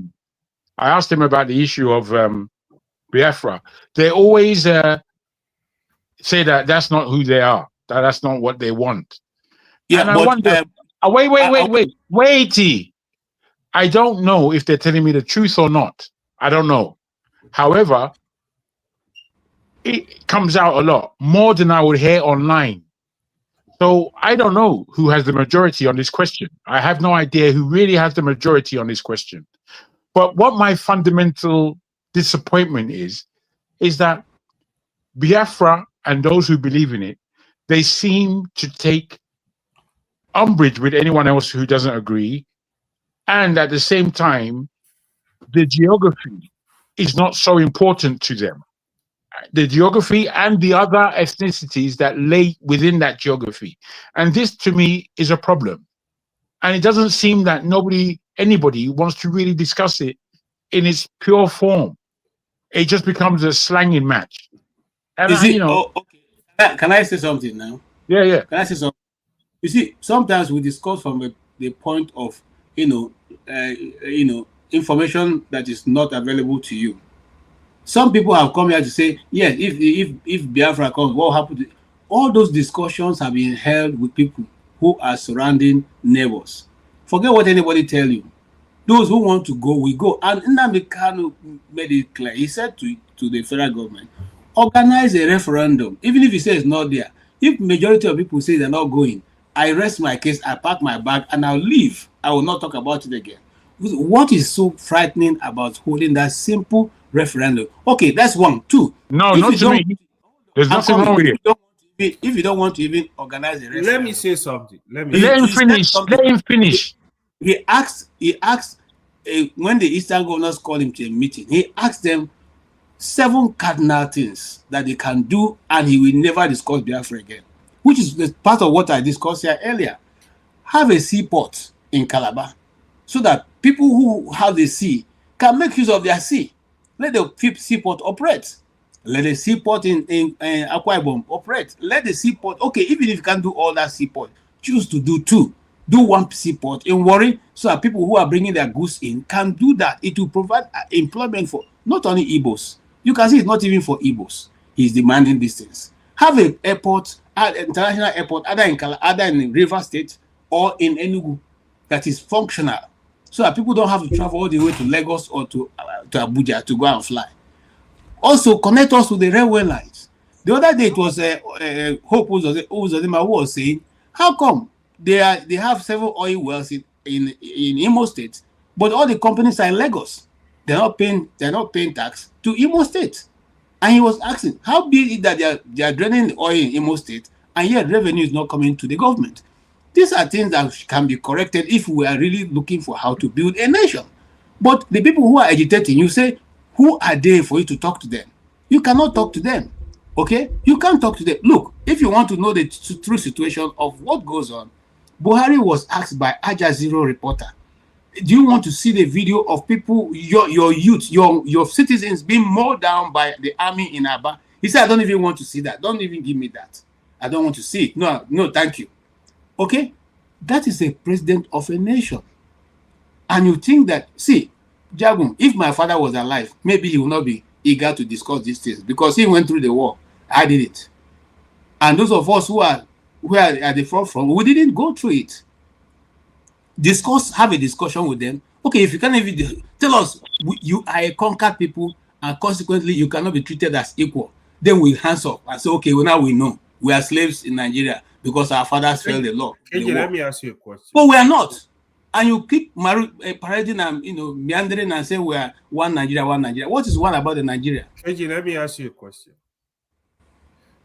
question. You see, for me though, I sincerely feel if you do a referendum in the 5 states in the southeast, it will go through. But any other region, it will not go through. I strongly believe to go through in the east. But however, I don't have problem if Biafra want to go with 5 states. To be honest, like the Igbo people, they want to create a country. Honestly, I don't have problem with it. Where I have problem is when they are encroaching in other regions. That's where I have problem. I feel it's very irrelevant. But that aside, if, for example, Nigeria is to divide today, sincerely, which tribe in Nigeria do you think will lose more? If you can just break it down for me. Okay, thank you so much. I'll start with your last comment. Listen, Jabun, again, I'll refer to you because I think you will probably be more balanced here. Listen, they said the Igbo coup. They said it is an Igbo man who organized the coup and killed the Southern of Sokoto. Because of that, the Igbos are being punished. Then we now say Delta State is Igbo State. They say no, Delta is not Igbo. But the man who killed the Southern of Sokoto is from Delta State. So how be it that the Igbos are suffering the consequence of a man who is not Igbo? Because whenever you talk about this separation, they run to the point. My brother, I need to come in. You're playing semantics, and I'm not. Wait. No, I'm not. I'm not. Wait. I've made a statement, and I'm crashing into your sentence. You are playing semantics with me, and I'm not a man for semantics. No. The reason why you're playing, bros, it has become clear to me in the Nigerian space, in Nigerian political space, that people play semantics all the time. I'm not one for that. I will just come out straight. Wait, this one. By the time you tell me that Nzogu, because he was born in a different state, that he's no longer Igbo, you can't talk to me like that. Go and find another tramp, somebody who doesn't read, somebody who doesn't have an understanding of what Nigeria is. Speak to them like that. There were 7, it was learned today, there were 7 Igbos and 1 Yoruba as generals. Those were the people who took out the coup. Why they had to kill the Saudana and the leader, the president of the country, I have no idea. I don't know. Okay, wait. You are taking me away from what I asked you. I'm not trying to, though. I'm just... Hold on. Get my drift. I'm not telling you whether it's semantic. I'm simply giving you the logic for which the state of Nigeria plays. When it comes to talking about regions. They say the Niger Delta, the Delta state is not Igbo. They say that. Yes, I'm aware. But it doesn't tell us. Me and you, who know, I'm right next door to these states. I was actually in Edo and then Sapele when the war took place. Sorry, bear with me, please. My phone is messing up. When the war took place, I was in Nigeria. And I have a great memory of it in terms of planes flying overhead, bombs being dropped, dead bodies on the streets, the smell of blood in the air. I witnessed all of this. Listen, you are making a mistake. Listen to what I'm saying, Jago. Calm down. Listen to what I'm saying. When it suits them, they will say Delta State is not Igbo. When it does not suit them, is not Igbo. Anyoma are Igbo. Delta State is not Igbo. Where is Anyoma? Igbo. Where is Anyoma? People are in the Central District in Delta. You see what I'm saying? Listen, the other day, hold on. There are Delta Igbos. There are Delta Igbos. There are people are in Delta State. There are people are living in Delta State. I'm going somewhere, and I'll end with that. Look, Buhari was asking. But don't say Delta is Igbo. Delta is not Igbo. There are Igbo people in Delta. That's a fact. Just like there are Yorubas. There are a lot of Yorubas there are in Yoruba Delta. in Kogi. There are Yoruba in Delta. There are Yoruba in Yorubas in Kwara. In fact, we are the majority. We are the majority. But we understand what it is in the Nigerian aspect. Falling into the same trap which is going on here. We are simply saying, what I'm trying to buttress is the fact that when it suits the narrative, they will say one side. When it does not suit the narrative, they will say the other side. We are simply saying here, if we are concerned about who and who, just like Ewa asked, who will be going or who will not be going, we're not concerned about that. Okay? It's not going to be by don't specify the nature of division you were talking about. Is it Southern, Northern division, or everybody goes? How do you want the division to be? Listen. No, you didn't define that. That's what I'm saying. So we will not be able to know who is going to suffer, who will not suffer. And apart from that, you see, there was something that was working before it was destroyed. Before it was destroyed, the Southwest was working, the Southeast was working, the North was working. If where we are now is not working, it's not good for us to retrace our step backwards, to go to where we missed it and recalibrate. I agree. So why are we refusing to even move backwards? Say, okay, this is where the rain started beating us from. Maybe we should now. My brother. Let me talk to you properly, and let's have this discussion. You see, what you just said to me is the beginning of our minds being awakened. What you just said about retracing our steps back and going back to the point where we misrode. This, to me, is a much stronger, much more ethical, much fairer way of engaging this deep conversation that we have to have. The way it's been discussed since I've been listening to Nnamdi Kanu, I think that's the wrong way to have this discussion. I don't have a problem with Nnamdi Kanu. I think he's a very intelligent person. I do have a problem with many of his utterances. All he's showing me is his anger and his emotion. That's all he shows me, really. He doesn't show me how deep his intelligence goes and how deep he wants to partner other Nigerians into whatever it is that he wishes. Whether he wants to go, whether he has a plan to stay. He doesn't know how to engage this communication, this conversation. So what he has is a lot of damn half-wits just believing and following him without questioning what's written or what's unwritten. So for me, there's a way to have these discussions without the abuse that we hear all day long. I mean, what? The way I would hear abuse from somebody like Pansat, for argument's sake, is like, you can't be serious. Are you wanting me to discuss with you in a reasonable manner whilst you're discussing with me like I'm your idiot?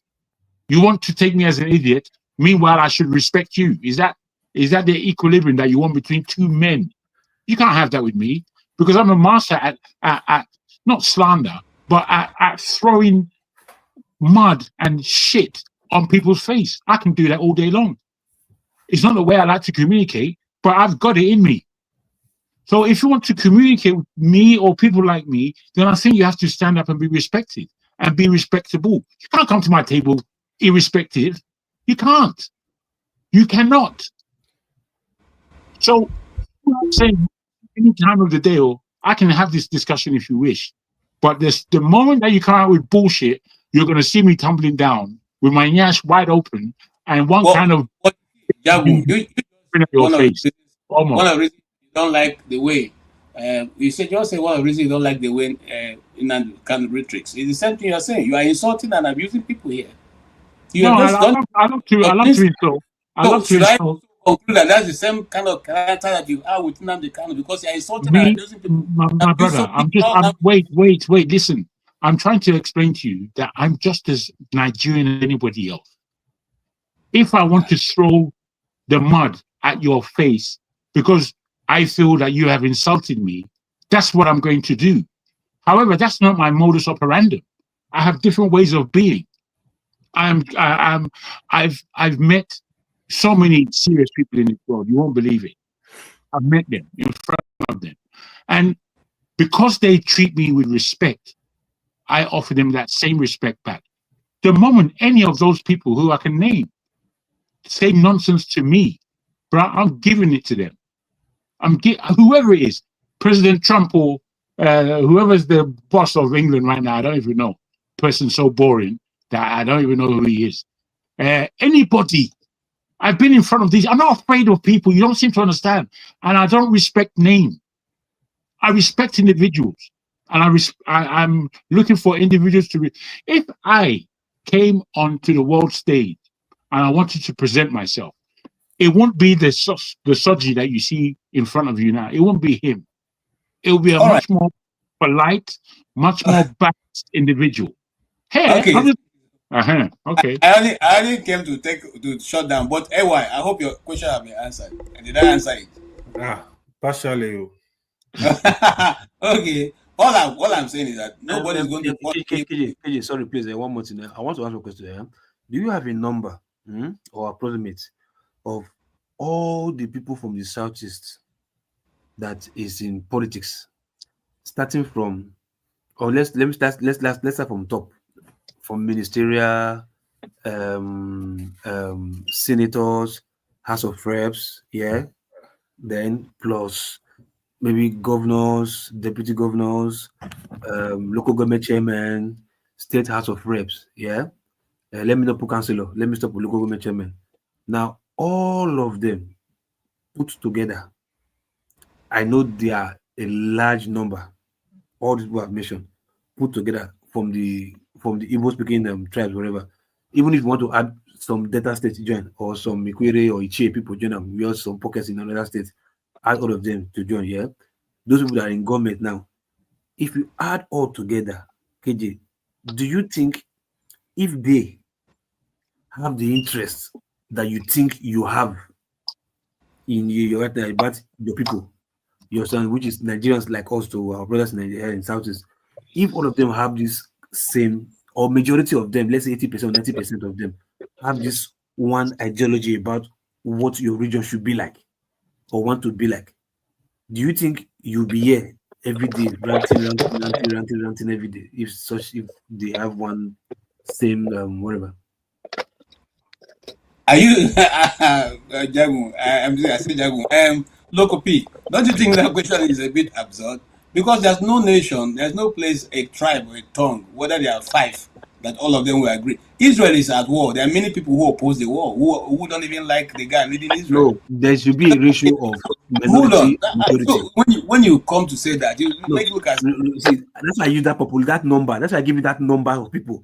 There should be a majority and minority votes in that, for or against, but at least there will be ratio in percentage. No, maybe 60 to 40. Why that will not work?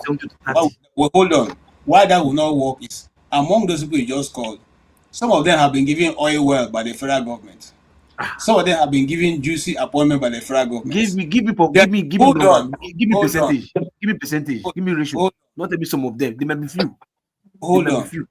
Some have governmental authority that can be used to manipulate and conjure the people. They might be the minority. let me tell you, I don't know what I get heading with that.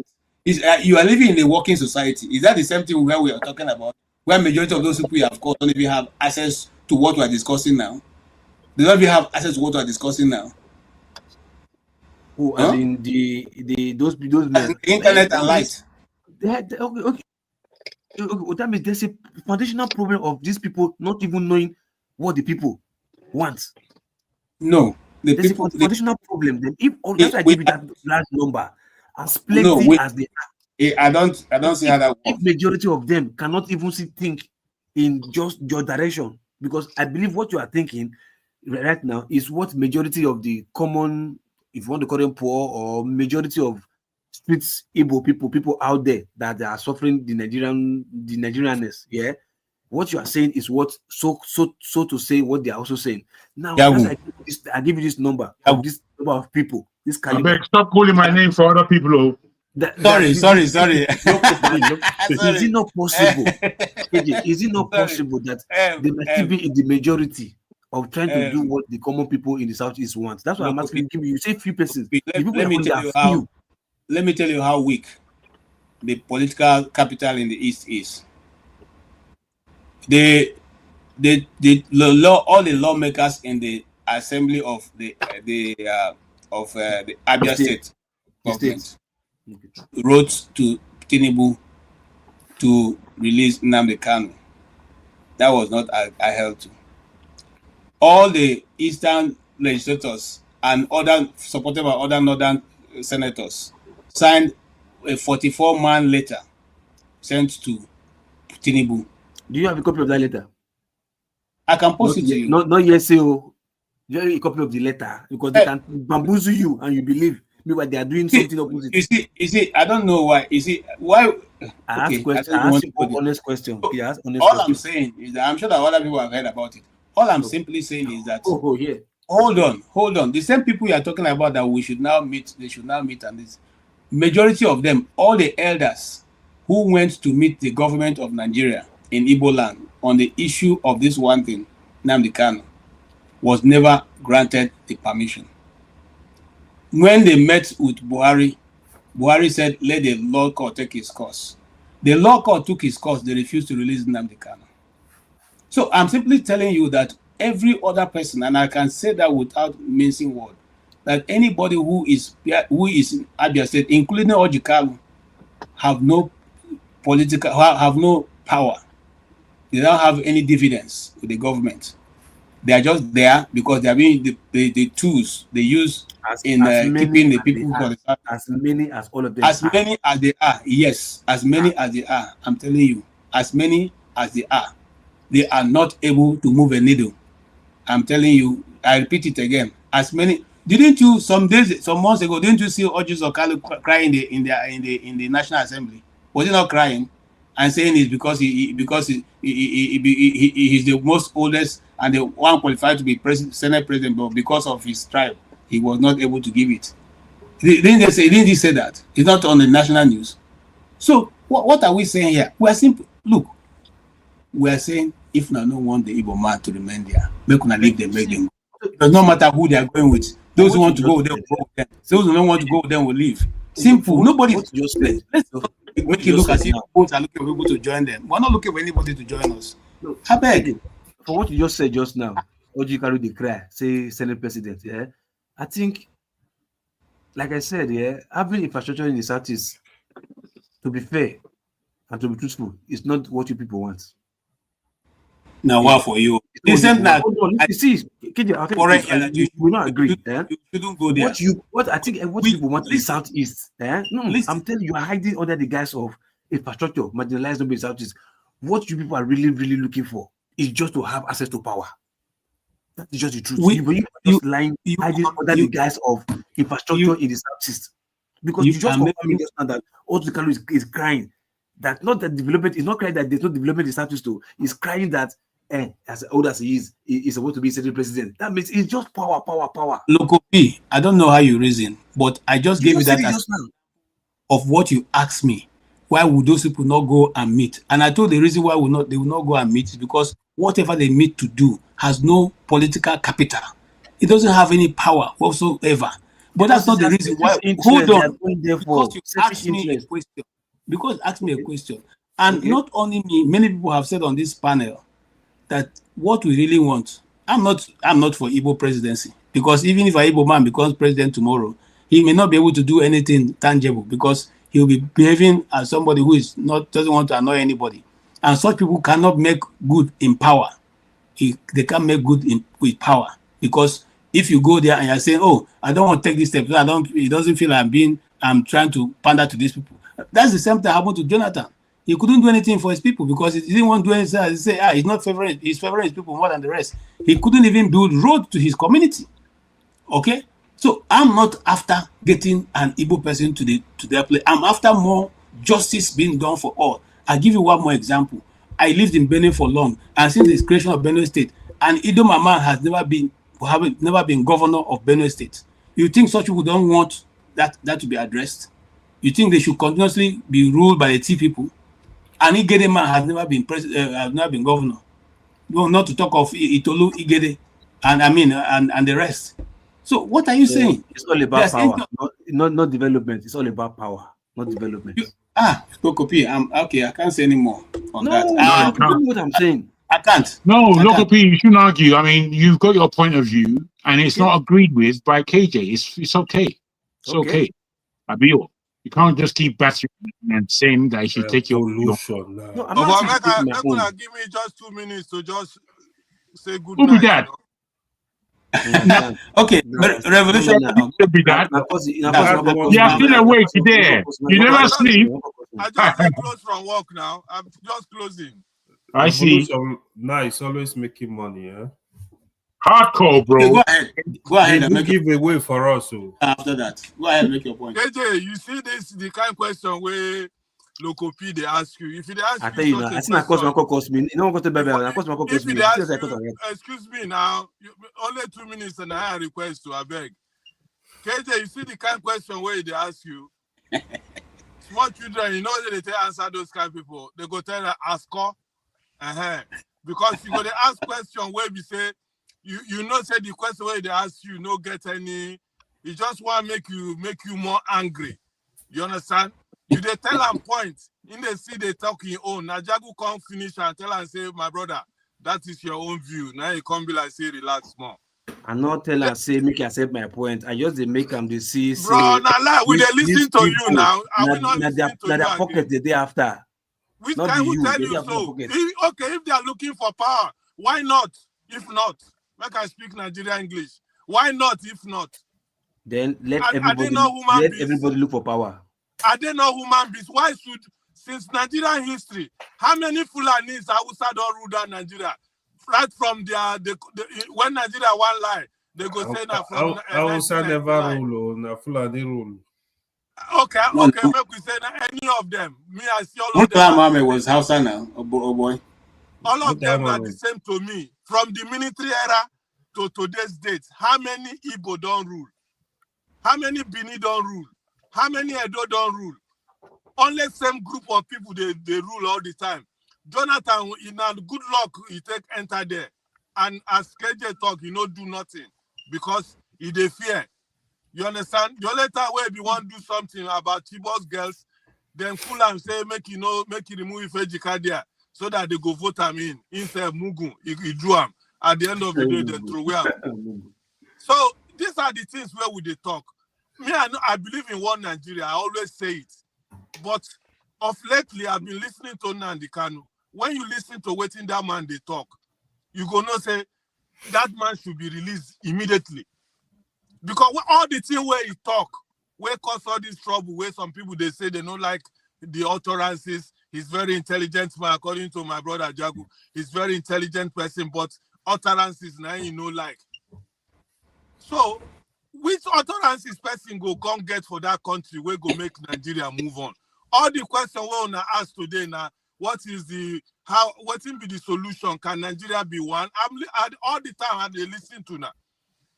Now, what is the way forward? It's not just making suggestion. Oh, if Nigeria doing like this, if they doing like that, if they doing like that. We don't tell una say, for Nigeria to move forward, it go be like what happened for France those days. Now revolution go fit change this problem. Whether it's peaceful, whether we scatter ourselves.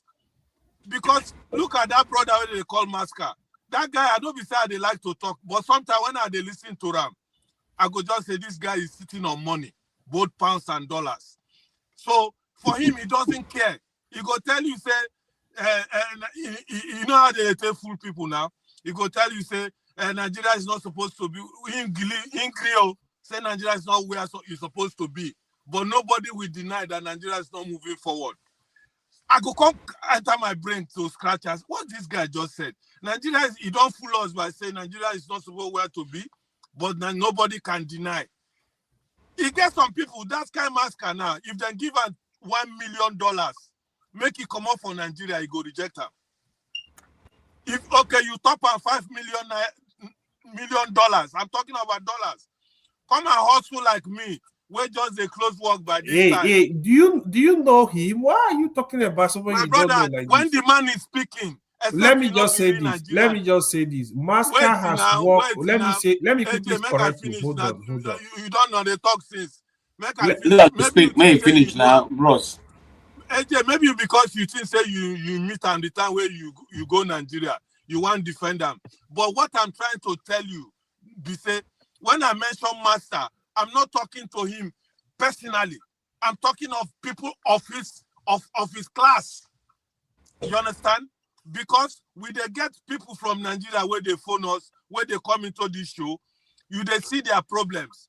Internet go cut off, sometimes lights go off. Which time Masker come here where internet no sweet past those of us where they Europe? No, many times, bros. Even though wait, let me speak. Allow me to speak to my brother, please. Let me finish. Guys, I've been talking. Allow him to finish. I do want him to finish, but please let me just make I interject more. Make I drop 1 minute, please. I don't want you to drop now. I want you to remain with us. No, I'm finished. He's walking now. Let him finish. Just 1 minute. I know that most of you will say you have experienced him. I'm talking from my perspective. Those guys of people are people where they make Nigeria what it is.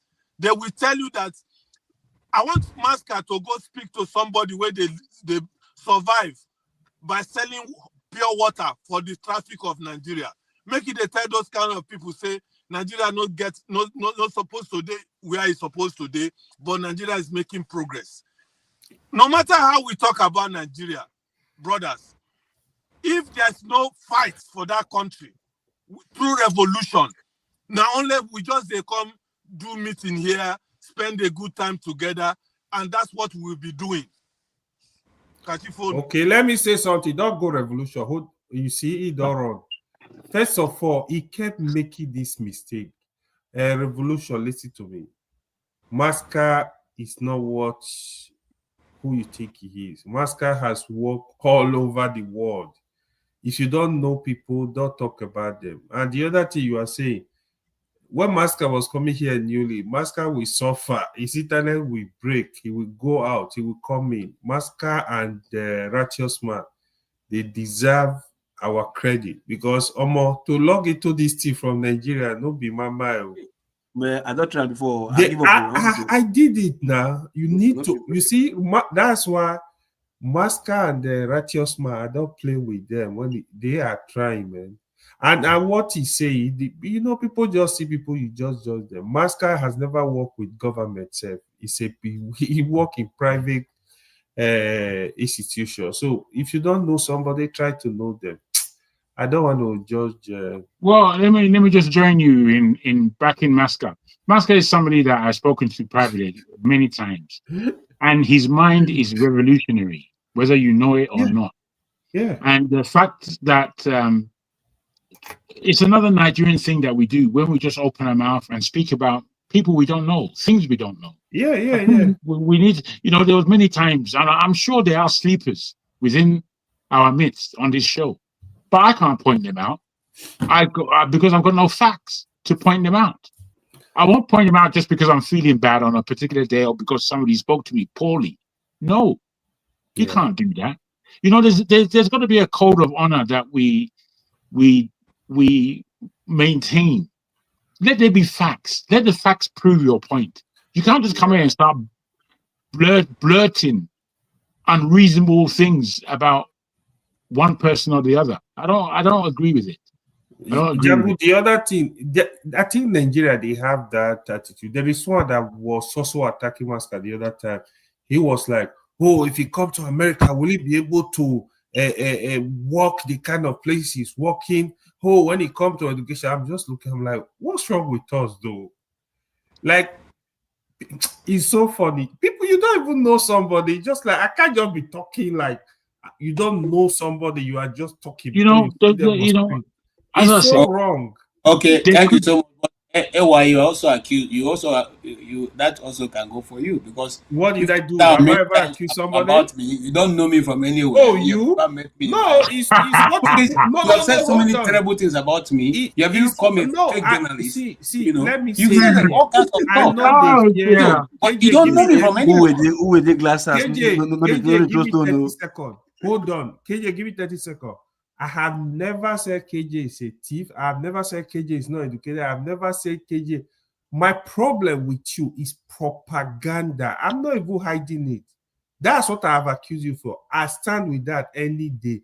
If anybody that said I love you as a person, I don't tell anybody KJ is a good guy, he's a nice person. I want to put that's my issue with you. Hold on. When I first spoke about Dogo Nahawa here, Master jumped up to say that was not true. That was that. Okay? But now, you see the video of that graveyard I talked about. 501 persons.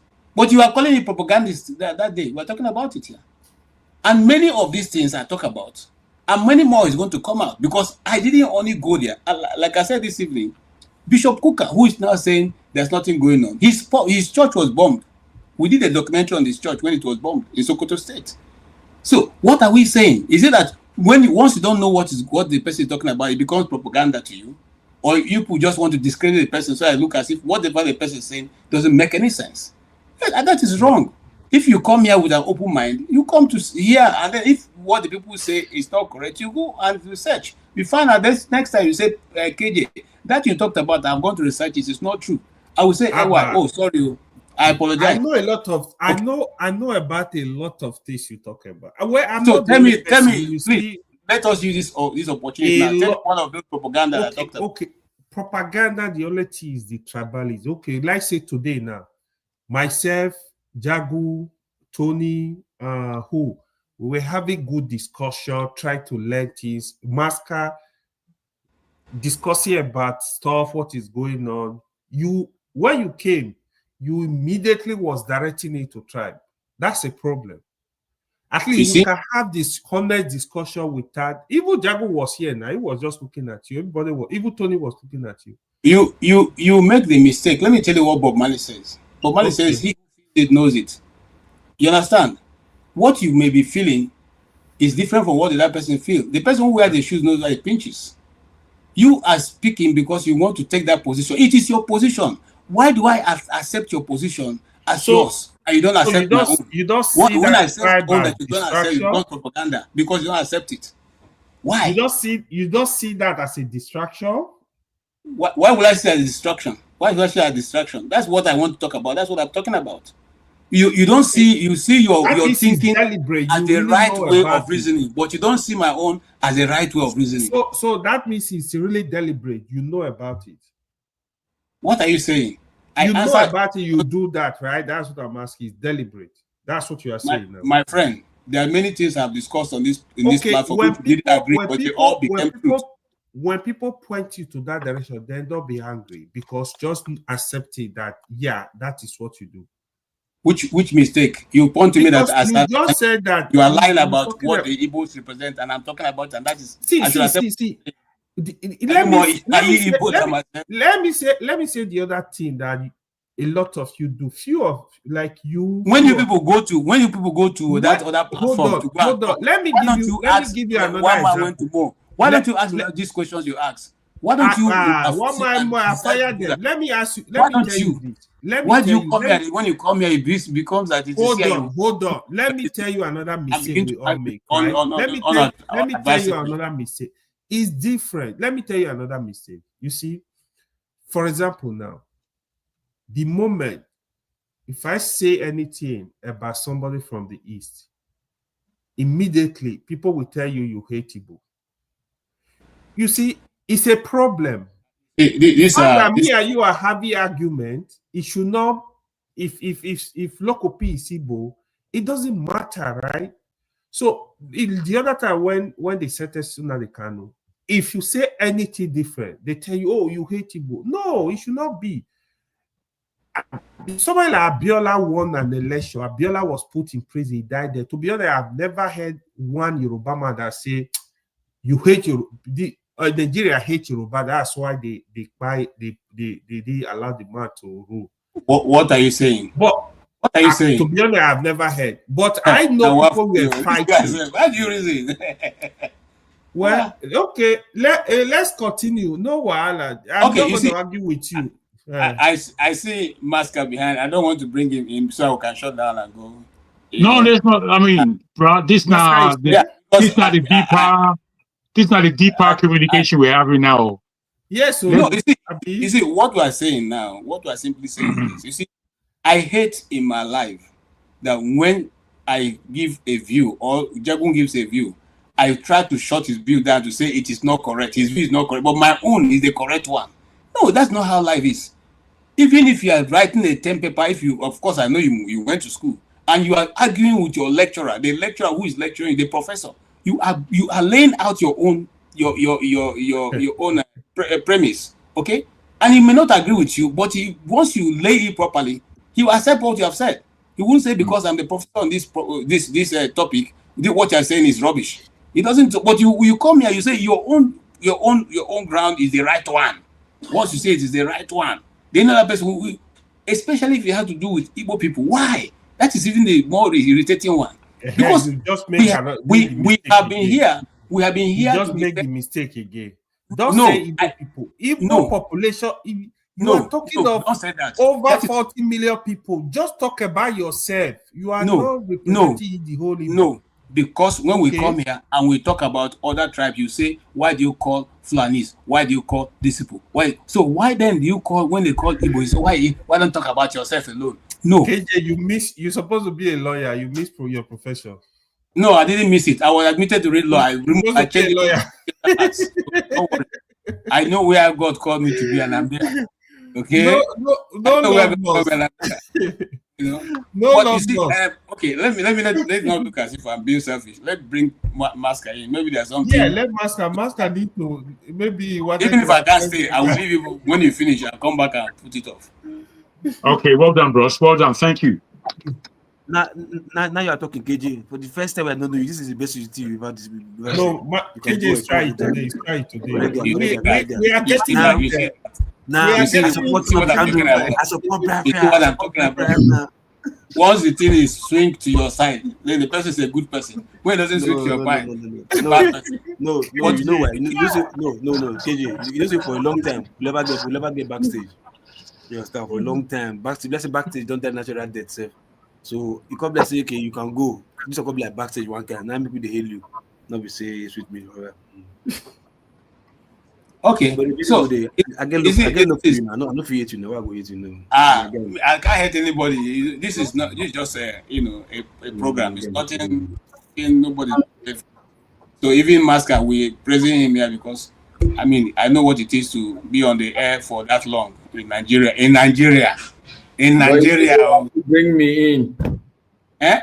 No, I only brought it because I feel that you shouldn't waste your money and be here. So it's making conscience now, KJ. You yourself, you use your mouth to say you don't want to bring me in. Even because I want to, hold on, KJ. You know very well. If there's anybody that knew that my internet was so epileptic, you should be the one to defend me. The fact that people are maligning me simply because they see that my internet doesn't blink.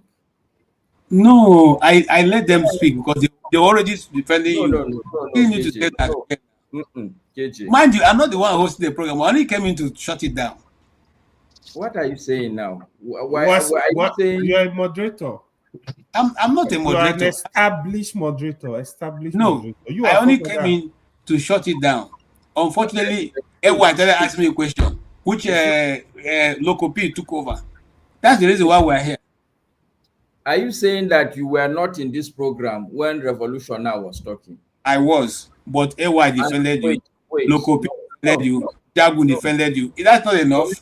Honestly, KJ, if there's anybody that I would have expected to defend me, sincerely, it would have been you.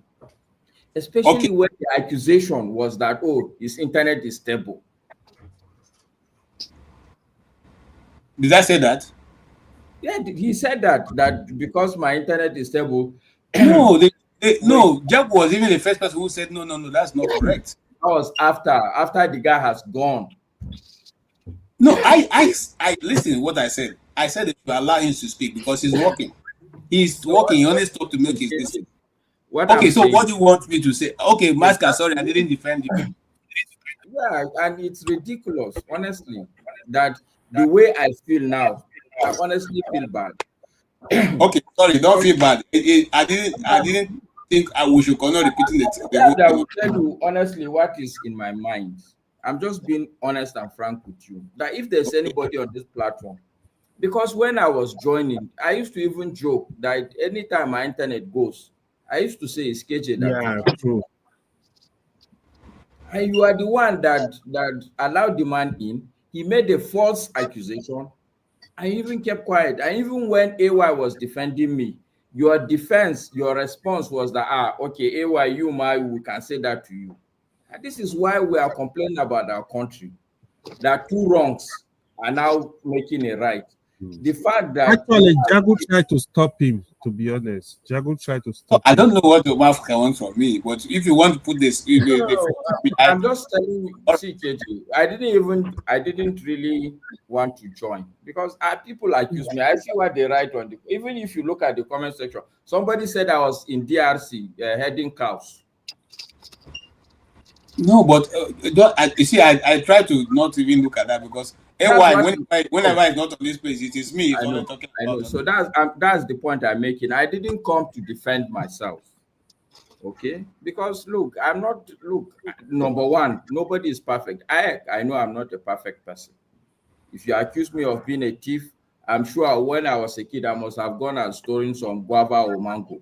And you, KJ, I know you must have done the same thing. So if somebody called me a thief, maybe that's what he's referring to. It's not a problem. If you say I didn't go to school, I know that all the school I go to, it's somebody's book that somebody write that I read. So that I go to school is not a big deal. That you go and read somebody's book that he write, it's not something to be proud of.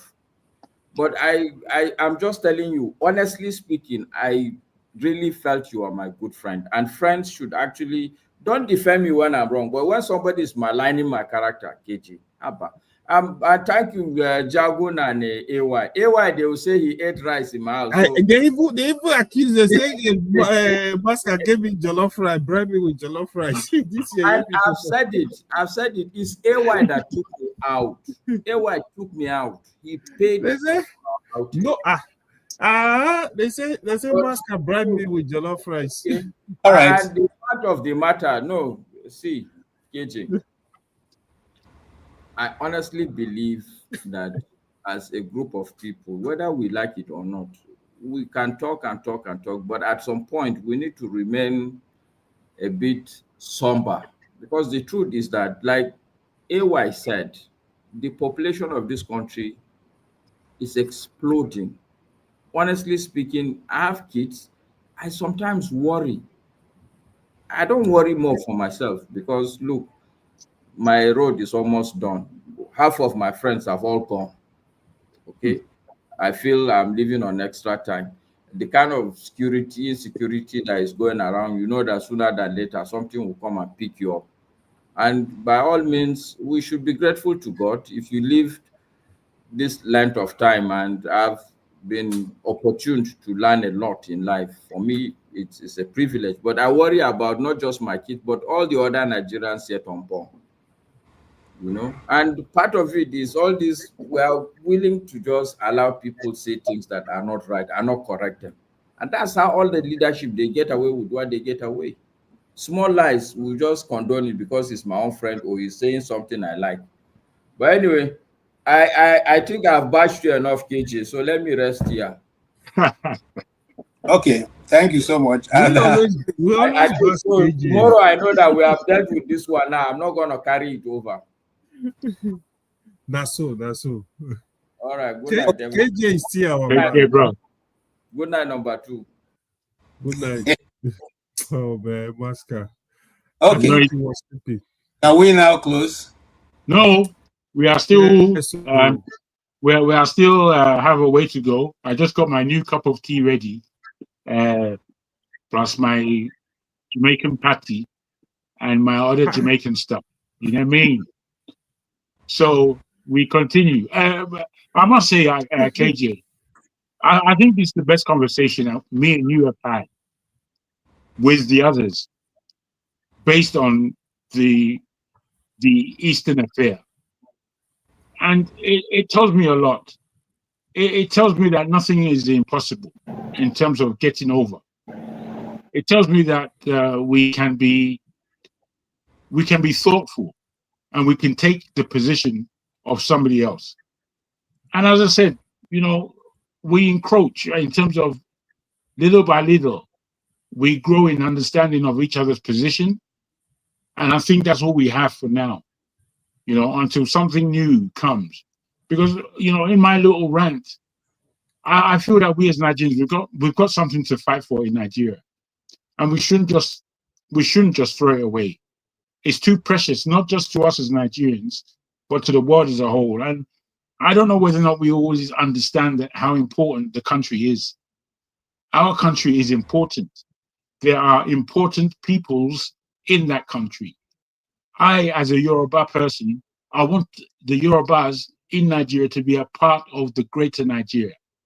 I would want the Igbos to have that same feeling, the Northerners too, and every other part of the country. I believe that we do actually represent the global black world. I've seen too many other Africans who didn't understand us in the 80s. They didn't understand us in the 80s. They thought we were arrogant, brash, rude, all the things that we know ourselves to be. But today, if you ask many of these people, South Africans who have had their problem with us, Kenyans, Ugandans, everybody, they know who a Nigerian is. They know not only who we are, they know who we are as individuals. They can work us out because we've spread to their part of the world and we're effective wherever we go.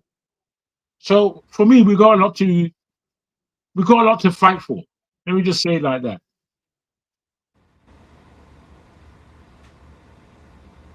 Okay, I agree with you. Yeah, here's Mr. Obe. Mr. Obe, yes, I'm here. I actually came because of my brother. It was AY. Obey your mind. Obey your mind. It's like you're about to hold your ceremony. Yeah, I have to say my mind then, because I weep for our situation anyway, because it's just, I heard all the blasting of KJ since and everything. If KJ is talking, people will be, whether they are misunderstanding him or they don't understand the really point, or probably they've not traveled. If you are well traveled, you understand that we are just a people that whether we don't understand exactly how basic things in life works, or we just keep deceiving ourselves. KJ, how can a man call himself a big man? Only you in the street will have lights, and every other person will be in darkness. And you will drive your so-called Hilux or whatever car, and you'll be oppressing everybody, and you will go and sleep in that house and wake up, and you'll be fine. And you will eat, and you will be fine, and you will think you are living a life. Eh? That is actually what our situation is like. And they have normalized this thing to become like, if you are talking against it, you now because they will classify as Ohiomba according to AY people. To the extent that it's a small Edo state that we are just 3, 4, 5, 10 languages. We cannot be one. Talk less of a Nigerian situation. And we cannot reconcile that these things, we need to do something else and try something else after 60-something years. I don't get that part of it in our life. I told us that I had to take an intentional tour to Europe. I intentionally toured Europe. I toured about only 5 countries I toured. And I understand, why is Holland on his own? Switzerland on his own. Germany on its own, Ireland on their own. Why are they like that? Small countries. I even use a train to tour most of the country before I flew to Madrid. You should see them. They are like the same group of people living together as a country, small, and you don't even need an identity to cross from Switzerland to France or to anywhere. They are one people. They understand that, but they have to live. Are you aware, brother? Are you, brother? Angel, I just need to put this in. I just need to put this in, bros. I beg your pardon. Build a country that works for themselves. Obey. As a small entity of people that understand themselves. Now you see all the Muslim, all the Christian thing. We are all confusing ourselves, thinking that we can live together. And every day we are going back. Every day we are deteriorating. Every day we are going back. We are thinking that we can make it. We are hoping. 60 years we are still believing. I don't understand. And these people that are ruling us, bros, they actually schooled abroad. They all have a life abroad. They understand. You see that all these people that are called big men, all their children have passports. You know that. All their kids have second passport. They are well settled. And they are so wicked. They are so inhuman to the ordinary Nigerians. Anyway, what will it cost to have a fire station in every local government? How much is it to buy a fire truck? How much is it to build a fire center? How much is it to build a health center? That now your people are parading healers and parading boss campaign. And they don't have in every. We think we are normal people, and we are reasoning as in we are living a life. You are busy. You want to collect your key in Abuja to oppress people, to drive around as in enemy 2007. Really? I just came back 3 weeks ago from I go to Nigeria anyhow. I just go now because I have to start going home because once the weather is harsh, I'm back there to go and relax. I'll come back again. It's very easy just to buy tickets. You supposed get one wife there. I even get small baby where I born. That made me they go. Get one for here. Yes. That's good. You are the polygamous man, right? Not be like KJ where some no matter. I only have there. I don't have here. Here is just my workstation. So haven't done all that. You see that the life is not actually. When each time I go home, I see the situation of people around my brother. I will just begin to say, local government chairman, what does it even cost to be a chairman now?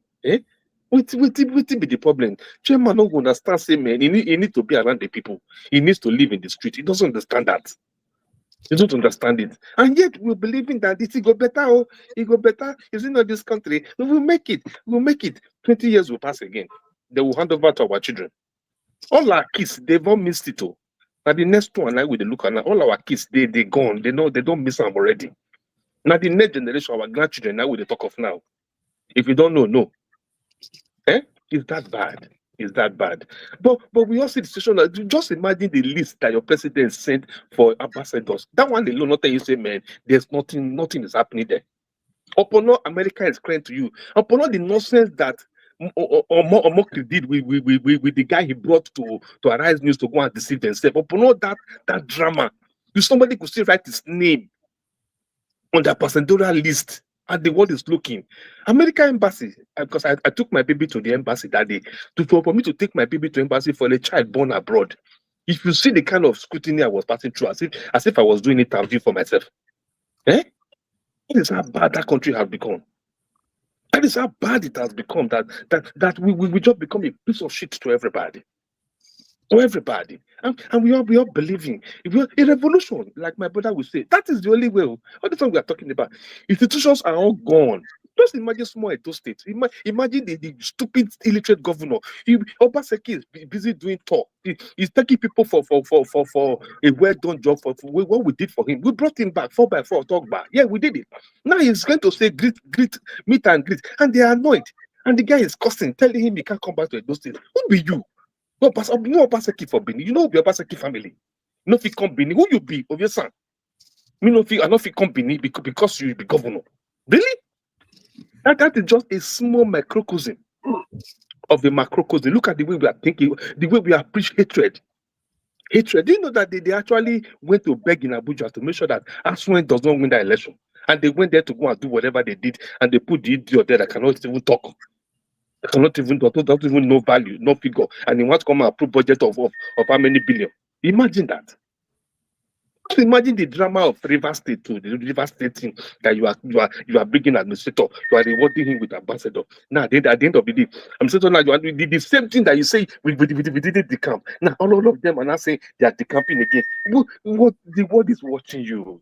American embassy is seeing you right there. The Italian embassy is seeing you. The Chinese are seeing you. They are seeing the nonsense we are doing. And yet we believe we are a country. We believe tomorrow will be fine, that they will respect us in the international community. How? My brothers, how? How? You live in a system here, you see light. I don't even know where they connect my light from my house. I don't know where water for the flow they come. All I just see, I see a bill on my in my mail, and I go pay it, and on my tap, it runs hot water, it runs cold water, garbage is pulled out of my house. Oh, my light is always on 24/7. I don't know how those things happen. I don't know where the connection is in my house, where the wire came from. I don't know. But if I on light go on. Over how many decades, over how many centuries, ordinary light will not be bring for our people, and with the beliefs that we'll get country. Look at people there, my brother. If you go there, you go share money tire because you cannot even see them suffering, and you cannot even stand it. You can't stand it. Brother, to support you, you know what they pay me? Now people they make us not get that light. Now people they say we not go get the light. You are paying a military man 120,000 naira a month to make it whole gun, make it go war. 140,000. That is less than $100 for 30 days. A military man, we wear camouflage. Point is not even up to that. We wear camouflage. Now you give that kind of money, make go chop. Yeah, he get children, he get family, he they stay barak, and he go chop. And you expect that you have a country? $100 for 30 days? Oh my God. And he go drive car at the end of the day. How do you think the life will be for? That's a soldier that before now with the struggle to go be soldier, with the fight, with the good at exam, no go become military. 120K. That is how much I make per hour. Oh, that's rich man. Eh? I beg go. Don't be lying. Oh my gosh. My brother, make I support you now small.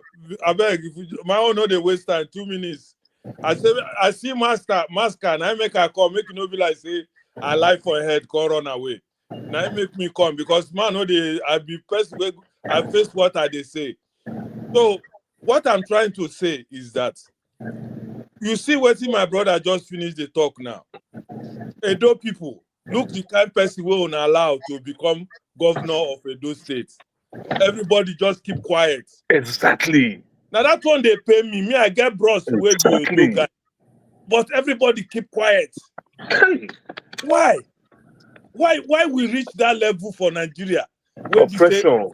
And when the people will get the balls, they talk. The Kanus them, the Flores them, we go condemn them. They want to kill them. Yes. They go talk, say why they talk like this. Flores should grow up. Why he's very rude. We go open eye, they go they take pepper, they put for our eye, put for our nose, we go just the beer. The thing where they even invest me past, this is where say they need power. When you give them the power, they don't know nothing, they can't do nothing with it. Correct. That is my biggest anger, AJ. And they pay me pass where you see what now they talk so. When they carry this power, they can't do nothing with it. If you say you need power like that, Mugun we sit down there now, we say Milokon. Okay, with the look say na town boy, you know what I mean? I want to repair Nigeria. Then carry the power, give them. What did they do today? Clueless. Clueless. Nothing. We just carry us blind person where they lead decided. Now they call that bros. You blind. You follow people just like AJ. As you did so, person where blind go they tell you say pass here. You will get eye where they wait for the help up. Now they tell you now where to pass. We go keep quiet like that. When I see make person no talk. Anybody will rise up. Nigerians go hate them. All our leaders, all the real leaders in Nigeria, where are they now? They prison. Let me ask you guys what Tony asked me, the two people who have come on newly. Tony was a moderator today, and he asked us, as the last question he had to say, what do we want to happen to Nigeria positively? Do we believe that there is anything left in Nigeria to fight for? Or do we actually believe Nigeria should just disintegrate at this time? Nigeria, I don't want Nigeria to disintegrate or disintegrate, Mr. Jagu. What we want in Nigeria is revolution to remove these bad people from that place. Just leave it there first. I'm coming. I hear you clearly. Brother Revolution. Brother Dan. That is my answer to you. We want to remove these people. Let's fight against them and let them go, because Nigeria as one is a great nation. But if we disintegrate and the same problem there with us, not because this thing there, it's like cancer, Whether you be Yoruba, whether you be Igbo, you be anywhere where you come from for that country. These people where they kill Nigeria, they are all there in the different groups. Yes, sir. No argument there, brother. No argument. That is my own view. Make I leave now because make una continue. I think you can't apologize to Moscow. You run your mouth. AJ, don't start again. I said that because of her make me come back. Make her let her know. You can't apologize for all the tea when you talk. What thing I talk now? The thing I talk no be lie now. Actually, they are not true. None of them was true. I said, listen, I told you that maybe they call Masker name because they talk of his class. Okay. AJ, make I ask you one question. I know say you be Bobo. You want to tell me how many Hausa or Fulani where you don't see for hustling field? How many? Call one. You see, say no, if you answer question. Some silence. What's going on with this brother? because I get them to the place where you know expect. Where? I say how many Hausa or Fulani guy where they for hustling field, where they close work now where I close. I don't even get time to chop. For where? None. So if I call that guy name, I know where I'm going, and you're supposed to understand. This kind of thing why I talk now things where they talk say make you take your tongue, count your teeth. Now so they answer that question. Okay. Sorry. Well, if you feel say make I apologize to Ram, say because you Sabia. Okay, Masker. No. If you know you didn't do anything wrong. No, now make you day happy now. No, okay. not me. I just feel it's unfair. Actually, okay, Masker is here. Look at him. Okay, Masker, thank you for coming back. They say I should apologize to you. Say no, be waiting. I think nothing they happen. Okay, Masker. Now I tender apologies from the bottom of my heart. Sorry. Revolution like character. I want to tender apologies from the bottom of my heart, but Masker knows what I'm talking about. Maybe the way they talk to them, now you go feel they say this guy go think say I be like the people when they talk about. But please, I tender apologies from the bottom of my heart. Please. No problem. Revolution now. You don't need to apologize. But I have to because they told me to. Look, I accept your apology. It's not the apology that is important. I just want to say that, look, let's not judge people simply because of appearance, which is what you're doing. I understand what you're saying. It's not me. You are referring to a class of people that are comfortable. Which you represent, in my view. Bottom line. You are not the first person. And I'm not you are not lying. I'm a very comfortable person. Comfortable in the sense that I have what is called internal fulfillment. Yeah. It's not a problem for me, but I'm also very happy because you said something that I like just before I came in. You said, look, the problem is like cancer. It has eaten into every part of the country. It's not about, it's not, which everybody that listens to me on this platform knows that's where I stand. Mm-hmm. So me and you were all on the same place. And that revolution you're talking about, maybe you are using the word revolution. I believe we shouldn't be using it, even if it's revolution we're looking for. Why? Because I believe if you say you are going to do revolution, the people that don't want the revolution, they will make sure they fight you. So maybe you have to be smarter than that. Masker, please, let me just jump in a minute. Let me tell you something, Mr. Masker and brothers. There's no other word to say than revolution. I know it's very painful in the ears of the comfortable people. Let's understand each other. Revolution now. See where I'm coming from, and everybody that listens to me on this platform knows that I keep saying that there is a lot of attempts, a lot of people who have wanted to set us on the right path, but there are some people who don't want to see us on the right path. When they see these people coming up, they will take them out. Even if it's revolution that we want to do, we will be foolish to come out and announce it. That's what I'm telling you. Call it another name, even though in reality you know what you want to do, but call it another name. No, we can't call it another name. That is the problem I have with big men like you. Because they go say make we call them another name. Why should we call it another name? Did they call it another name in France when it happened? When the revolution that happened in France to make France become one of the greatest countries in the world, did they call it revolution or did they change it? Let's call a spade a spade if we love Nigeria.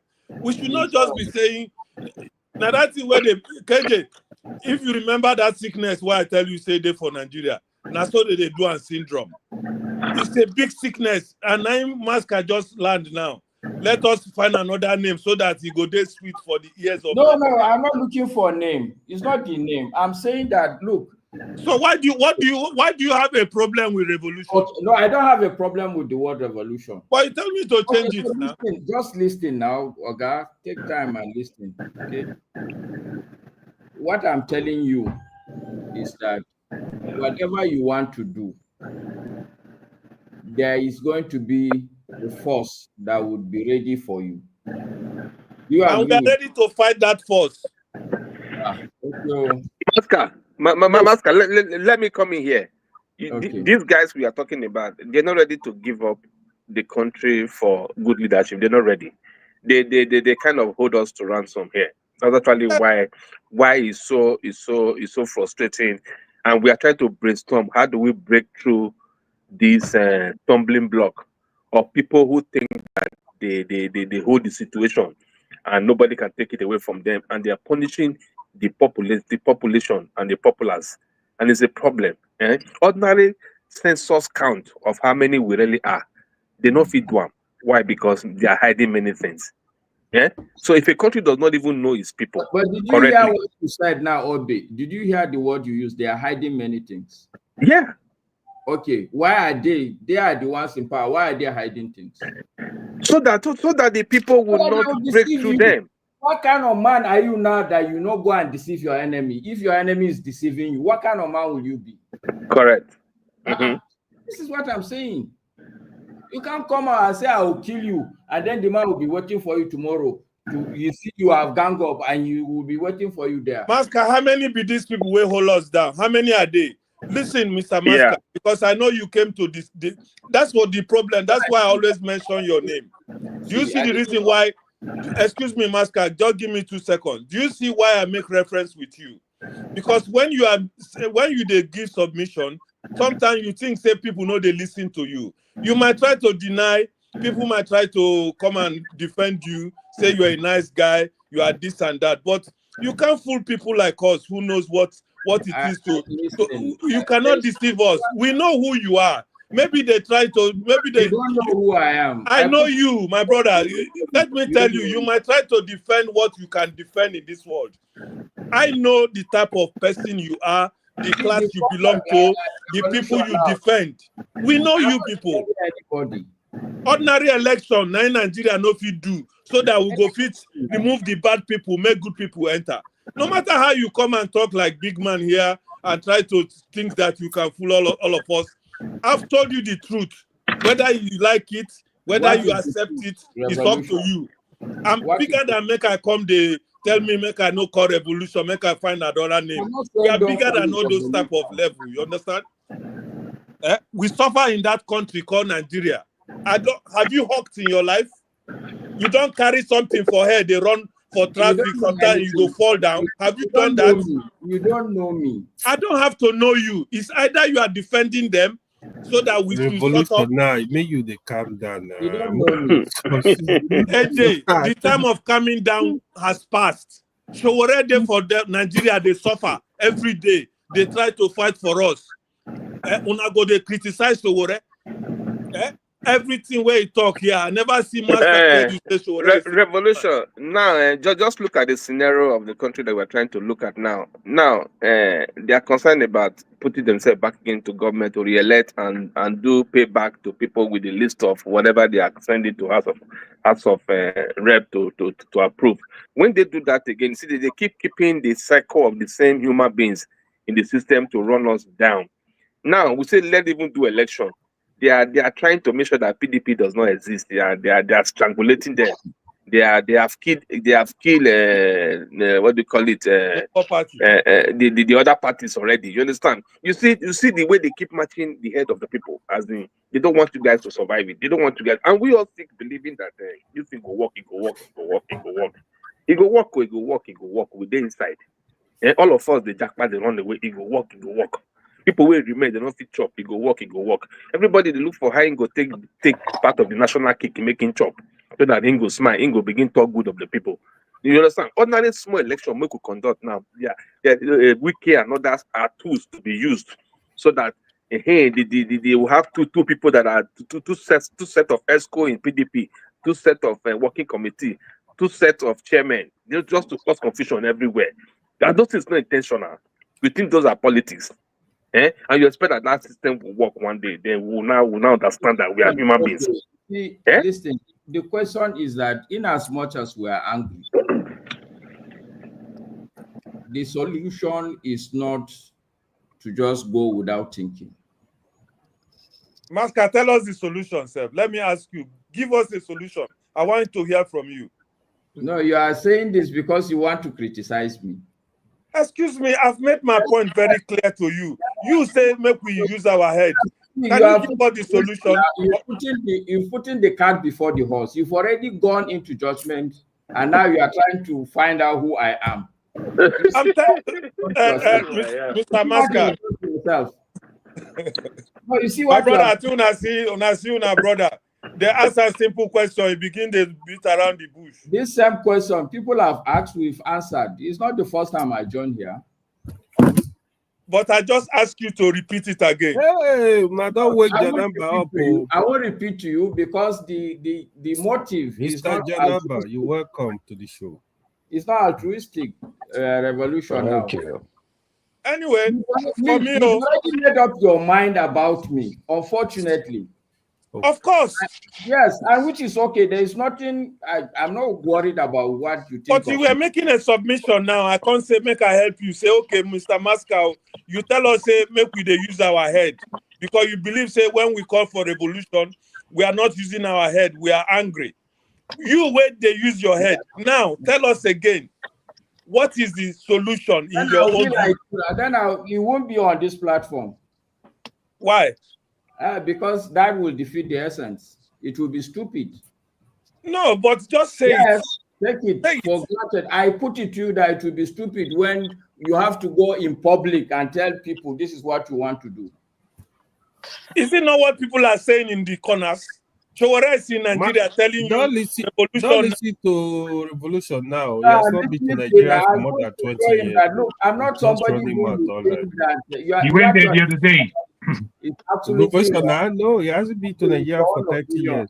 Excuse me, AJ, but in Nigeria today, Chowore and the brothers and sisters are calling for revolution now. Are they stupid? Revolution now. New people are here. Let them speak. Let me show to revolution now some of the things I'm saying. Let's slow down. Let's take it back to when Chowore said they wanted to do protest for Nnamdi Kanu. What do? Who? They gathered together in front of Transcorp. Mm-hmm. Do you know how many police vans were there already? So because of that, we should not do it. No, what I see, listen, this is the point I'm making. That's no point you are making. We have to fight them. They are just trying to disturb. You see, Maska, do you see where I always point you out? Look at what you are saying. because the policemen were there. That is why we should go and sleep. Because when we come out, is that what I'm telling you? That is what you're saying. No, that's not what I'm saying. So why did you mention the police that were there? Because when you already wait now, Dan, when you tell your enemy, this is what I'm going to do, this is the time I'm going to do it, this is where I'm going to do it, he's going to go and wait. The leave revolution. Revolution is not doing anything. Just running mouth online. Let other people speak. No, revolution, he does not have Nigeria passport. He can't even forget the revolution. Me, I be a Nigerian man.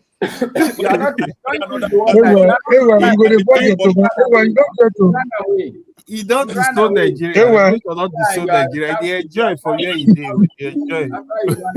Say we run away. How you not say we run away? We not get family there. You left the family. They enjoy for abroad.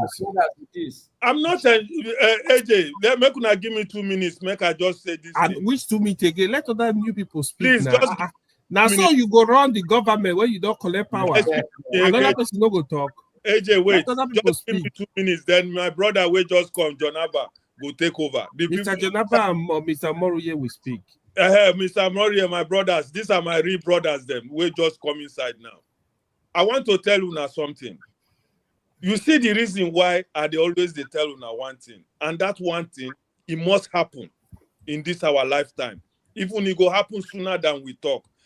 You know, say the people where they talk, they go tell you, say, we're not supposed to tell your enemies. I don't have enemies. These people will hold Nigeria down. We go fight them physically. They go not say we fight them, they leave. Let me come finish with this last 1 minute. The time where the military they for power. I think that people they tell you now here say they were in trenches.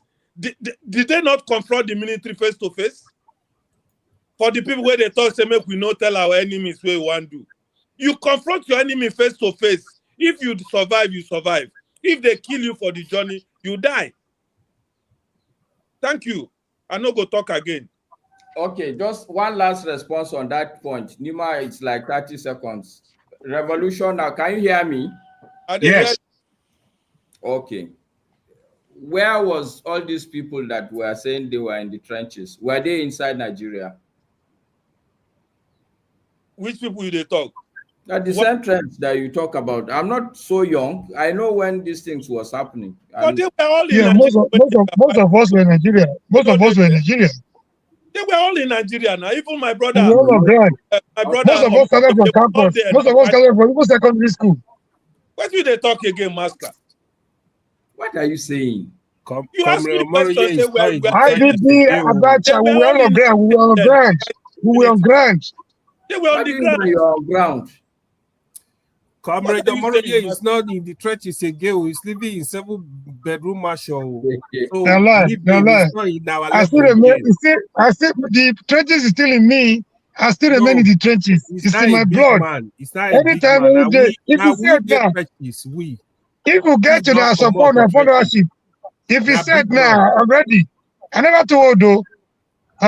Leave them now. They just say because we come out from Nigeria, we forget Nigeria. When it go up, all of us go drop down there.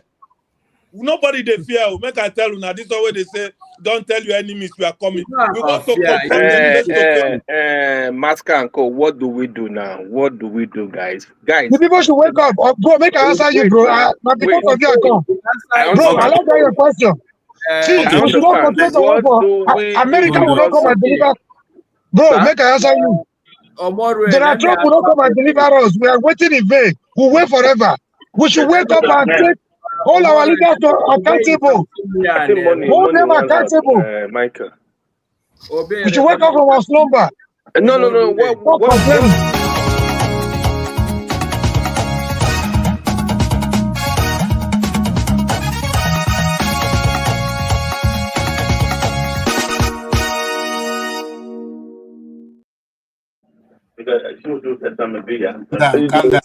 Calm down. I've been sitting here since I just wanted you guys to exchange that, but let's have Abba and then Omonyere or Comrade Omonyere. It was Mr. Jonaba first, too. That's what I said. Jonaba. Go ahead, Janaba. Thank you, KJ, YOB, and Revelation, and Jago, and Omori. Sir. Yes, I've been following you guys since morning, just not have enough chance to come in. And it's always interesting to hear us talking, and hopefully one day we can break through uh, the shadow. But I don't believe that election will save Nigeria, so I don't believe in anybody there that will save Nigeria through the ballot.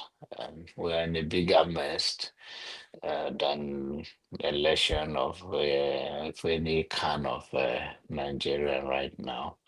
But hopefully, some of those things will come and it will come so quick sometimes. The human soul is very strong when they are pressed between the rock and the hard place. At that time, what you think you are managing, manipulating, it will become too late. You regret it. You think you could have done something better. I think that's what will happen when the awareness is to a certain level where uh, I'm counting on my Northern brothers more to take that because when you wire them enough, if they are very angry, like some of our Southern and Eastern and Western Nigeria, if they get to that level and their eyes are open to some of those things that are using to manipulate them, it's easy to get a revolution. You can even see the protest that took place. You can see how their youth come out, but they need to be more uh, intentional about and be aware of what they are fighting for. If you are not ready to die, you are not going to succeed. And so many of us are in the same are in that category that we don't want to die, and that's why we bail out. And then you died, what do you die for? What do you die to? What if the awareness build up, uh, gather momentum to a certain level? I think the 1% Nigerians that are holding the other one hostage, there we bail out. Uh, and you guys talk about the think defense minister and all those people, they're all Boy Scout. They are not gonna help any they are not gonna help any banditry stuff that is going on. All of them know what is going on. They can't help us. They can't help anybody. They are just manipulating, lying, and have a spokesperson lying, and everybody is just like a Chicago Johnny. But it's good to hear us talking about it, at least hear people's view, create more awareness that this 1% that is holding us hostage, we should be man up one day and say enough is enough. But as far as we are just going around it, tribalize it and all of that, which tribe that we don't have a carnage among them? Every tribe have one, whether it's Hausa, Yoruba, Igbo, Shekiri, any kind of tribe you have. And sometimes even those that are making noise, you can see some of those people who campaign against Tinubu, they will join him in a hand. They are career politicians. They don't have any intention than to go and share the money, and they don't have any plan. They are very narrow-minded. They don't see beyond their nose. So I hope that we continue to ginger the base and stop, or will not stop talking about it. Uh, I don't think there is any strategy. I hear people saying that, protest should not protest with strategy. That's a lie. That's a talking that make no sense whatsoever. If 1 million Nigerians come out today to protest, these people will leave. So the voices that are saying that, oh, what strategy are you talking about? You are trying to give people their self-esteem, that this is who you are. These are the people holding you hostage. These people, they are not better than you. Don't let them do this to you. Come out and protest. Then you say, no, protest will not solve the problem. Yeah, then you are actually giving those people chance to continue doing what they are doing. Because when the people come out in masses and come out, why did people don't come out? It's fear. They told them if you come out, they will arrest you, they will jail you. There's all kind of tactics to discourage people from coming out to protest. But really, when I was hearing the other time, I know that the protests organized by Sore have not yielded what he wants to by ginger the base because of the power, and he doesn't have the state money to spend to bring the people. If it's somebody that give them money to come out, now they will come out. But to have understanding that I do not need to give you money to fight for your life, they will not come out for that. So I think we are sending a mixed message when we come out here to say, no, protest is not the answer. What is the answer then? Protest is a sign. It's a sign to this. Even most people that protest sometimes, that even when they don't know what they are protesting for. But as far as the number of the people come out to protest, to make a change. And we should continue. What brought Buhari to limelight? If you remember when he announced to run, KJ, a journalist, when he announced, there was this kind of similar thing happening. This strategy of painting people, say they this and that, and they were killing a lot of Fulani around Sagamu and all of those areas. People forgot history. I'm not talking about those bad ones that are coming, that they imported wherever they came, the militias. But that's what brought Buhari to politics. And when Buhari announced that he's going to run for president in Castina, about how many, 1 million so came out in Castina. And when the Obasanjo was the president and Tinubu was the governor of Lagos, and this thing was happening between Lagos and Sagamu area, that they were killing Fulani people, and the Fulani people would say enough is enough. But this is the person that, even though he missed, of course, he's no different from anybody else. But that's what brought him. What am I trying to say? When Obasanjo saw that 1 million people came out for him to announce that he want to run for president, they quickly addressed the problem. Obasanjo and Tinubu quickly addressed the problem. What they were sitting on it like nothing was happening when they saw the number of the people. So I don't know why people say number that come out to protest on the issue. It's not that they should find a strategy. What strategy again? What strategy? Then it's citizens say enough is enough. How many people will you kill? So the more they are coming out in a very scanty way, or they intimidate people, whether staying by Trustcom or whatever, they are trying to protest and they occupy the place with the police. Are they exempt? Police is not exempt from the suffering of Nigeria. If they are not even suffering more, neither army. How much are they paying army?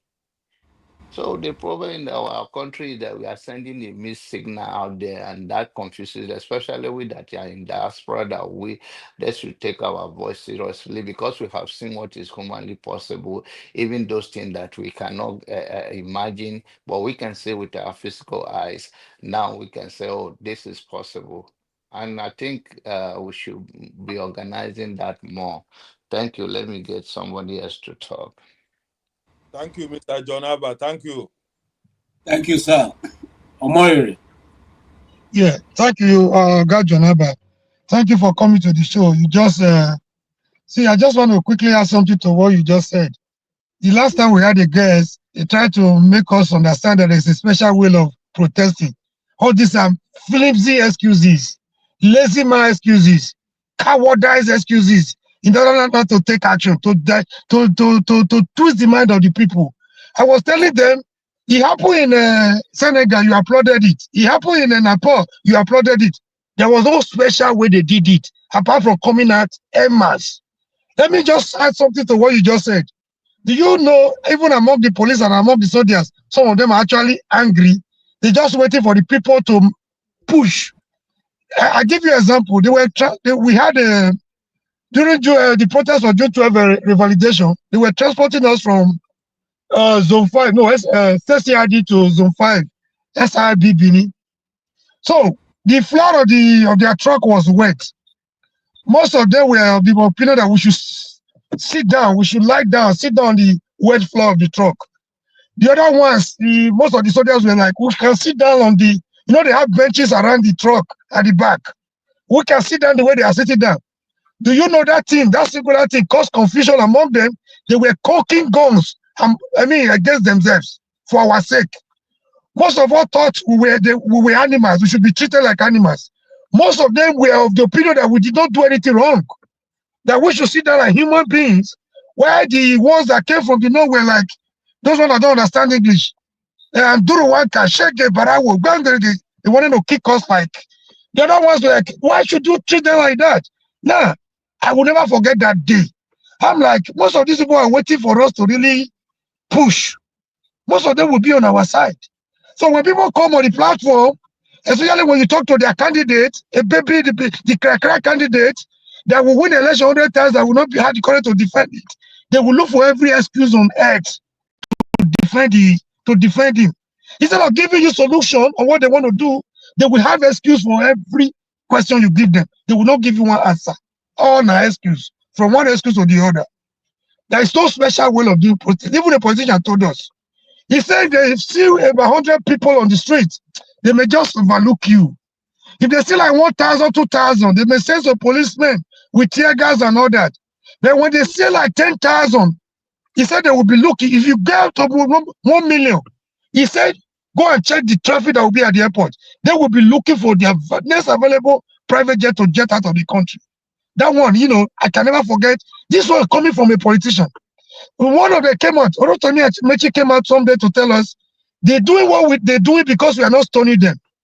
How much evidence are we waiting for? How much ginger do we want? How much encouragement do we want? We like to talk money tonight. Sometimes I feel like I'm coming to waste my time coming to talk. I don't believe in too much talk. I've always believed in action. I started taking action when I was 16 years old in my secondary school. Action. There is no protest without results. No protest without. The other time we had my sister on the show, and the protest was not yet result anymore. I say, who tell you? There is no protest without results. Either short run, midterm, or on the long run, there must be results. Either you achieve everything holistically or partly. There is no protest without defeat. And if there's anything they fear, that their image, they want to cover that their image. They want to do everything to cover, to create the impression that they are nice, even if they are actually the devil. So they don't want the outside world to see what they are doing. That was why they switched the life at the toll gates off before they started doing what they were doing.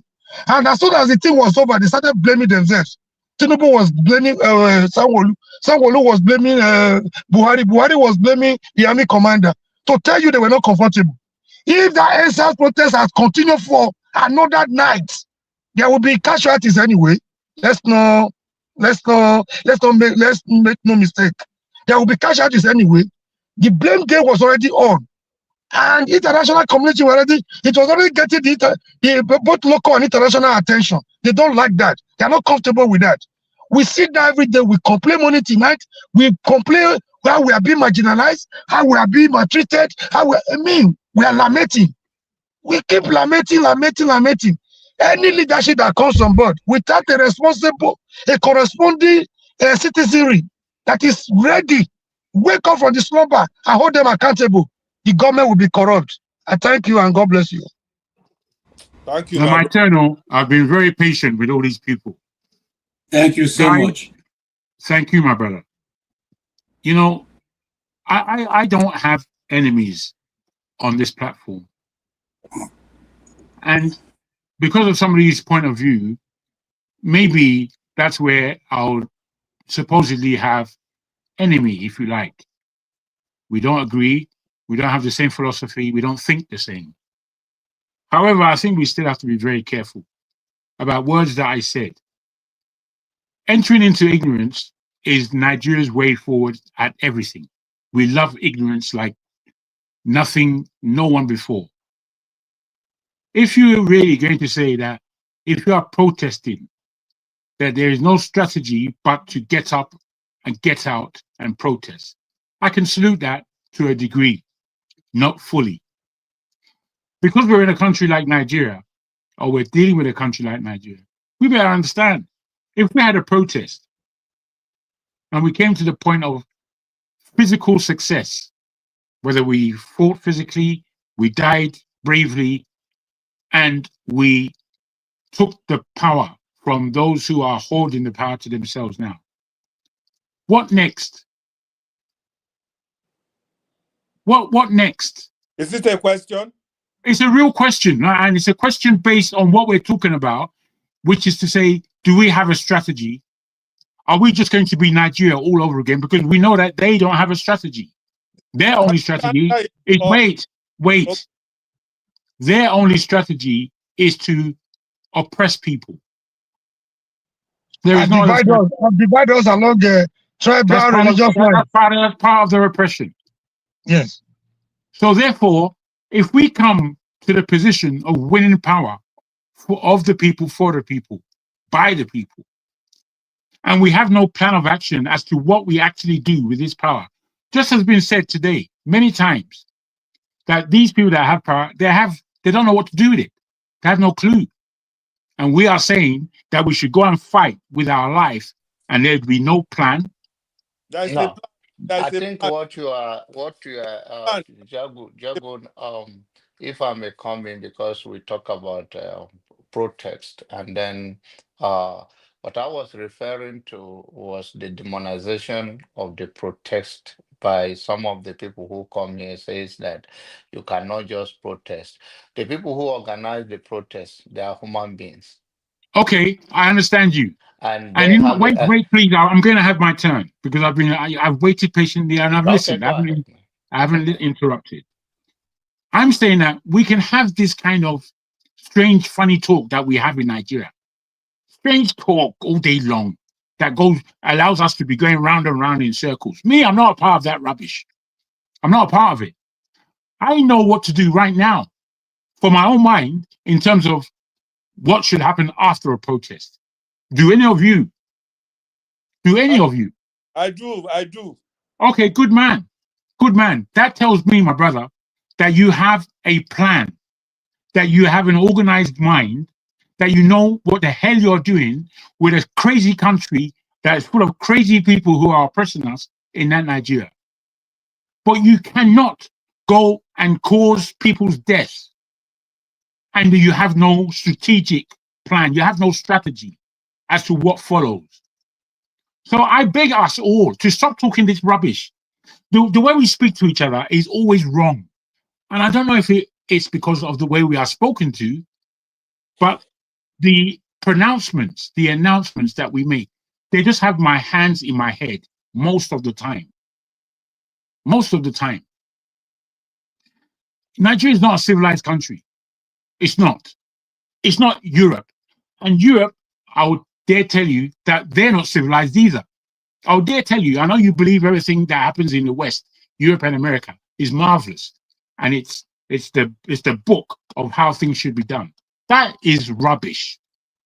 That is rubbish. They had a 1 million man march when they went to bomb Saddam Hussein in Iraq. Nothing happened. They just watched people marching. Some things got a bit violent, but they went to bomb the hell out of Iraq anyway. And then they told us, oh, it was not a mistake, but there's no weapons of mass destruction. Mr. Jagun, our situation in Nigeria is not the same in Iraq. No, it's not. It's not, my brother. You don't have to interrupt me because I don't know. No. I'm just giving you. Wait, my brother. Don't do it, please. Dan, please. You know, I listen to everybody. And my quibble in my listening is that, look, there is no way we as people with sense, some level of sense, that tells us that this country is so convoluted in mire of muck and devil work that we should just come out and stand. That is the first step. What about the second, third, and fourth step? Because you see, we're trying to take over a country and renew it. We're trying to say that this country should remain one. Jago, let us take the first step first now. Hey, I'm not disagreeing with the first step. What I'm disagreeing with is how we come. Just because somebody has said we need strategic planning, just because somebody said that, now the whole thing has turned to dust, that we can't take the first step anymore. I don't believe that. I believe in standing right next to you, Revolution, right next to anybody who wants to stand up. I'm there. However, I'm there because there is something that I've understood beyond standing up. Because I want life. I want life.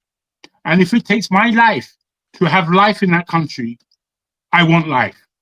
That's my choice. My choice is not that I die and then Nigeria dies and then we go back to square one. I'll tell you why we will go back to square one. Because that's how the world actually likes it. You would see that the world would back the Nigerian polity against the people. You would see that. That is going to take place. If you think that's not everybody's going to be, if you think everybody's going to be on your side because you stood up and sacrificed, you're crazy. You're off key. You're not in your own sense. Can you give me a second, please? I can, my brother. I can. Okay, please.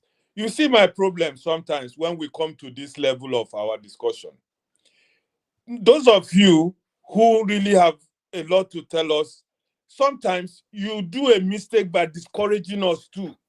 Because what you are now telling us is that there's no need for us to do this revolution because... No, I didn't mention anything near there. How you call that? God alone knows. God alone knows. How did you catch that sentence? What are you talking?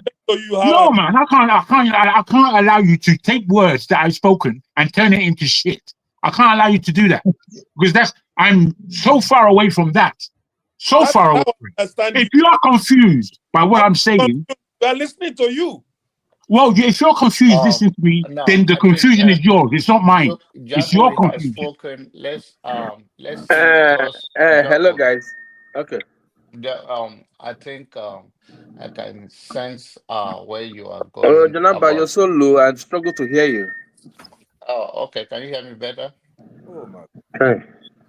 Okay. Can you guys hear me better? I can hear you. Okay. Okay. So, the reference, there's no one that will pull 1 million in Nigeria as it is right now. Out of 200 and something million. That you pulled 1 million to protest, that you do not work hard and you know what will be the outcome, not even thinking there will be casualty and what is the way forward. To pull 1 million people out to protest, is that not a strategy? The number, the organization to pull so many people, is that not strategy? It's a strategy. So what are you talking about, my brother? My brother, I'm going to land because I'm listening to your objections. I've listened to 2 objections, and I don't. What you are saying is that nobody tells you that there will be a protest without strategy. What we are saying is that we should allow the people not to demonize people from not coming and say protest will not yield a result. That is it. John Abba, you are repeating yourself. I don't need repetition. I just need to say once and I have it in my head. To interrupt and say the same thing that you said last time is wasting of time. No, my brother upstairs. Wait now, John, please. Johnny, brother, please hold on, please. I'm just trying. It's difficult to articulate. I'm put to us that. Okay. On this point, we need to round up, bro. No, KJ, don't do that. Hours. He has to close. Please. We will close now. We're all strong here. If you want to go to bed, go to bed and then wake up in 3 hours, we would all be gone. All I'm saying, please, my brother. No, please, bros, please. You know, it's been a long day, but, you know, the gearing up has come back. And the gearing up has come thanks to Revolution, who wants to make it a stronger discussion. All I'm saying is people saying no. Hello? Are we still here? Yeah, Sir Jagu, let's not overflog this issue. People should wake up from their slumber and take the power that rightly belongs to them, hold their leaders accountable. They will respect the people. In a situation where the leaders begin to fear, when people begin to fear their leaders, something is wrong. They're supposed to fear us, not the other way around. Okay. Why are you overflogging it? As if it's so difficult. Okay, my brother, you said what you said. Revolution said what he said. John Abbott said what he said. AY, what are your thoughts? Be honest. Well, me want to say good night. Thank you. Cheers, man. Revolution, where are you running to? Wait. No, it's okay. It's okay. AY, what are you saying? About what now? About what? Are you listening? So are you just here for comedy? I'm listening.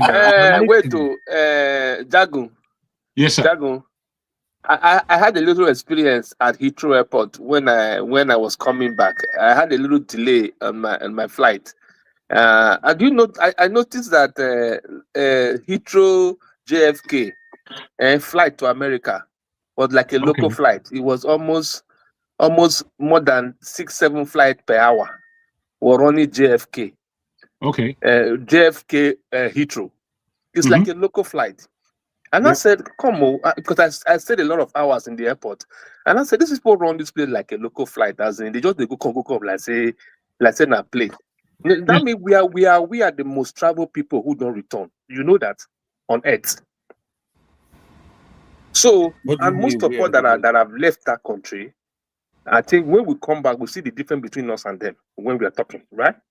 Okay. When we're communicating, when we are analyzing us and talking about ideas, there's a clear cut that this person is coming from outside the country. Mm-hmm. You understand? So has that not bedeviled our situation? You see the China people, they come, but they go back. The London people, of course, the UK man will always go back home anyways. Okay? I said London Heathrow. I mean Heathrow JFK was like a local flight. I mean like every other 30 minutes there's a flight going to UK from London. That's a busy route now. No, it's okay. What did you say? What is your point? In other words, people are going and coming back. They're going and coming back. They just go for something, they come back. We're not going back. We're not coming back. And the good heads are all leaving. We are all going. We are all leaving. Yes, you see why the country is so bankrupt of people that will actually implement these things we're trying to discuss here. The people who are back home don't have the willpower. They've been so weakened in the system that they don't understand why they should do it differently. When Trump was talking yesterday, Trump was talking to all of us. When Trump was talking to those Somalis, he was talking to all of us that they came from hell. They do nothing. They complain every time. They do nothing. He was talking to all of us. He was referring to all of us, not the Somalis. So he was already referring to you and I. So we do nothing. We complain morning to night. We do nothing. You know what they're telling us? We are not confronting what is confronting us. We're not confronting our problem. Don't we know that? We come here to stay. You, Mr. Jago, you're talking as if it's so complex. If it's so complicated, it's very easy to do. If we have the willpower, all we need is the willpower to wake up. Look at this wake up and challenge them. They will run. Yeah. Okay. Thank you. Now, words against me all you like. I'm putting simple questions that you are telling me is complex. Simple point to you. You're telling me that it's complex. Now, my man has said that most of us are jackpotting. That's another obvious thing. I see it here. I've seen jackpot in this country. There was a time that it was only me and a cousin in long-time Plumstead that were in South London as Nigerians.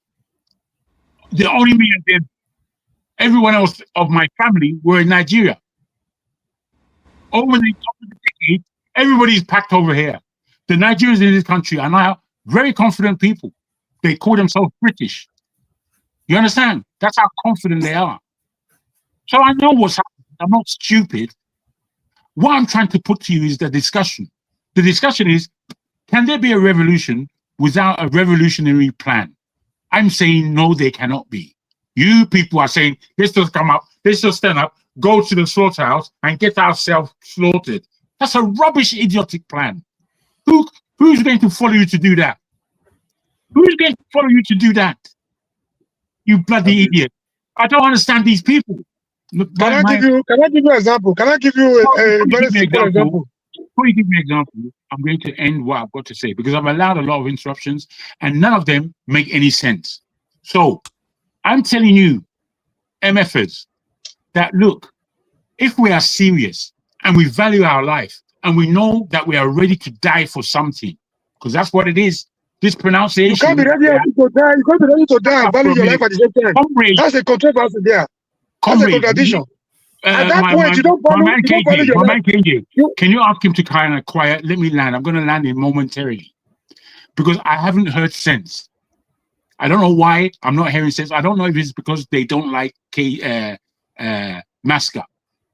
Maska was basically saying that there needs to be a plan. He was now trounced for such a simple comment. It became a comment of somebody who can only be fighting on the side of the oppressors. My goodness. The way we think and the way we speak is shit. It's shit. It's rubbish. Which is why we are still... If I was strong enough to run things, it would have been in the 80s that I would have had a revolution. The 80s. And I would have organized it in such a way that... Can you tell us your plan? What do you mean? What is your plan? What is your option? You see, now he wants to hear a plan. My brother, your comrade, your voice is like that of a monitor lizard. I don't know if it's to brush your teeth or to brush your throat. Tell us your option. Tell us your option. Go straight to the point. Just take your time with me because I'm trying to deliver. It is so complicated. It's so as difficult as you think. Do you have a brain at all? This is complex. This is 101 is too damn fool about complex. There's no complexity here. None. Just be quiet. If you be quiet, you might learn something. All I am saying. You'll be talking. People want to go sleep. You'll be talking for the past 20 minutes. Go straight to the point and tell us your option. Tell us the strategy. Bro, why don't you talk for me? Do you think you can talk for me? Please give us the strategy. If you feel the people's plan is not working, what we're saying is not working, give us the strategy. Hi, do not allow me to be abusive. I don't want to be abusive, but your voice is irritating and your interruptions are worse. If you can keep quiet for 3 minutes, I would end. That's my appeal to you. I'm letting you guys know that by the time we stand up and say that we're not taking this no more, we are going to be shot down. If we stand up with about 5,000-10,000 people, which is what I see in Nigeria as far as protests concerned, it's not enough. When I look at a protest in Nigeria and I look at a protest in any other country, it doesn't look like the flimsy turnout that they have in Nigeria. It's flimsy. What it is, after 10,000 turn up and then 500 are shot for argument's sake, and they're shot dead.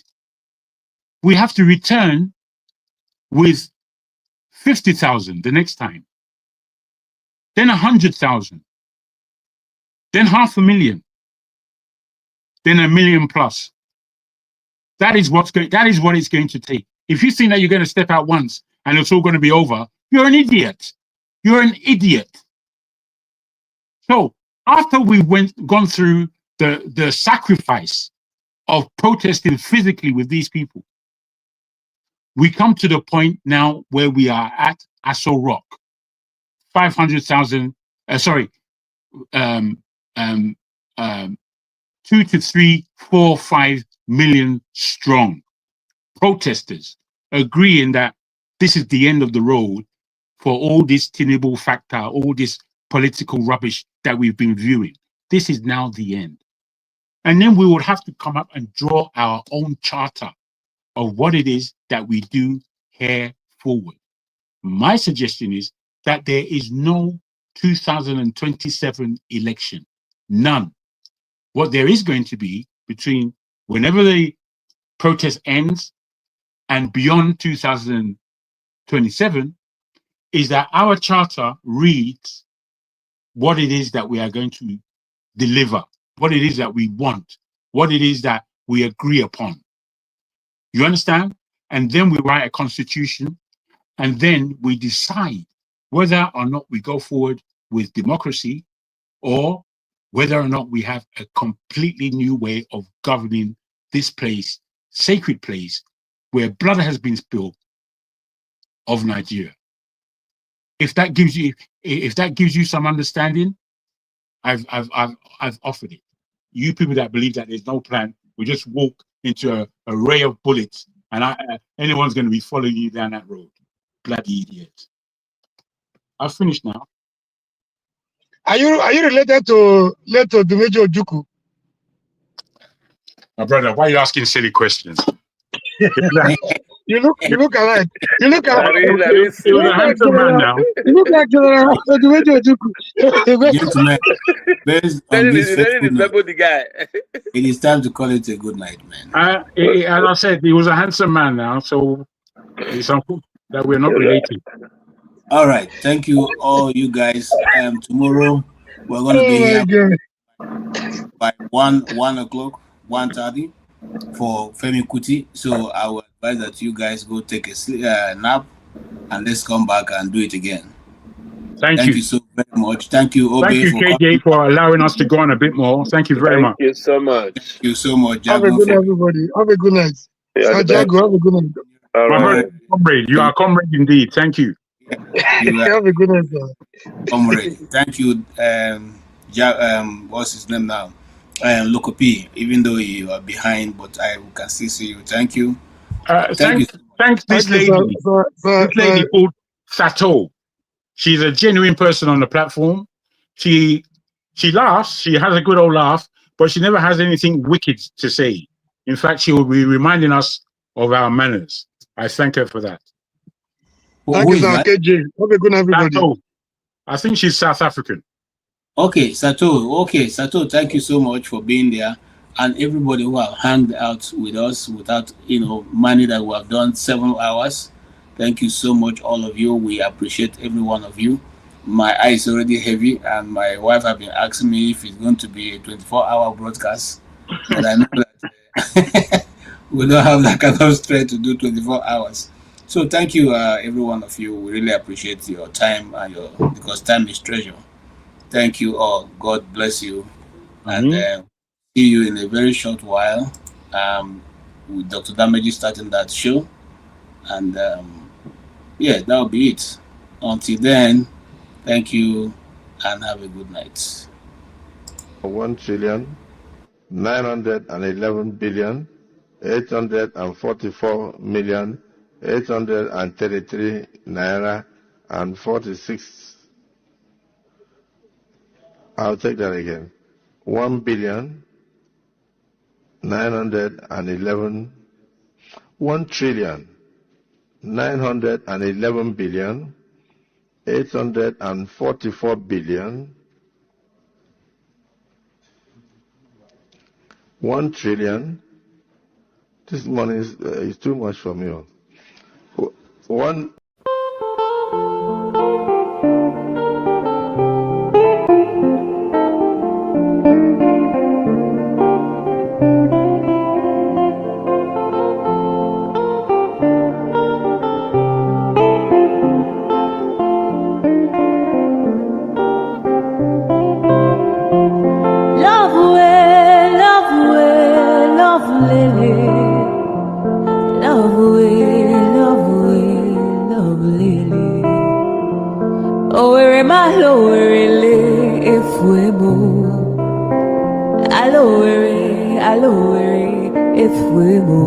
I am Adure lele,